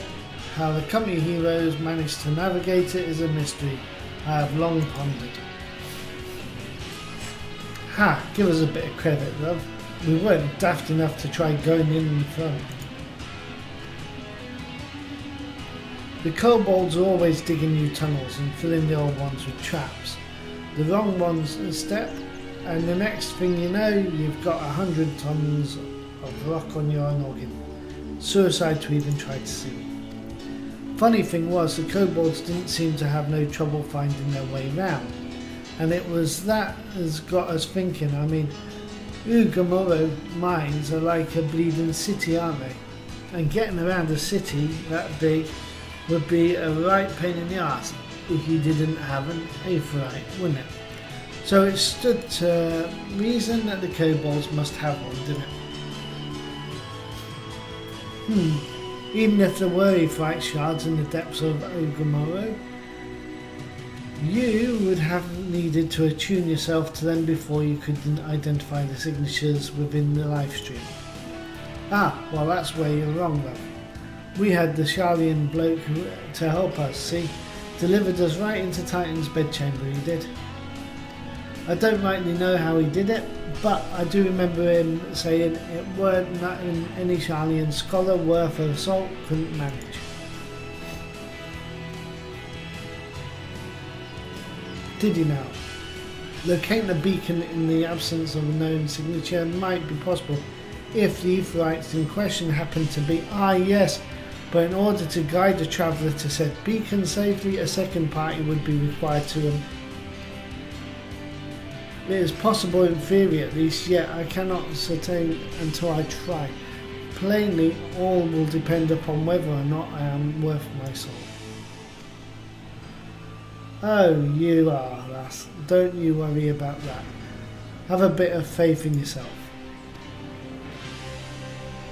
Why don't we all go to Zelma's Run and take a closer look at the Aetheryte?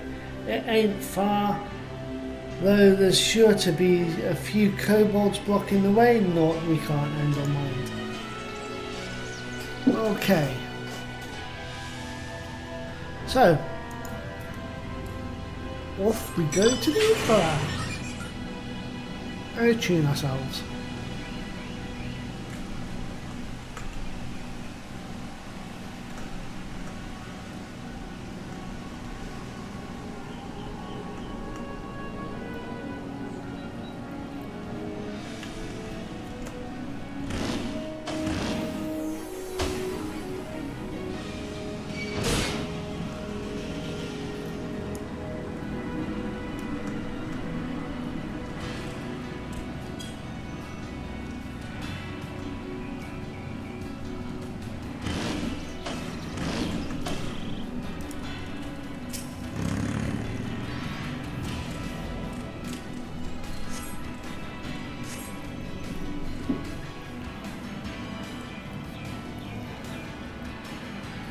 So this is Aetheryte, the company of heroes used to gain access to Titan Sanctuary.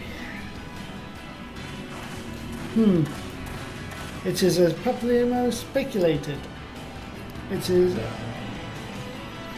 present state this Aetheryte signal will not be strong enough for our purposes. I may, however, be able to use my own energies to amplify it. Alas, the task will monopolize my attention for the duration. So, you want me to protect it? Oh, not a problem. Oh, okay. It seems you'll have to proceed without me.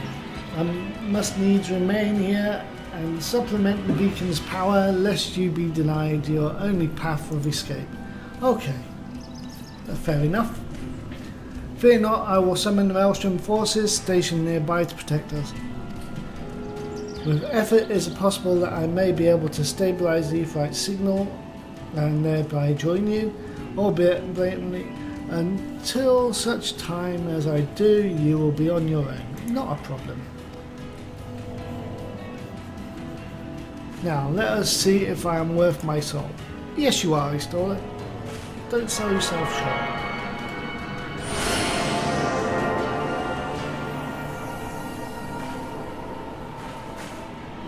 I've located another beacon, one far below the mountain. I can only speculate that is what you will find there. So stint not in your preparation.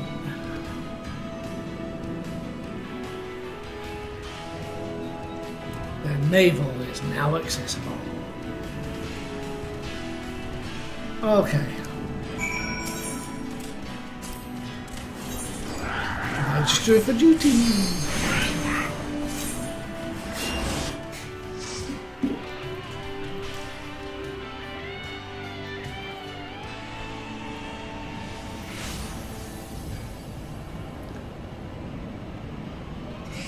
Look, an overdweller. Yes, an invader from above. She uses our Aetherites against us.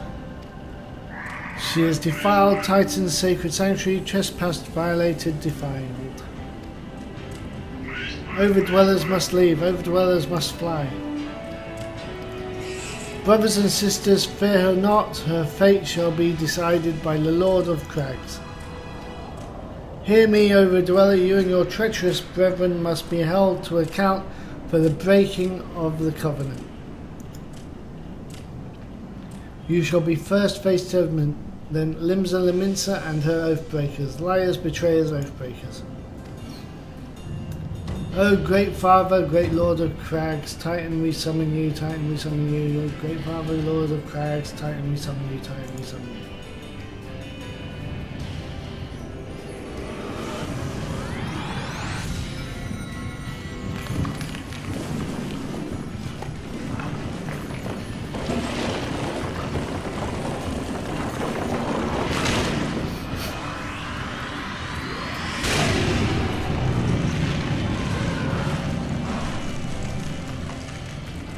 Okay.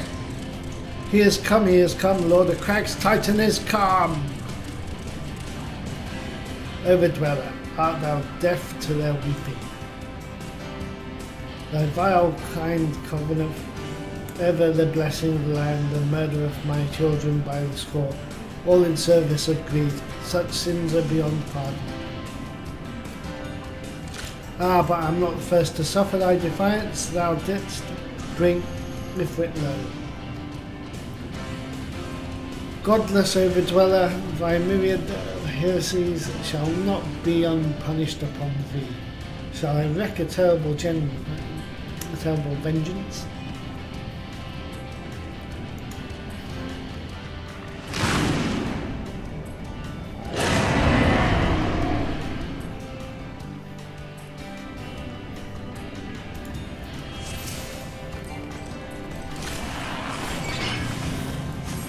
Am I godless? Because Hydaelyn.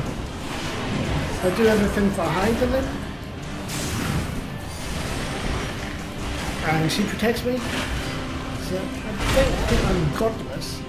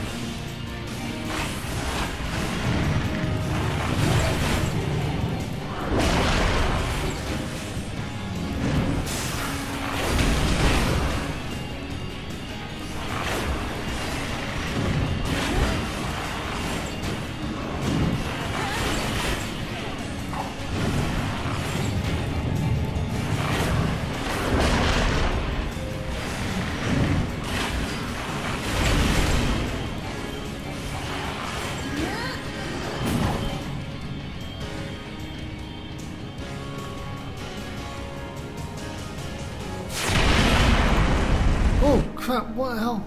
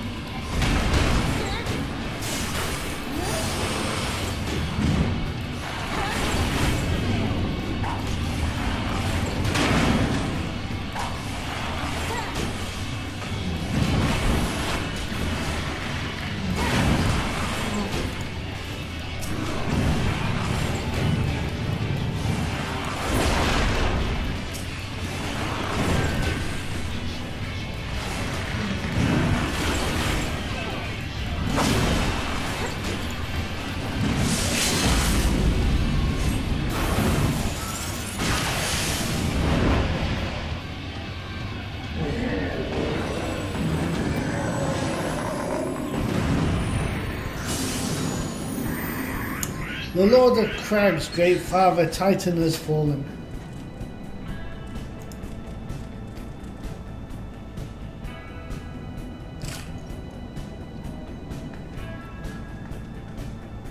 Ooh, pretty.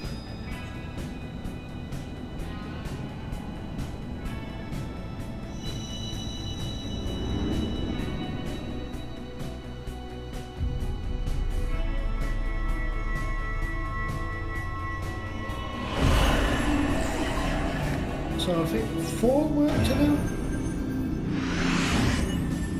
Yeah, 4.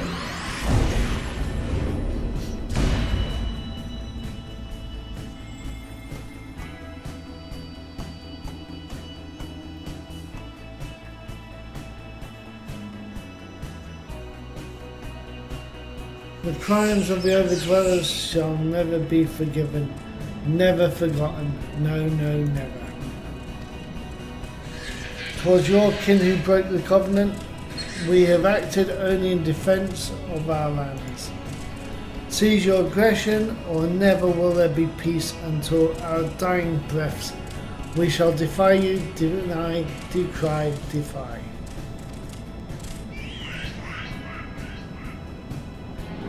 Well, I guess I'll just have to keep coming back and back and back and back and back. Now these are the readings one would expect of an icon. I have seen enough. We proceed as planned. Are you sure that is wise, my lord? Your curiosity is untested and unproven, but we do not yet know its true capabilities.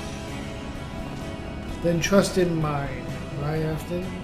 My curiosity, as you so eloquently put it, would have bested Titan in the blink of an eye. Why, if there be truth to the legends, it could readily subjugate the whole of Eorzea given but a little while longer. Is that not so? It is. No greater single power has ever been conceived, much less realized. What you say may be true, but while such devices may win battles, I do not believe they will serve to change the course of this war. Oh, but they will. Have a little faith, my friend. I cannot endorse this course of action.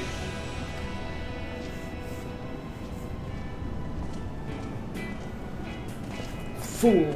La Habrea. And now she has a fourth. Fascinating. Carry on, Crystal Bearer. Far though you have come, your work is far from done.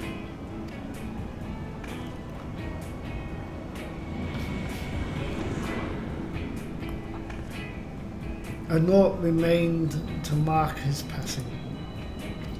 While the Ascians are nothing if not elusive, it is of little wonder that they should cast advanced teleportation magics at will.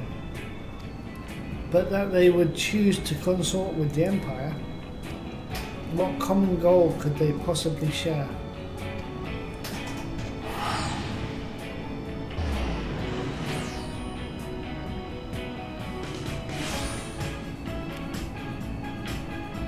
I feared I might arrive too late, but I see you had the matter well in hand. I have taken measures to ensure that we are not pursued, yet I cannot say how long they will hold. Take your leave while the kobolds are still in disarray. I will follow on. There is something I must investigate before I depart. I will teleport to the Aetheryte in Zalma's Run and we will rendezvous at Camp Bronze Lake. Agreed? Okay.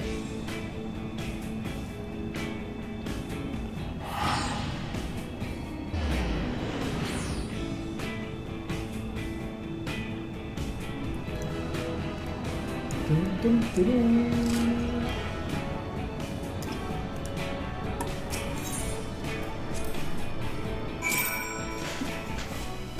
Right. Okay. So load of flags.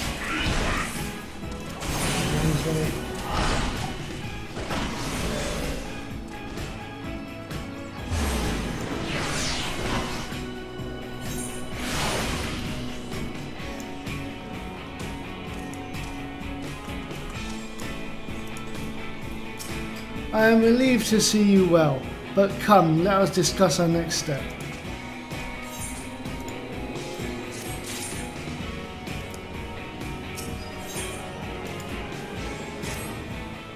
The word will already have reached Maelstrom Command. Protocol requires that a representative of our order inform the High Commander of the mission success to the honours lights for New Year's. Once again, I must commend you on a job well done. We shall speak again soon. Okay.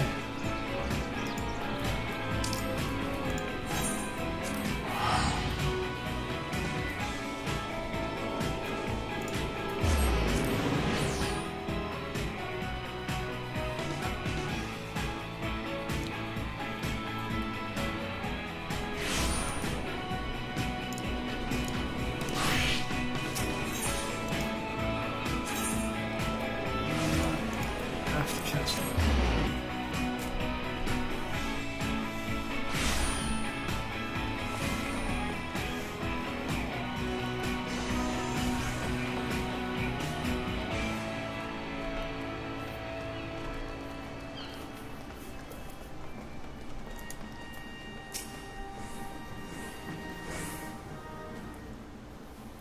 Thank you for coming.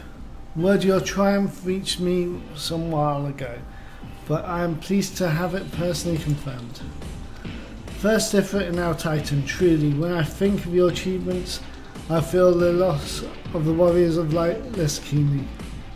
And there can be no greater compliment than that. You and your order are heroes. The people of Limsa Lominsa are forever in your debt. I shall relay the details of your report to Admiral forthwith. Please send my regards to the Scions on the 7th Dawn.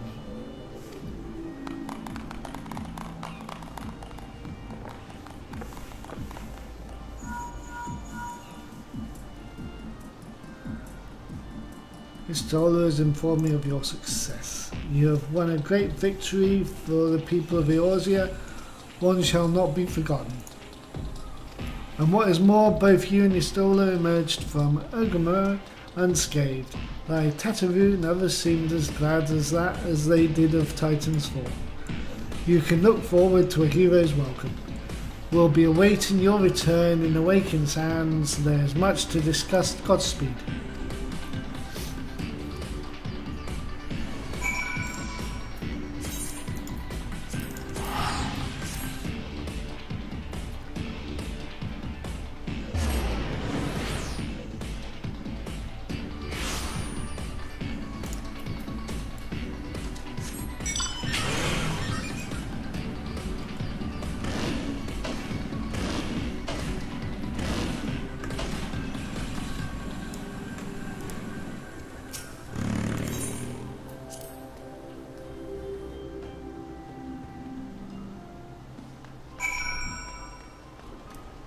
Huh.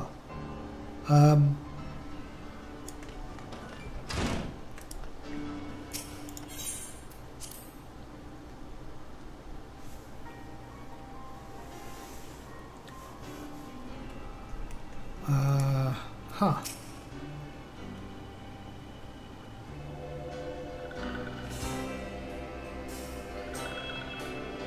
This one is glad. Walkamon is safe. Oh no! Help her! Give her a healing potion.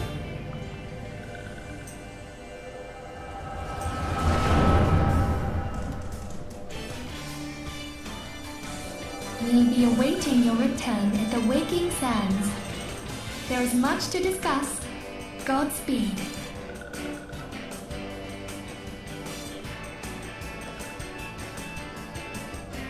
Thank heaven she is safe.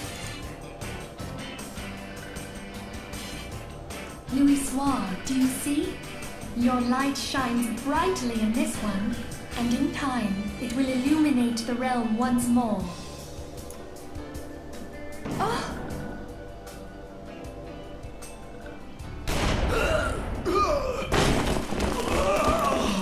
Advance no further!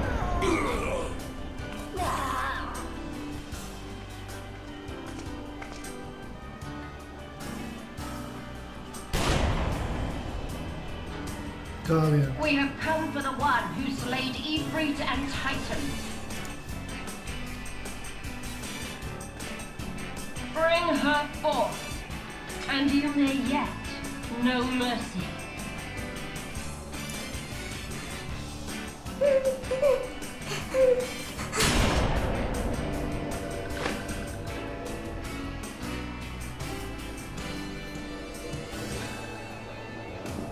Confound it.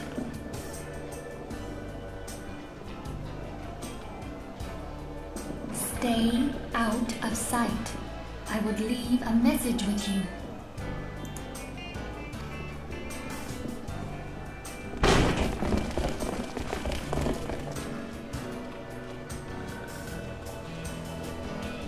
I surrender myself on the condition you spare the innocents. Condition? There speaks the supreme Zion. I'll grant you her courage, but you would be better served by armor.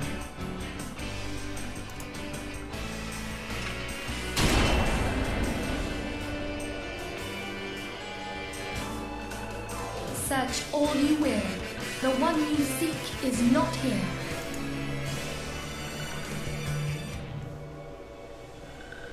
So it would seem.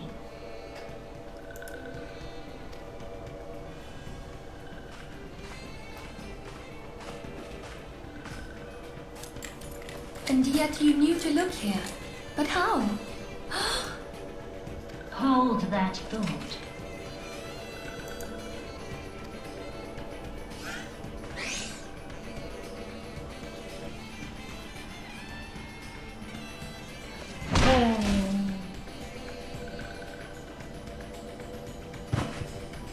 No!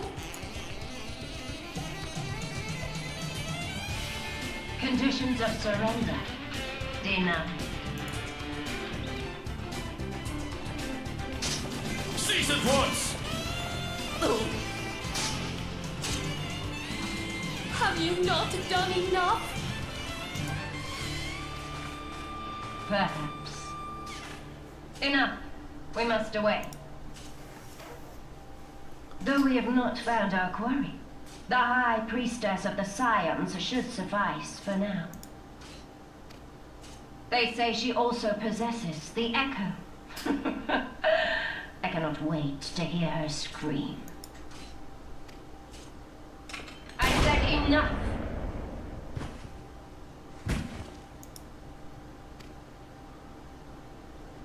We leave.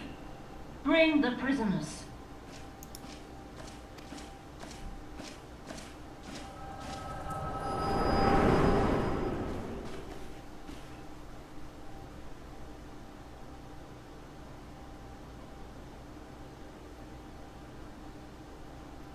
Walking on, Minfilia asked this one too.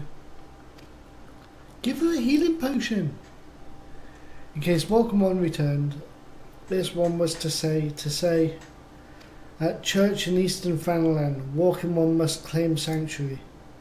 This one tried to protect Walking One Minfilia from Imperial ones. Forgive this one. Save. Oh.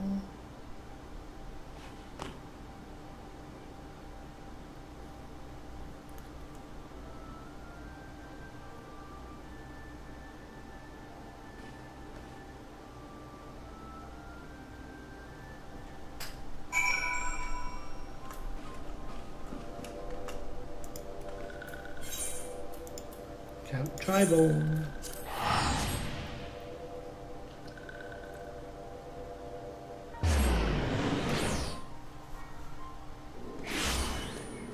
I'll be right back.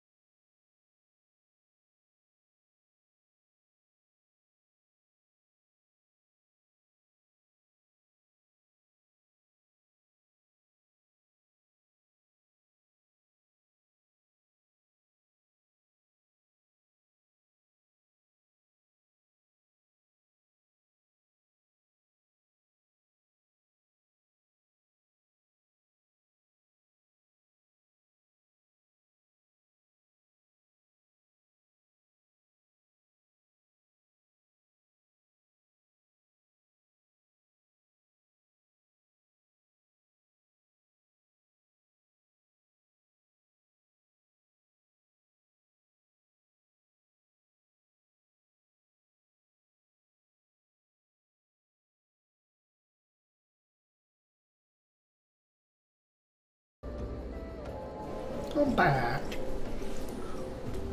It's important to stay hydrated.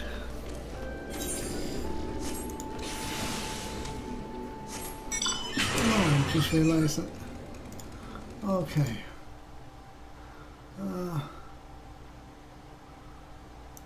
Let's try this, see what this is like.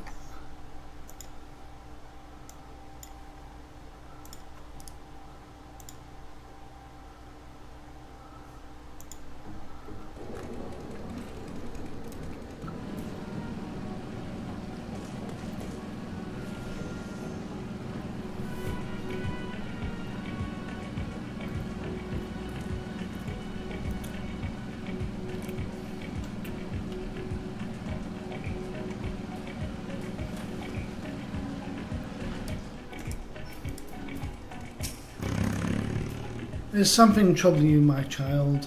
You have the look of one who has endured great suffering. If there is anything I can do to help, anything at all, you need only ask.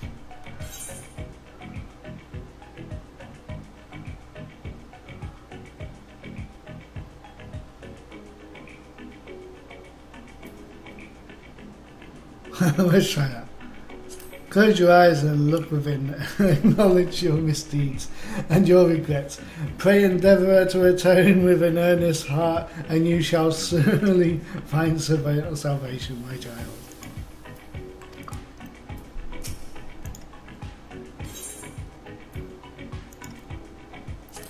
The wild roses, I see you may speak freely here.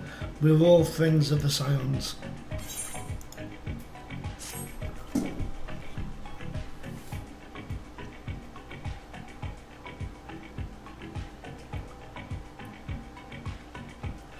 How could this have happened? Are you certain that Minfilia was among those taken by the Gallians?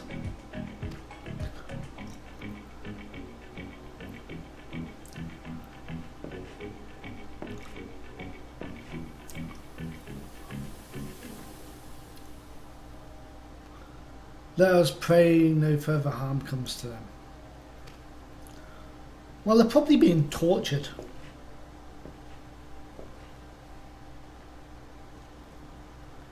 You may stay here for as long as you wish. It is the least I can do for a friend of Minfilia's. I have known her since she was a child, but, well, do I recall the day of our first meeting? I swore then to do everything in my power to support her, and I will gladly offer the self-same service to her brother and sister Scions. So please, no matter what you require, you need not hesitate to ask. Marquez, would you come here for a moment? Yes, Father?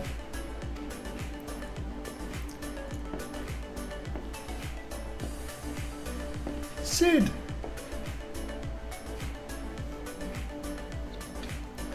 If you require assistance, pray speak with Marquez. He is a trifle shy, but I assure you he means well.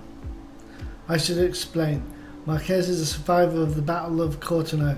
Alas, his experiences took a terrible toll upon his mind.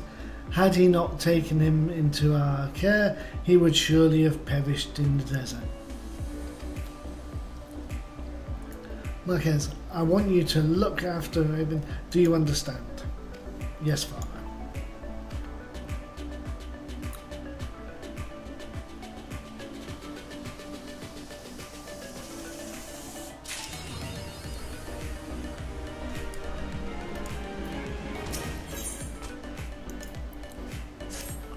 Excuse me, do you have a moment? It concerns this broken hollow, which was found in the pocket of a man brought here for burial. There's something familiar about it, but just what I cannot say. Perhaps if I tinker with the device, it will come to me. However, I lack the proper tools to do so. I would ask that you journey to Camp Drybone in my stead to obtain the ballpoint chisel and a pair of needle nose pincers. They are often used by goldsmiths, so perhaps they would be the best people to ask. Of course, I do not expect you to foot the bill here. Take this coin purse, that should cover it. Right.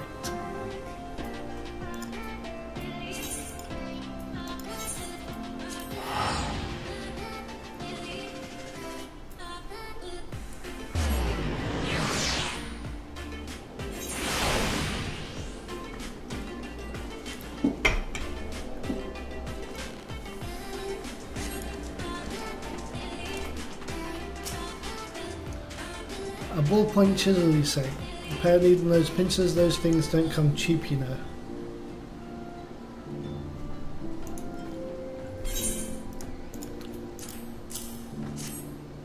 Fool's balls, I mean, yes, that should be sufficient payment. Nice doing business with you. Hee.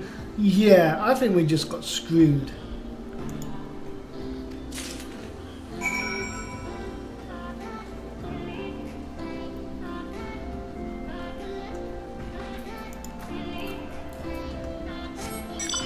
I think we should have just went to Uldar, to the Goldsmiths Guild, and bought the stuff there.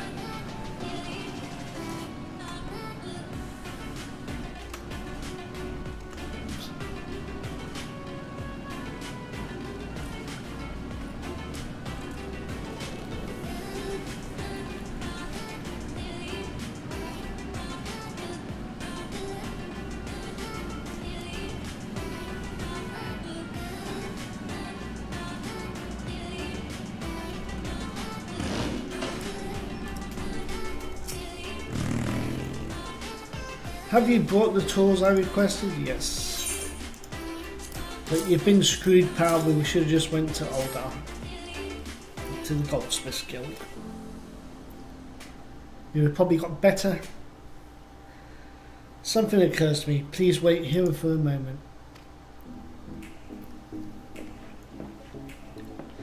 It was for naught, though I repaired the device easily. The sensation that stirs within me remains a mystery. But how? How did I do it? These hands, my hands, they moved with a mind of their own, deftly manipulating the clockwork mechanisms. There was no doubt of uncertainty. I knew exactly what to do, as though I had performed the same notions countless times before. Pardon me. This was a mistake. Please give the hollows to Sister Elund. The man who once owned it is currently in her care, and I think it's best that it be returned to him. Okay, let's do that.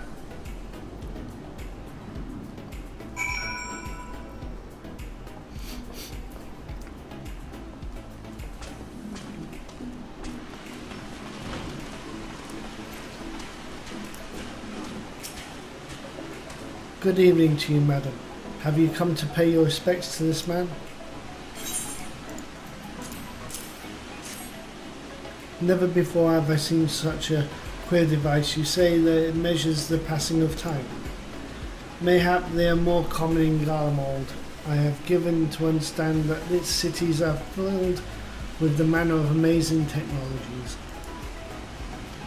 Marquez said that it belonged to the deceased? Oh dear. You don't suppose that the owner might have been a Garlean spy? It may behoove us to notify the authorities in Camp Drybone. But mayhap more importantly, how did Marquez manage to repair this device? I knew he had a talent for the trades, but this goes far beyond mending fences and fetching roofs.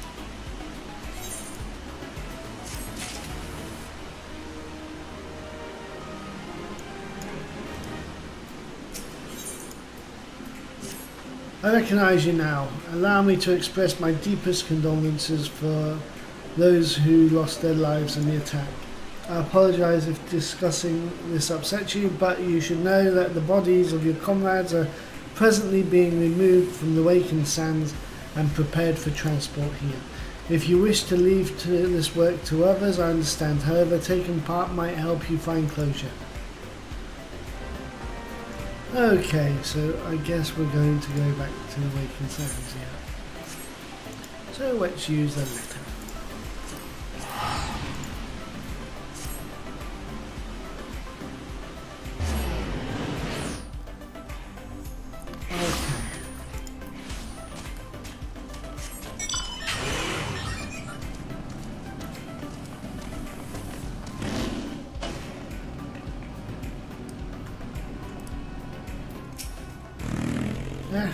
You don't look like them church fellows. Not that I'll turn away. No, sir. Yes, you can see we've got a pile of unidentified bodies over yonder. No one's come to claim them, so off to the yard they go. Be thankful we didn't have to go inside and see the carnage for yourself. I'd already been in. 'Twas the stuff of nightmares, I tell ye. God's damned Imperials. I don't know what quarrel they had with these folks, but I sure as hell don't want to know. The sooner we put this behind us, the better. Say, ain't seen you around here before, or do you just have one of them faces? Oh, never mind. Anyway, there's a carriage come to haul the bodies to the lich yard, out by the east gate. There's 1/8 left to load, but seeing as I'm exhausted from carrying all the others, I've a mind to leave the remainder to you. Might want to cover your nose while you from work. Some of these folks starting to turn. Okay.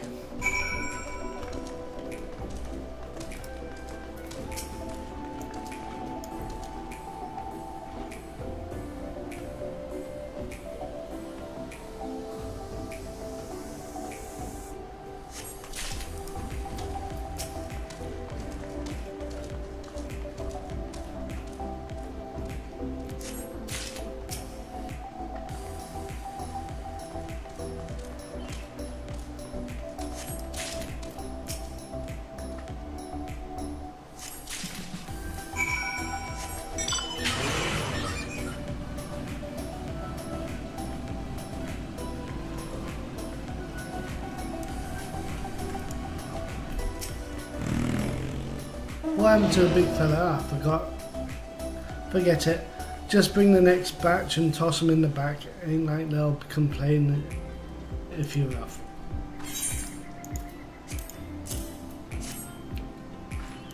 Well, ain't you a strong one? 4 in one trip, I reckon there's no need for me to lend you a hand with the rest then.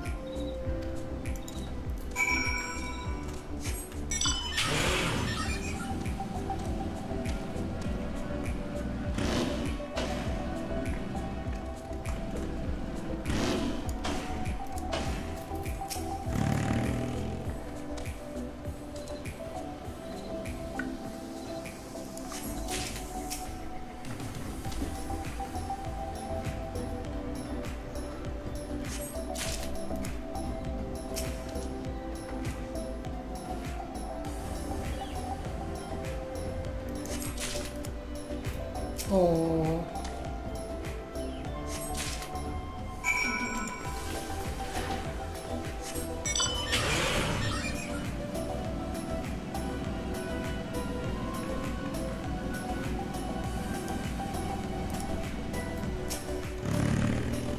Come on, Tuan, let's finish this before I die of old age. Well, you could have helped you, you bastard.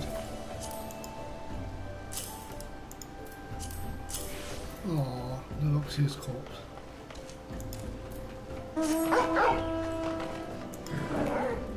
Reckon it won't take too long to deliver all the corpses to the lich yard. Even so, you might want to hurry back and tell them the work you've done.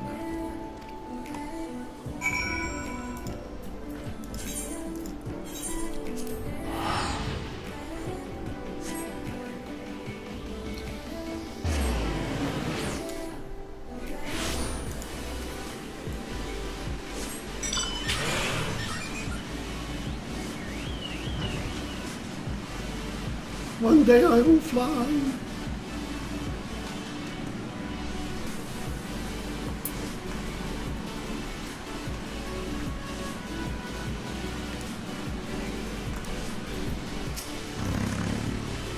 I see that you decided to heed my advice. I pray that in doing so you've found some small measure of peace.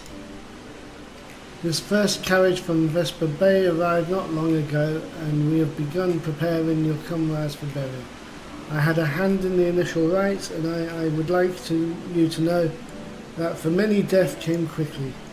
Rest assured that we will treat them with the utmost respect and do everything we can to shepherd them to Falls Realm.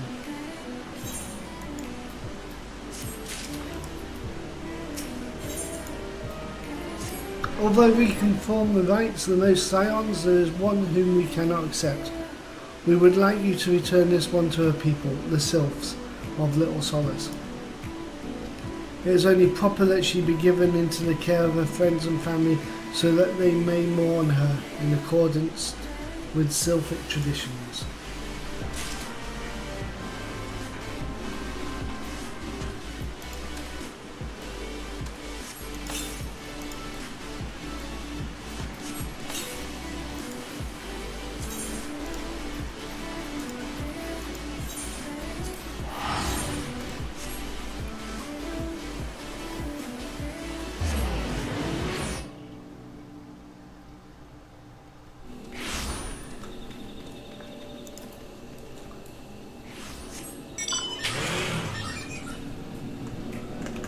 Right,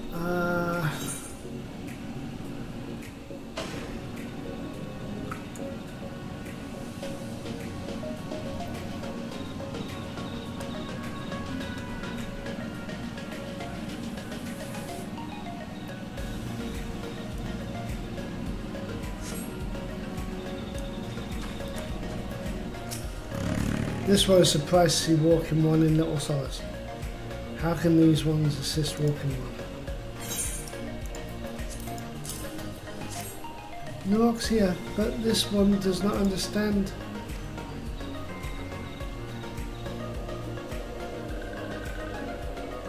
Kamuxia, this one has heard much wailing. This one would know what has caused such distress. Terrible news, Elder One, awful news. Walking One has returned to Little Solace, but why? These ones have not requested further aid. Neuroxia, how did this happen? Explain everything to this one at once.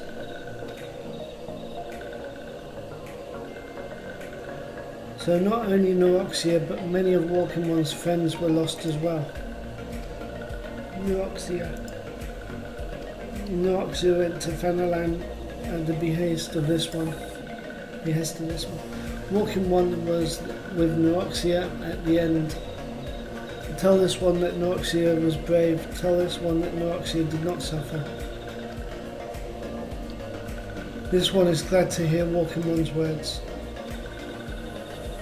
Thank you for bringing Neuroxia home, Walking One. These ones also wish to thank Praying Ones. Tell Praying Ones these ones will remember this kindness.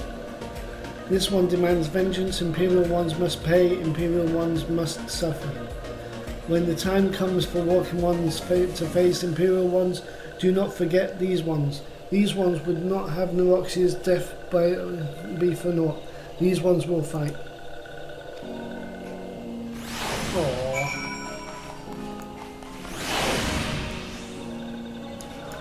Okay.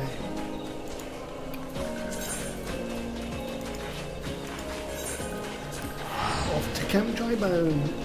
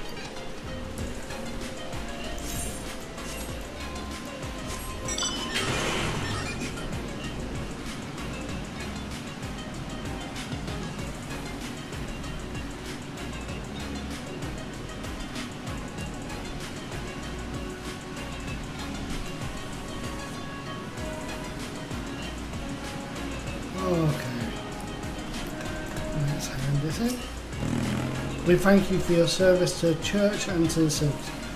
You may be pleased to know that in your absence we interred the remaining scions in the village. Perhaps you still wish to do more for your friends. If so, would remind you that you have already done so much on their behalf. Please take a rest and set aside your burdens for now.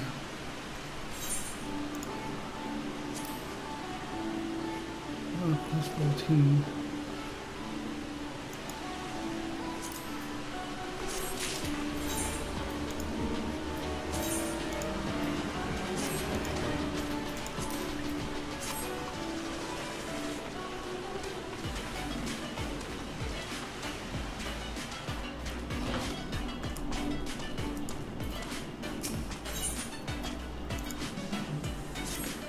I'm not imagining it. I know I'm being watched. This is different, sinister. It is as if I am under observation. The feeling comes and goes, but I felt it when I last ventured outside. Yes, I know I felt it. Will you look outside for me, please? It will only take a moment.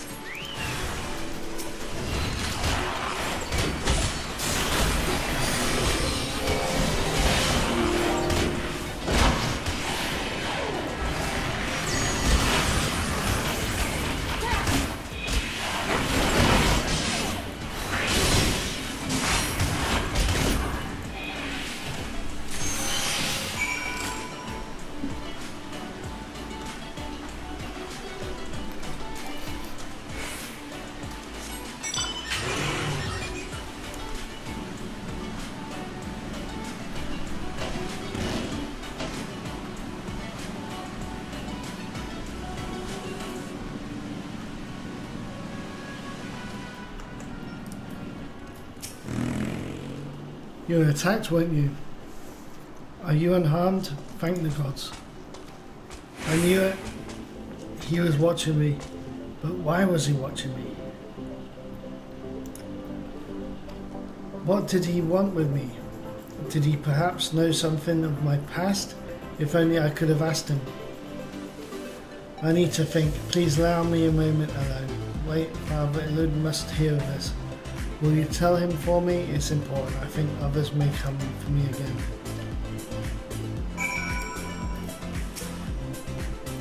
Heavens forfend that such a thing should happen on holy ground. Do you have any idea who this man was? Did you notice anything distinctive about his garb or possessions?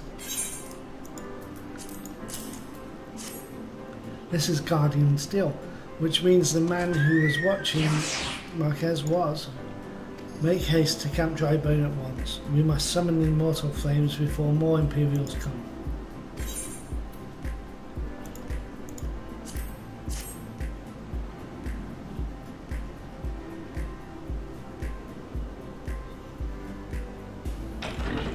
Half an hour.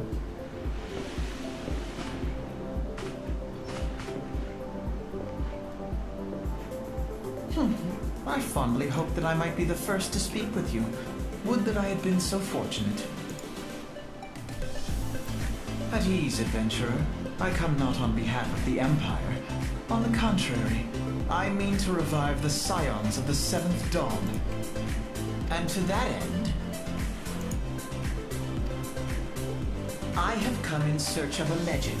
The greatest engineer of our time, Master Sid Garland. I have come for you. I fear you are mistaken, child. He is but a poor soul who bore witness to the horrors at Cartano.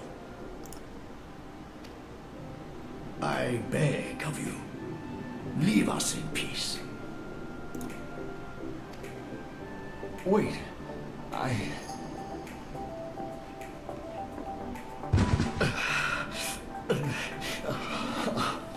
Hear me, Sid. Eorzea needs you.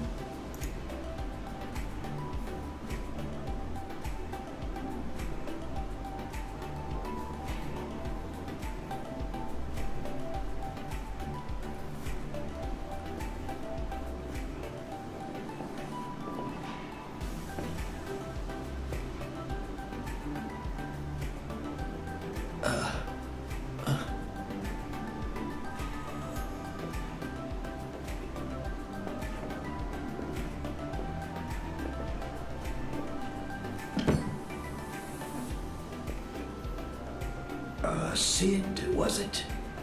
Here. These belong to you. I thought you bore the mark of greatness. It seems that I was right. Our time together was all too brief, but it felt as though my son had returned to me. You have brought joy to an old man's life. But it is time for you to help those who truly need you.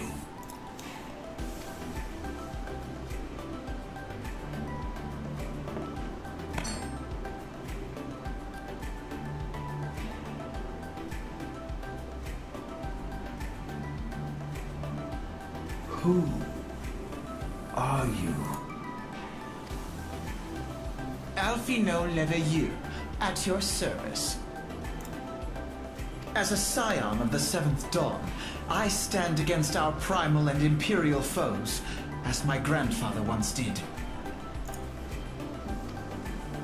'Tis no secret what befell our order at the Waking Sands. Word has already spread across Eorzea. The repercussions are far greater than you realize. In the wake of the calamity, the 3 city-states focused their efforts solely on reconstruction, leaving the Scions to combat the primal threat unaided.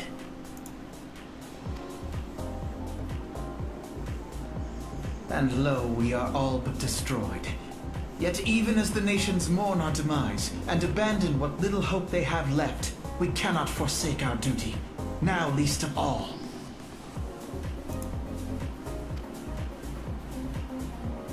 The Ixal have summoned Garuda once more, and she torments the people of Kurthus as we speak.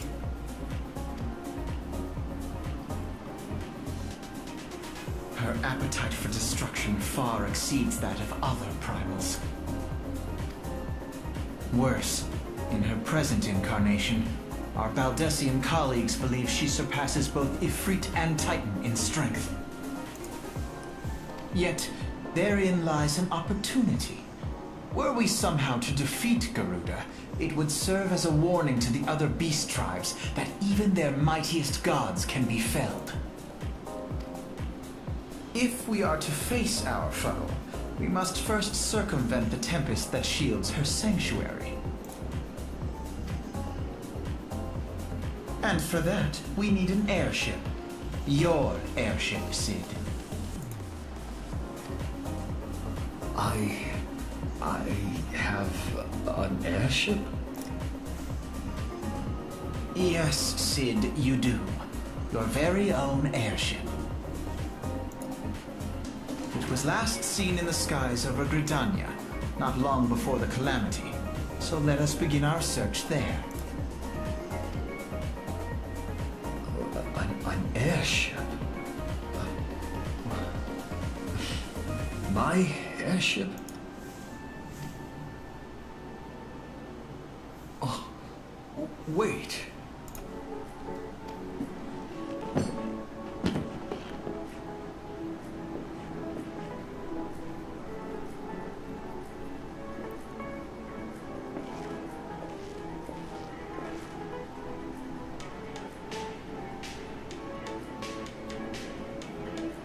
Come, let us put an end to the primals. Together, we will show the world that the Scions are still a force to be reckoned with.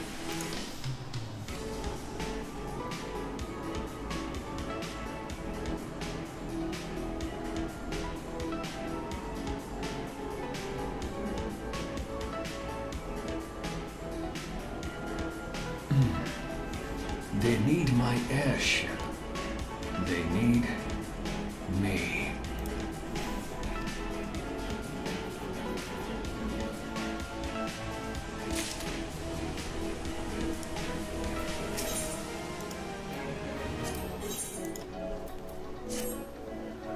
What a curious twist of fate that Master Sid Garland would be the last to be found within our church.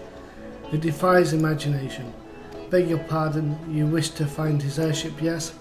I know not how much truth there is to it, but there is a tale known as the final flight of the Enterprise, which grew popular in the wake of the Clarity, much like the Great Godly Wall of Ulda.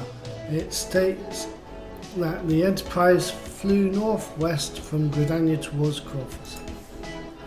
If true, the airship would have passed through the North Shroud, likely over Falgord Float and closest settlement to Corvus. Mayhap the Serpent stationed there have records of events transpired that day. I had hoped you might rest from your journey for a time, but I see that the world still has need of you and Sirens. Pray look after yourself and Sid.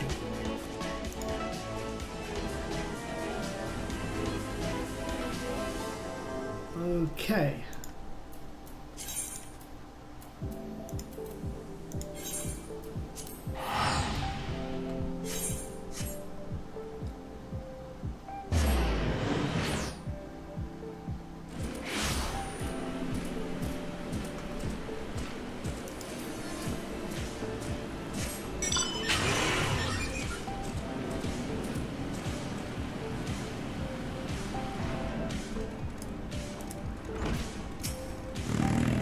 Is that what I can assist you with, miss?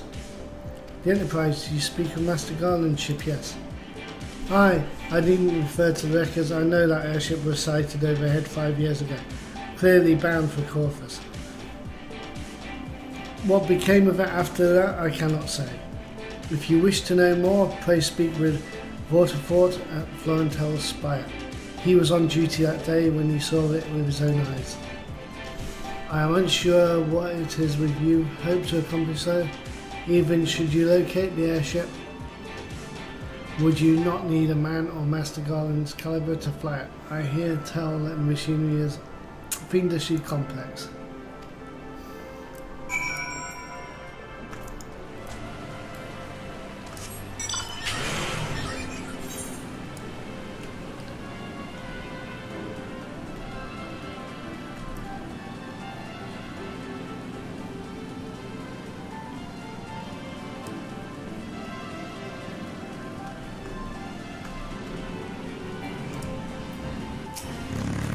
You've come in search of the Vortifort? Then well met. For you have found him. Indeed, I have served as a whaler for many years, since before the Great Snows came to Corvus. What exactly is this about?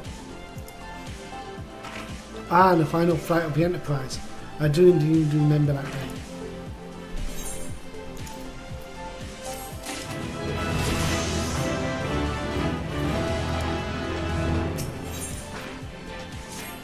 It was on the eve of Battle of Cortana. From 5 years ago, I held the Spire alone that night while the bulk of our forces marched to meet the enemy in the field. Then all of a sudden, the most fantastic airship I'd ever seen split the sky overhead.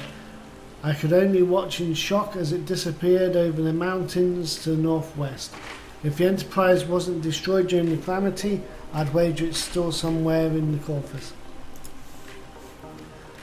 The astrologians at the observatorium may have records which could help, but to obtain them you would need to deal with the Ishgardians, who control the region. I wouldn't expect much though. The high houses have long been concerned with their own affairs above all else. When Dalamold descended, they took shelter behind the gates, and even now they have little regard for plights of other nations. Nevertheless, they may deign to assist you should you prove yourself useful. Consider providing your services to the soldiers who guard the observatorium. Though they may refuse you at first, I've little doubt they would accept aid freely offered.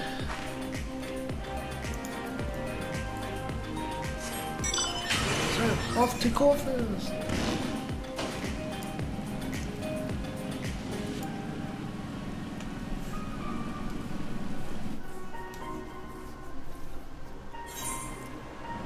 Holy crap, it's cold. My assets are frozen.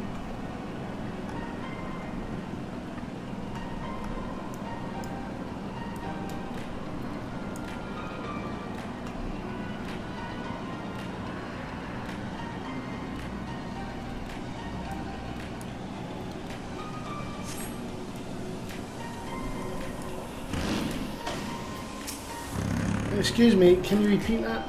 You wish to offer your services to House Duendare? And what, pray tell, do you wish to receive in exchange? Ha! How absurd, as if we would permit an outsider to pursue records of the Observatorium. Do not mistake our courtesy for friendliness. The Holy See of Ishgard may allow foreigners to travel freely within these lands, but we do not intend to offer succor to strangers.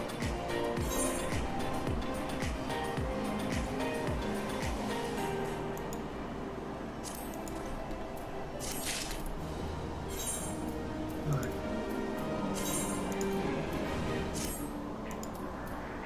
Oh, we can't use our glamour plates.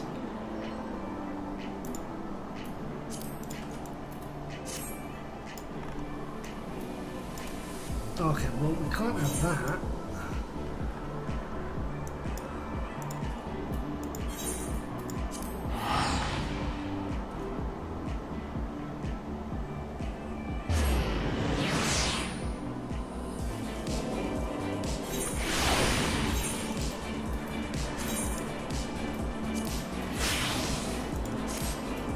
There we go.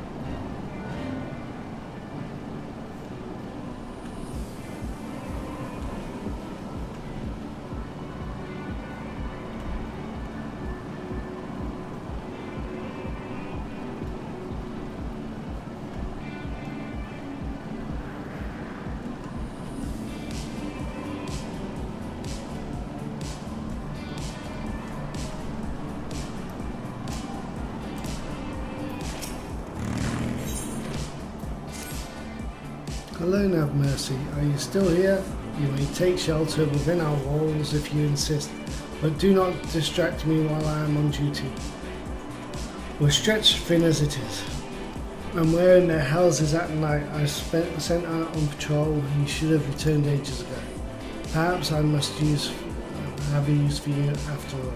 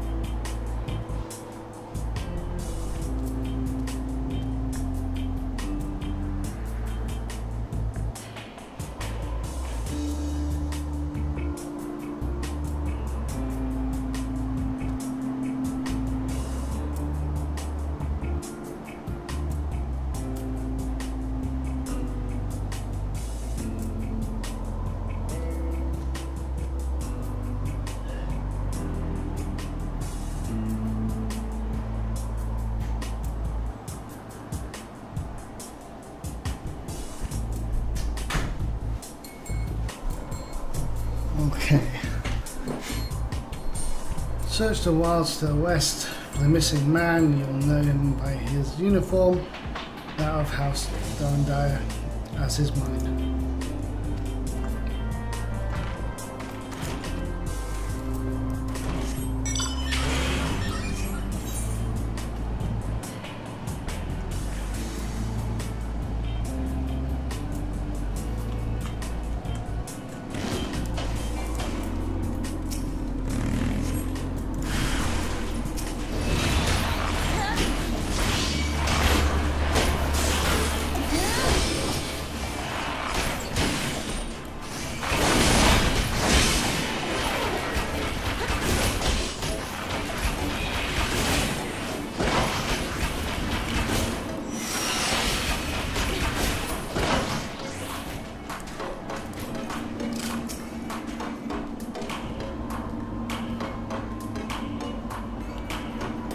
If it wasn't for you, miss, I reckon they would have finished me off. Despicable dragon-loving bastards, death was a mercy they didn't deserve. I prayed the rumours were mistaken, but this confirms the worst. I must immediately inform my superiors that the heretics are opening within this region. Fare thee well, friend.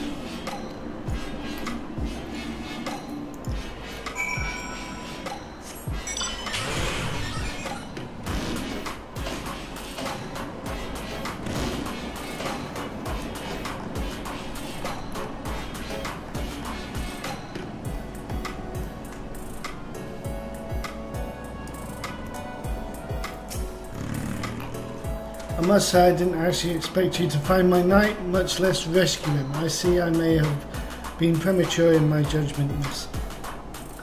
We're a proud people beholden to tradition, but that does not mean we are without humanity. I shall instruct the Astrologians to entertain your request, however understand that it is ultimately their decision whether or not you may peruse the records. Pray proceed the observatorium and introduce yourself to Edmel.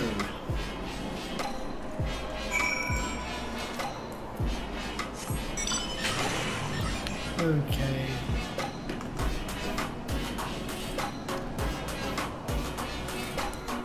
Hello, Edmel. Ah, the lady come in search of an airship. This is highly unorthodox. Whatever could Sir Ludovic be thinking? Is it true that we maintain meticulous records which stretch back generations? However, because this information is used to chart Dravanian activity, access is strictly controlled. One can never be too careful with heretics and their sympathizers lurking about.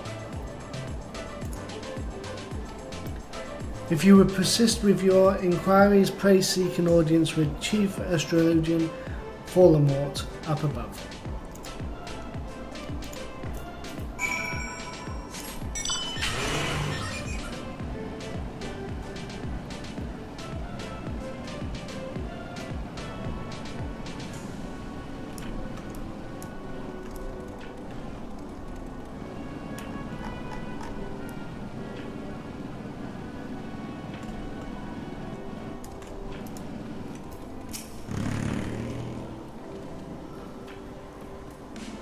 No, absolutely not. Have you any inkling what it is you ask?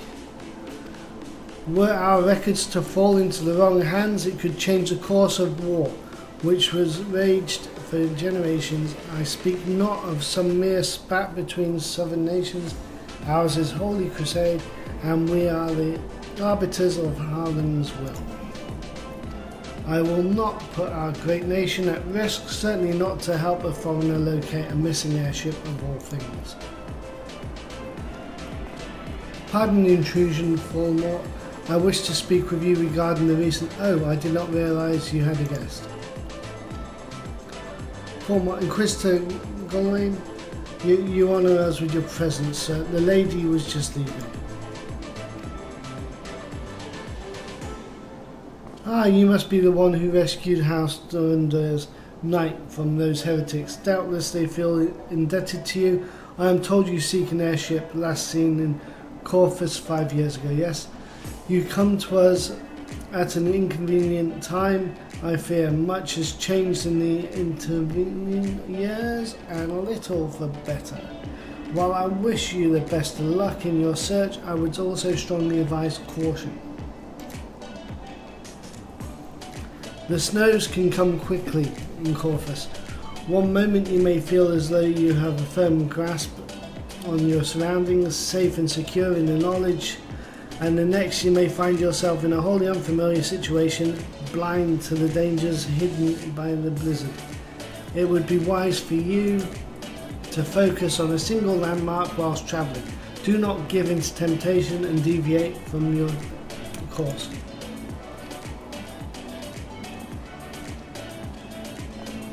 I was not aware you aided House Dunder in that fashion. Thank you, madam. Nevertheless, my decision stands. I cannot give you what you seek.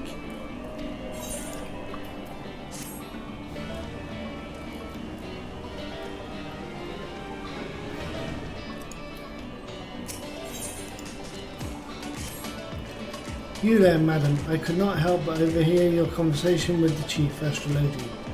There may be a way I can assist you, but it would require that you perform for me a favour in exchange. That's fair.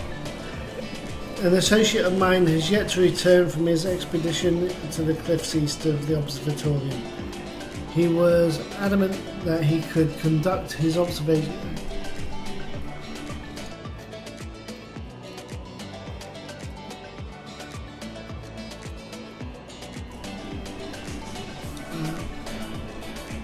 His observations alone, despite the presence of Axel in the vicinity. If you would seek out this astrologian and confirm that he is well, it would be a great comfort to me.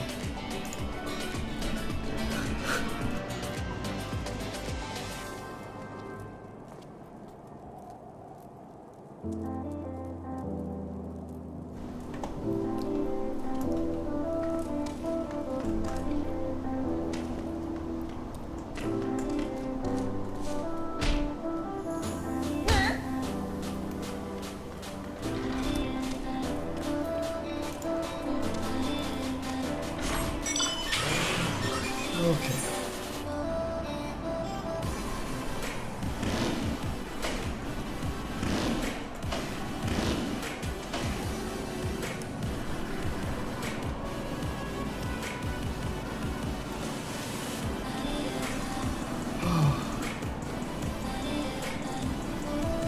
Let's go to the exit and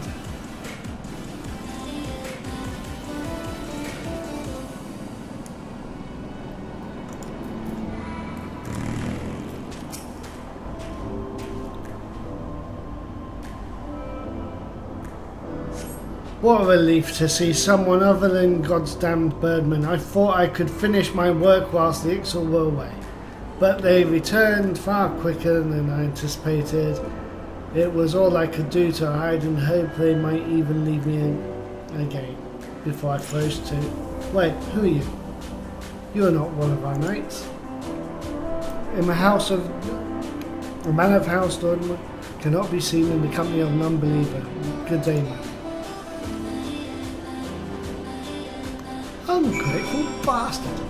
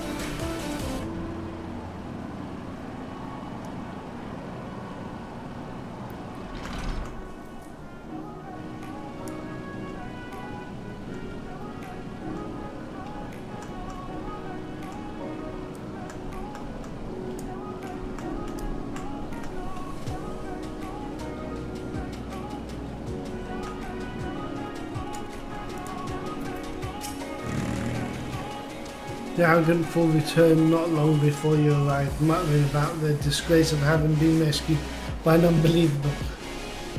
Serves him right for underestimating the dangers our knights face every day. But you are eager to locate the airship. It may surprise you that by saving him, you have already aided your own cause. House Thunder is quick to regard outsiders with suspicion, as it is their duty to sound the alarm at the first sign of Dravanian aggression. Yet you have already aided them twice, for which they are honour bound to repay you. Even so, they will not grant you access to Vatorium's records. That is just as well, for there are other ways you might locate the missing airship.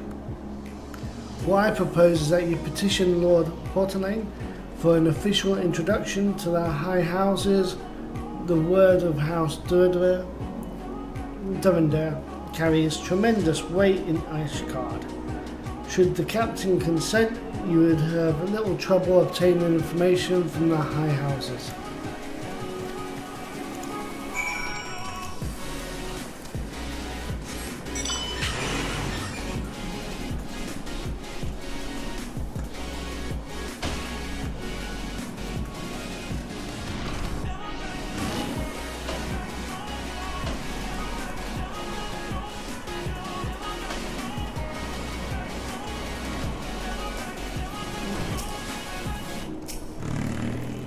You've caused quite a stir in a short time here. First you slayed 2 heretics and saved a knight, and now I hear you have rescued a man of our house.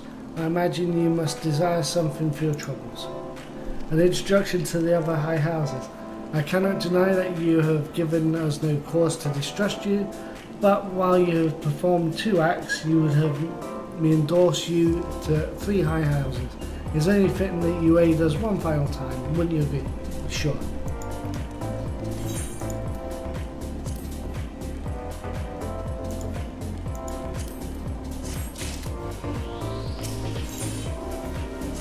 Now, I understand you are very eager to find your missing airship. Worry not, for this task should take a woman of your skills but a moment to complete. Not long ago, a porter bound from the Sky Fair Lox was ambushed on the road.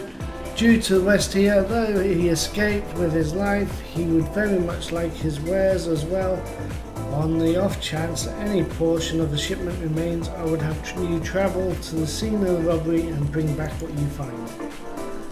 Lest you intend to perform only a cursory search, bearing in mind that recovering the stolen merchandise will endear you to House Hellenato, further improving the chances that they indulge your request for aid. Okay.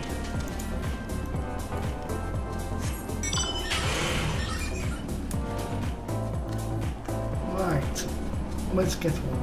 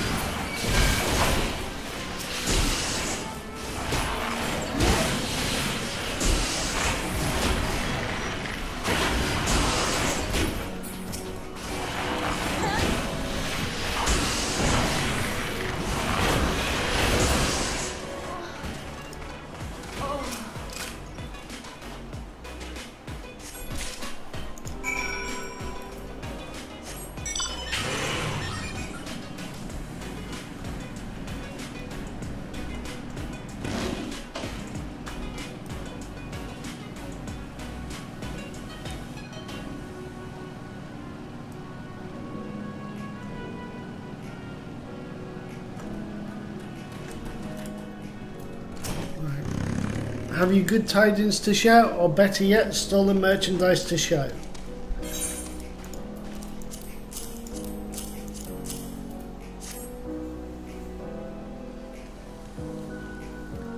God bless you, friend. It's all here, every last. But wait, that chest over there, it looks like it might have been pillaged. Bloody hells, that's the personal property of Lord Francel too. Are you certain? Clearly an attempt was made to open it, but the lock appears to have held. Nevertheless, if you wish to verify the contents against your shipping manifest, be my guest. Fury take me, a draconian rosary in this possession of Lord Francel. Yet perhaps this is not so difficult to fathom. House Helionati is whispered to be infested with heretics. Thank you for bringing this matter to my attention, miss. I shall inform the Inquisitors immediately. Under these circumstances, I must strongly advise against associating with House Helionati. Your other instructions will need to be postponed as well. It is the duty of every Ishgardian to root out and destroy heretics. All else must wait until the matter is resolved.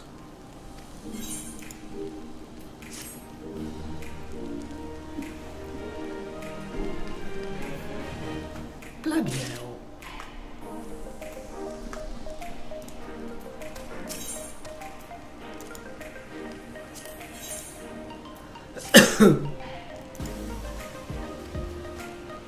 Lord Francel is no heretic, he is a goodly righteous man, wholly dedicated to the cause. I know this because I served House Helionati for years prior to the calamity. You must go to Skyfire, Loxam warn him of the coming storm. The Inquisitors are ruthless and will spare him no mercy. Speak to him with an Eldamite, and he will know you for a friend. Now go.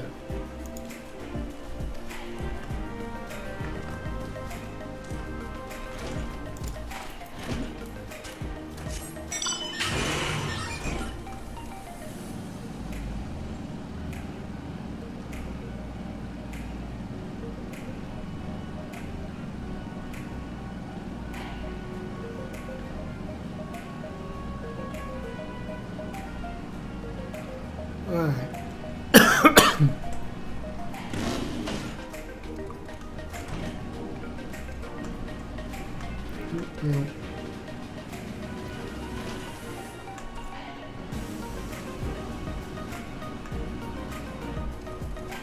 In the wrong one.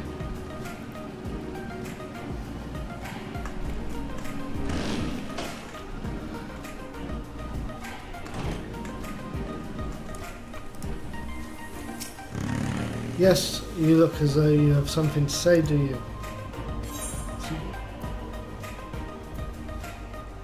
Is that an old wise in your pocket, or are you happy to meet me? I see Sir Carol has not forgotten my mother's favourite flower. A pity it has not been seen in Corfus since the calamity. You may speak freely here, friend.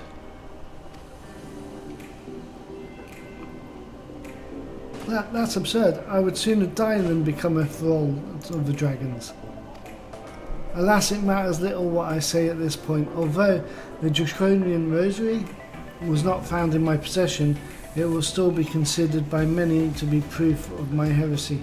I must do my utmost to prove my innocence to the Inquisitors, for if they harbour even the slightest doubt, this will only aid weight to the incessant occasions our house has suffered of late. It's as though the gods themselves are plotting our fall. They risk much more by coming here. It is only proper that I recompense you with for this deed. Tell me what you desire, I shall do my best to provide.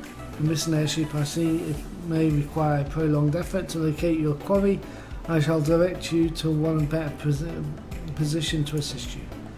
Lord Hereford of House Four Temps commands the garrison at Camp Dragonhead. Present him this letter of introduction, and he will surely be receptive of your needs. Okay.